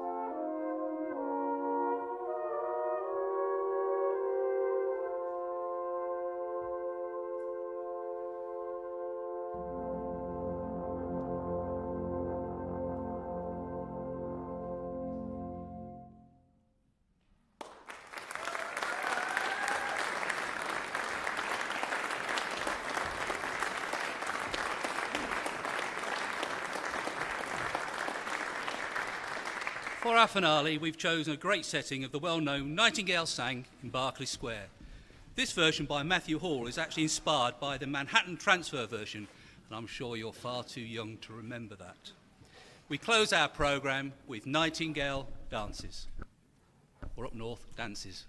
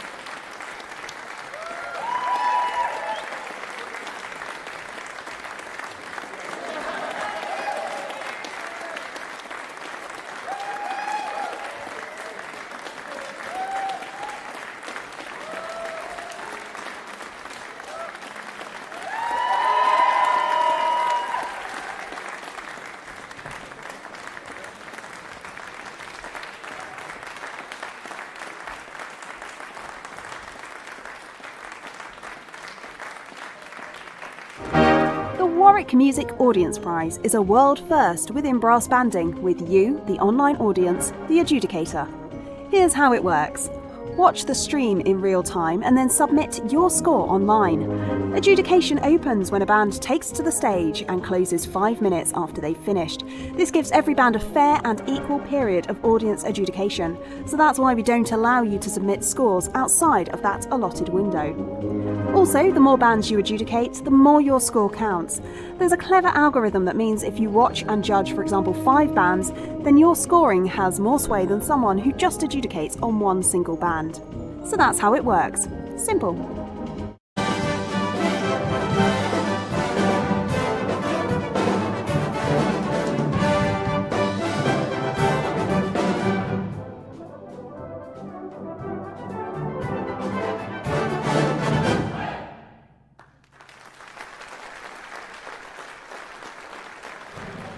Well, that were the final notes coming from the Skelmanthorpe Band, conducted by very energetic Martin Hartfield, Nightingale Dances by Matthew Hall. And that brings to the end the championship section contest here at the Bolsover Festival of Brass. And won't be long before we'll be finding out who will be winning the Wilston Bowden Developments Winners' Trophy plus £700. But more importantly, we'll be finding out who wins this trophy, of course, which is the Bolsover Festival of Brass Championship Section Warwick Music Group People's Choice Award. We handed it over to our representative from Warwick Music Group, who's going to take it. Chris, you're going to take it downstairs. People have still got about 5-10 minutes left to vote. At the present time, just in the lead, we were told, was Longridge in front of Unite Enderby. I think that was then Staffordshire, wasn't it? Then Roberts. So there's still all to play for. So if you go to vote, make sure that you vote in the next 5-10 minutes to make sure that your vote counts, and you never know. That could be the one vote that gets your band's name on that trophy. By my lovely assistant. And he's now off, racing down. He's now going to race down. Thank you, Chris, for doing that. I'm back with the other Chris now, and that's the end of a long and enjoyable day, Chris. But a great way to finish as well from Skelmanthorpe. Very confident band, aren't they? Very confident band, very confident conductor. A nice varied programme, and you know, we've seen a good range of programmes today. I mean, no theme to this one. But just some nice, autumn leaves, a lovely horn solo in autumn leaves. And a good ending with Nightingale Dances, a piece you know all too well from Tredegar. I'm just saying, we got some of the social media that's coming through across there. Skelmanthorpe, the first championship band I have heard today. I don't know about that. There's been some really good performances from the other 13 as well. Yeah, I think the standard has been very good, very impressive, consistent. We've heard some great soloists all through the day. A huge range of programmes, some more successful than others, as always. It does, but I tell you what, though, it's been nice to have the variety that has been seen with the performances, so we do that. I'm just popping up as Chris is carried on talking. There's some of the comments that have come through from people around. Brunel getting some good comments. Brunel, there we are. Wilson Taylor. I wonder where he was. I wondered where he'd been hiding all weekend. So Mr. Wilson Taylor, is Brunel clearly leading for him? But there's been some great performances as well. As you said, there's one this from Sue Sharp, who's about the Longridge band. Amazing Grace was absolutely amazing, as we talked a little bit earlier. Yeah, really that was a real start to that programme, wasn't it? That was great. So that's some of the social media comments. A little bit about, as you said, the Skelmanthorpe performance. Another Laura Brown, a lovely, fine player again. And we've commented on her before. She's a lovely lyrical player. And talking about the overall standard of the soloist today, it's been really impressive. Extremely consistent, we've seen a good range from a few trombonists early on. Trombonists by the bass of Adia Odidina, which was terrific. He was good. Wasn't it? That was really good. So. But no, the standard amongst the soloists, I think, has been really, really strong. And actually what's great, I think this year particularly, you can sense how far bands have moved on since we were here last year, when of course bands were just getting together again and rehearsing for the first time. I mean, restrictions had only just been lifted. You can sense the progress that bands have made and the confidence that's returned in the course of the last 12 months, which is terrific. Well, we're talking about some of the prizes that are on offer, of course. The championship side prize is £700 plus the Wilson Bowden Developments Trophy. Second, third prize is £350 and £250. There's the Best Soloist Prize, the Major Peter Parks Memorial Trophy to the winning conductor. That's lovely. And also the Margaret Alsop Memorial Trophy. Margaret was a wonderful lady who supported this event for many, many years with her daughters. And it's lovely that goes to the most entertaining band.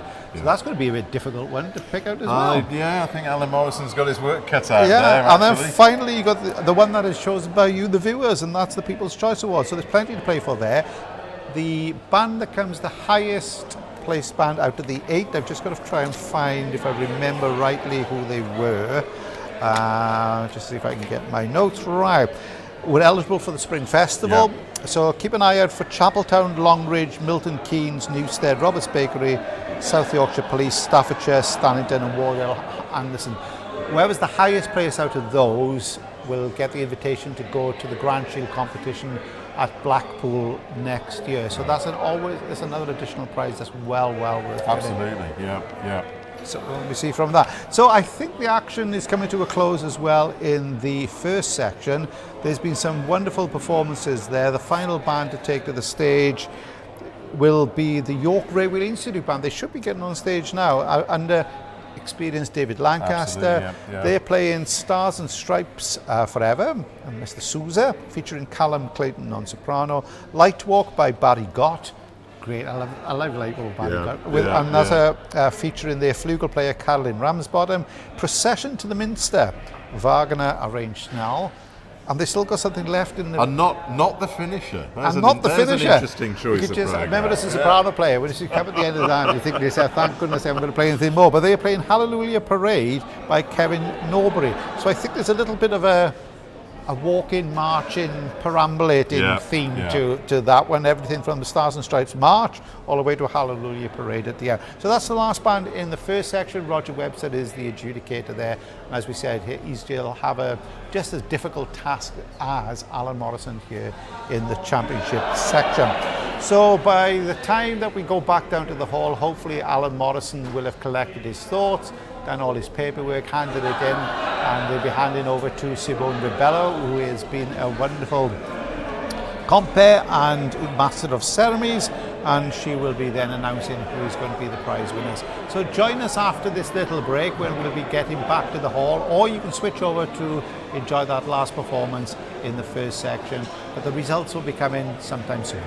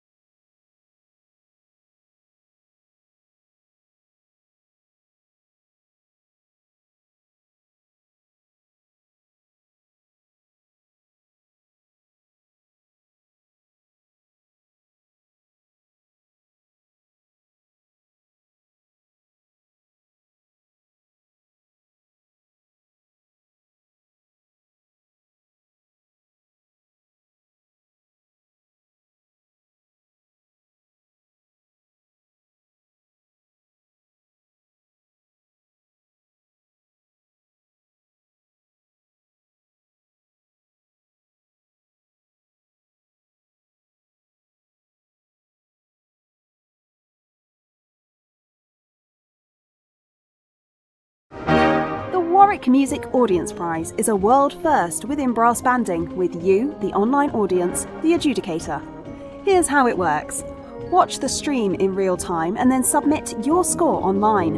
Adjudication opens when a band takes to the stage and closes 5 minutes after they've finished. This gives every band a fair and equal period of audience adjudication, so that's why we don't allow you to submit scores outside of that allotted window.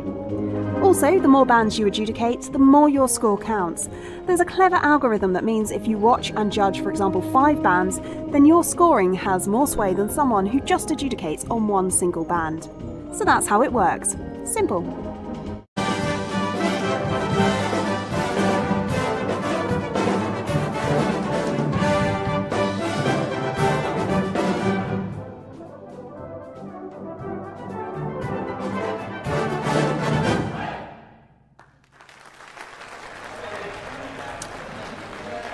Well, all that is left now is to find out who have been crowned the champions in the championship in the first section here at the Bolsover Festival of Brass. We'll be going straight back to the hall, so it just leaves me enough time to do a few thank yous. First of all, to Chris, as always, my friend.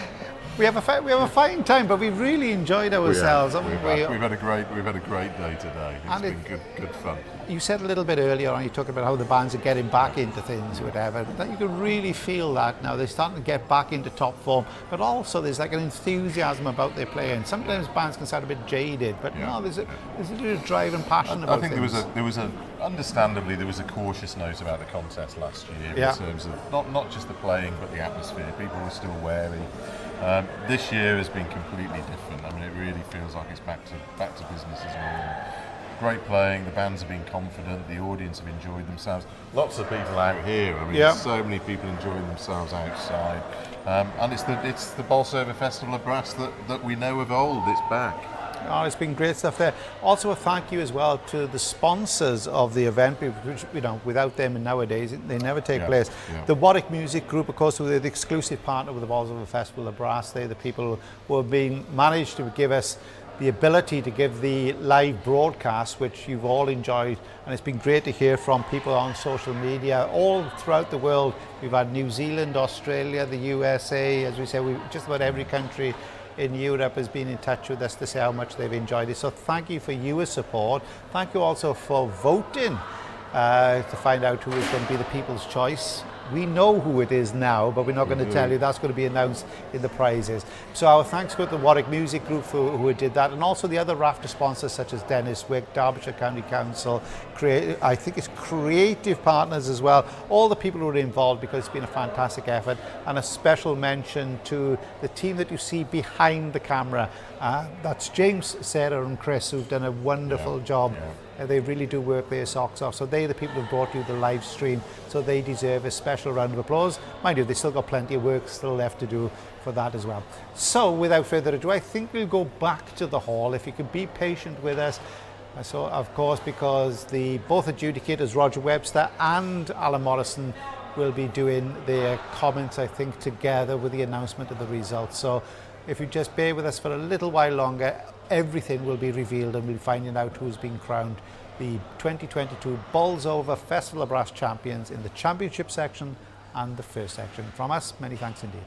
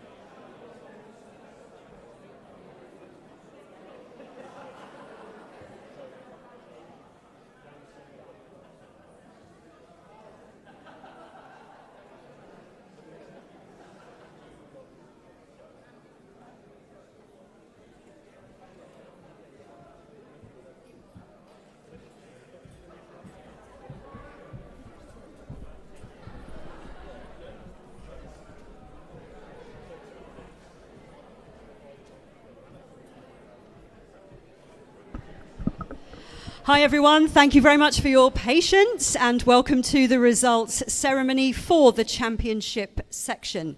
To start off proceedings, I'd like to hand over to the chair of Bolsover District Council. Would you please welcome Councillor Tom Munro.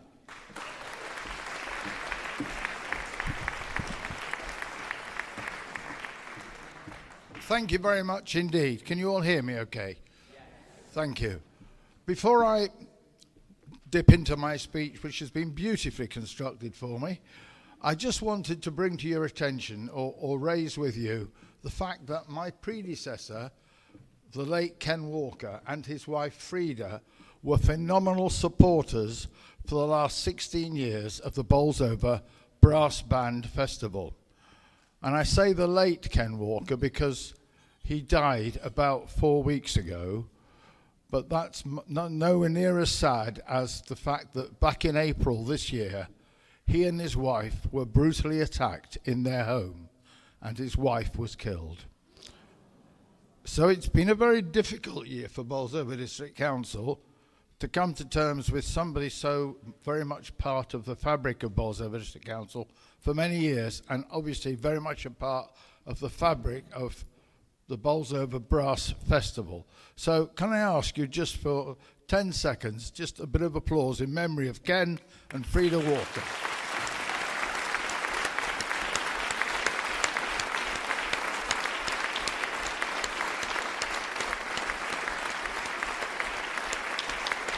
Thank you. This is the 16th year of the Bolsover Festival of Brass, and it is growing from strength to strength. Returning to normality this year, we have had a total of 42 bands competing this weekend. And can I tell you on a personal note, it's been my pleasure yesterday to sit through some of the Section 3 and Section 4 bands, and today to sit through the championship section. And what a treat it has been. I've thoroughly enjoyed it. Wow, you've got some amazing conductors. And as for the percussionists, I reckon they must cover a mile every time they play. Fantastic. Running around the back there, the unsung heroes. Well done. On behalf of Bolsover District Council and Shirebrook Town Council, I'd like to say a few words about the Bolsover Festival of Brass. The entire event has been part of a live stream broadcast, which is an ever-growing, exciting initiative and development, making our event accessible throughout the world. This is the 4th year that we have live streamed the entire event, and we'd like to thank our exclusive event partner, Warwick Music Group, for making this happen. I would also like to thank James Parkinson and his team for managing the broadcast for us for the 3rd time. Actually, they interviewed me and Marianne and my vice chair today. It was great fun. It was like meeting old friends. Fantastic. We're proud to continue our affiliation with the British Open Brass Band Championships, for which our Festival Championship section now offers an invitation to the highest placed band not already competing at the Spring Festival of the British Open Championships. I would like to say some special thank yous. First of all, to our adjudicators today of the champion section, Alan Morrison.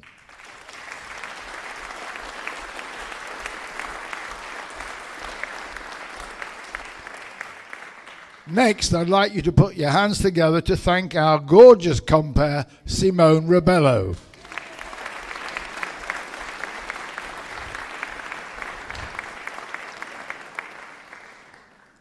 None of this would be possible without the vision, the belief, and the phenomenal hard work of Carol Hurst. Please thank Carol Hurst.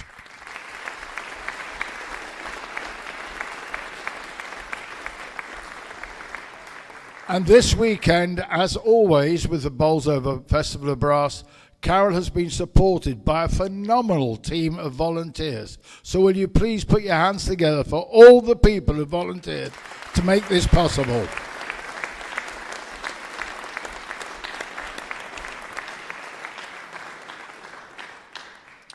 I'd like to give special thanks to Iwan Fox of 4 Bar Rest, who has led the interviews for today's broadcast, and Chris Thomas from Brass World Band World magazine. I hope that everyone will support us next year, and I, in particular, look forward to the Brass Band to the Brass Band Festival of 2023.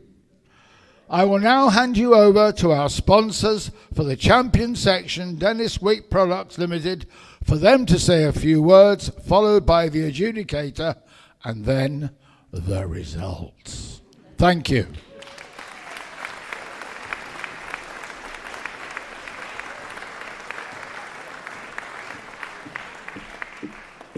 Thank you very much, Councillor. I'm not sure if we still have anyone here from Dennis Wick. We're just having a look to see if Brett is still in the building. But if not, just to give a big thanks, please, for the main sponsor for today's championship section, Dennis Wick Products. Thank you.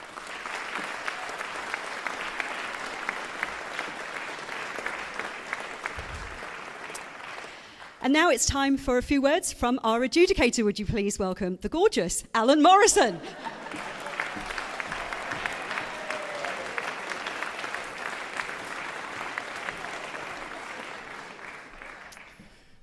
In 25 years of knowing Simone, she's never called me that before.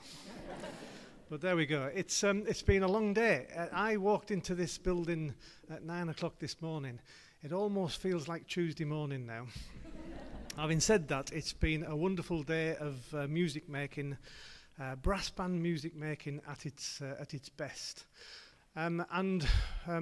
We call this kind of brass band contest an entertainment contest. Entertainment is a bit of a difficult word, really, because what entertains me perhaps doesn't entertain somebody else over this side of the room, and it can be a completely subjective thing. So I've tried to be to think across the board of what people would like and would like to listen to. But one of the things about an own choice competition like this, and we also obviously have test piece own choices, but particularly for the entertainment side of the competition, the choice of piece that you choose to play is very important. You've got to choose good pieces, you've got to choose entertaining pieces, and probably most importantly of all, you've got to choose pieces that suit the strengths of your band. And there's some constraints to that. If you decide to choose a theme to your programme, then I've often wondered, it's like the chicken and egg situation. Does the theme come first and you choose the pieces to the theme? Or do you get a bunch of pieces and you think, oh, there's a theme in there somewhere, we'll call it this. But the point is, it could be a real constraint to the standard of piece that you actually choose. One of the other things that I find is that if you're not choosing pieces that suit the strengths of the band, why are you choosing them? Perhaps you've heard a top band played, perhaps you've heard the Brass in Concert Championships and you've said, I'm going to take that piece home for my band to play, regardless of whether it actually suits your band. Whether the style suits your band, whether the standard suits your band, whether it suits the soloists that you've got in the band, whether it suits the strong sections that you've got. So you've got to think very carefully. Sometimes today I've just sat back and thought, why have this band chosen this piece? Because it's not really doing them any favours. Having said that, there's been some great playing and there's been some very wise choices of pieces showing the strengths of the band and really entertaining the audience, and I'm sure at home online as well. So it's been a wonderful contest. It's been a day that, even though what I said earlier on, it has gone quite quickly. Listening to 14 first-class bands that all have something to offer and have obviously all put in a lot of work into the presentation. So thanks very much for listening to me. Thanks very much to all the bands that have worked so hard. Congratulations to everybody, but also particularly to the winners. Thank you.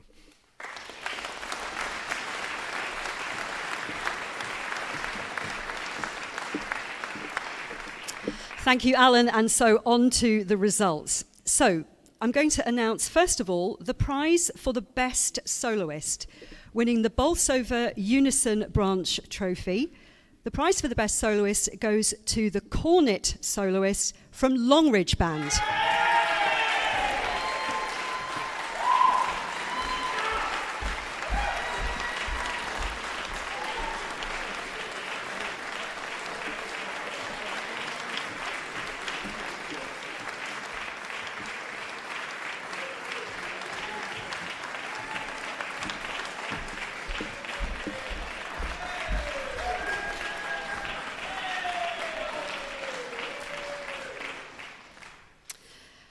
The next trophy that we're going to award is the Most Entertaining Performance Prize. Winning the Margaret Alsop Memorial Trophy, this goes to Skelmanthorpe Band.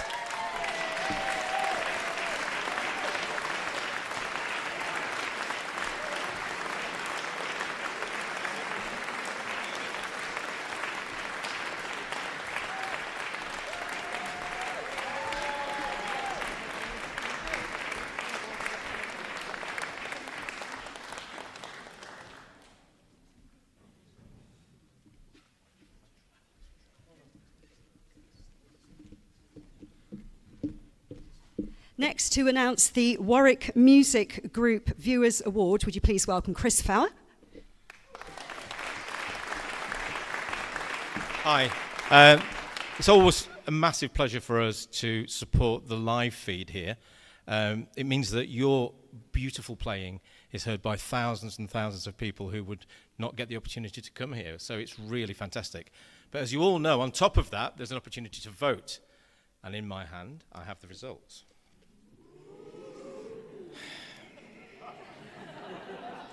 I'm that certain age. Here we are. And in third, Enderby.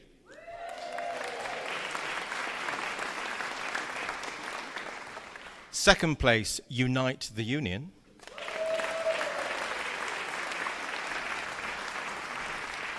And in first position, Longridge.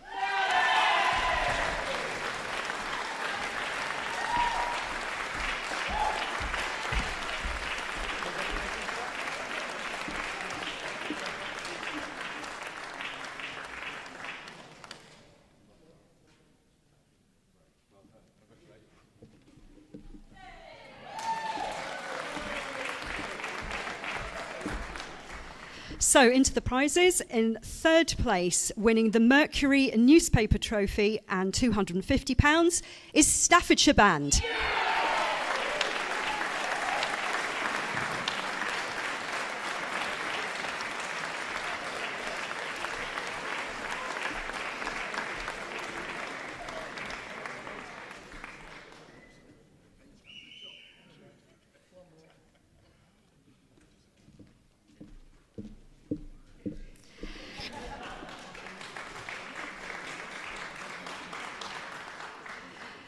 In second place, winning the Wilson Bowden Runner-Up Trophy and £350, is Skelmanthorpe Band.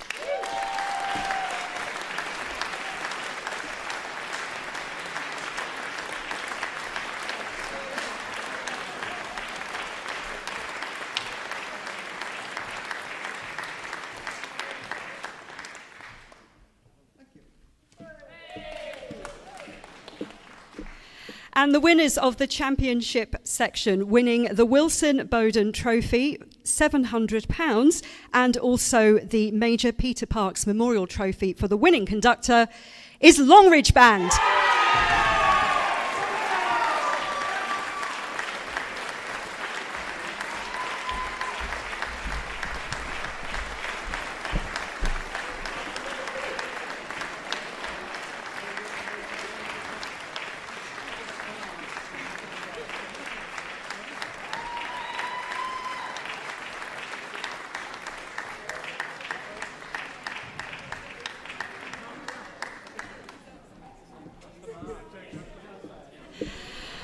Thank you very much for coming to participate in or to watch the Bolsover Festival of Brass 2022. We look forward to seeing you in 2023. Thank you very much. Safe journey home. Thank you.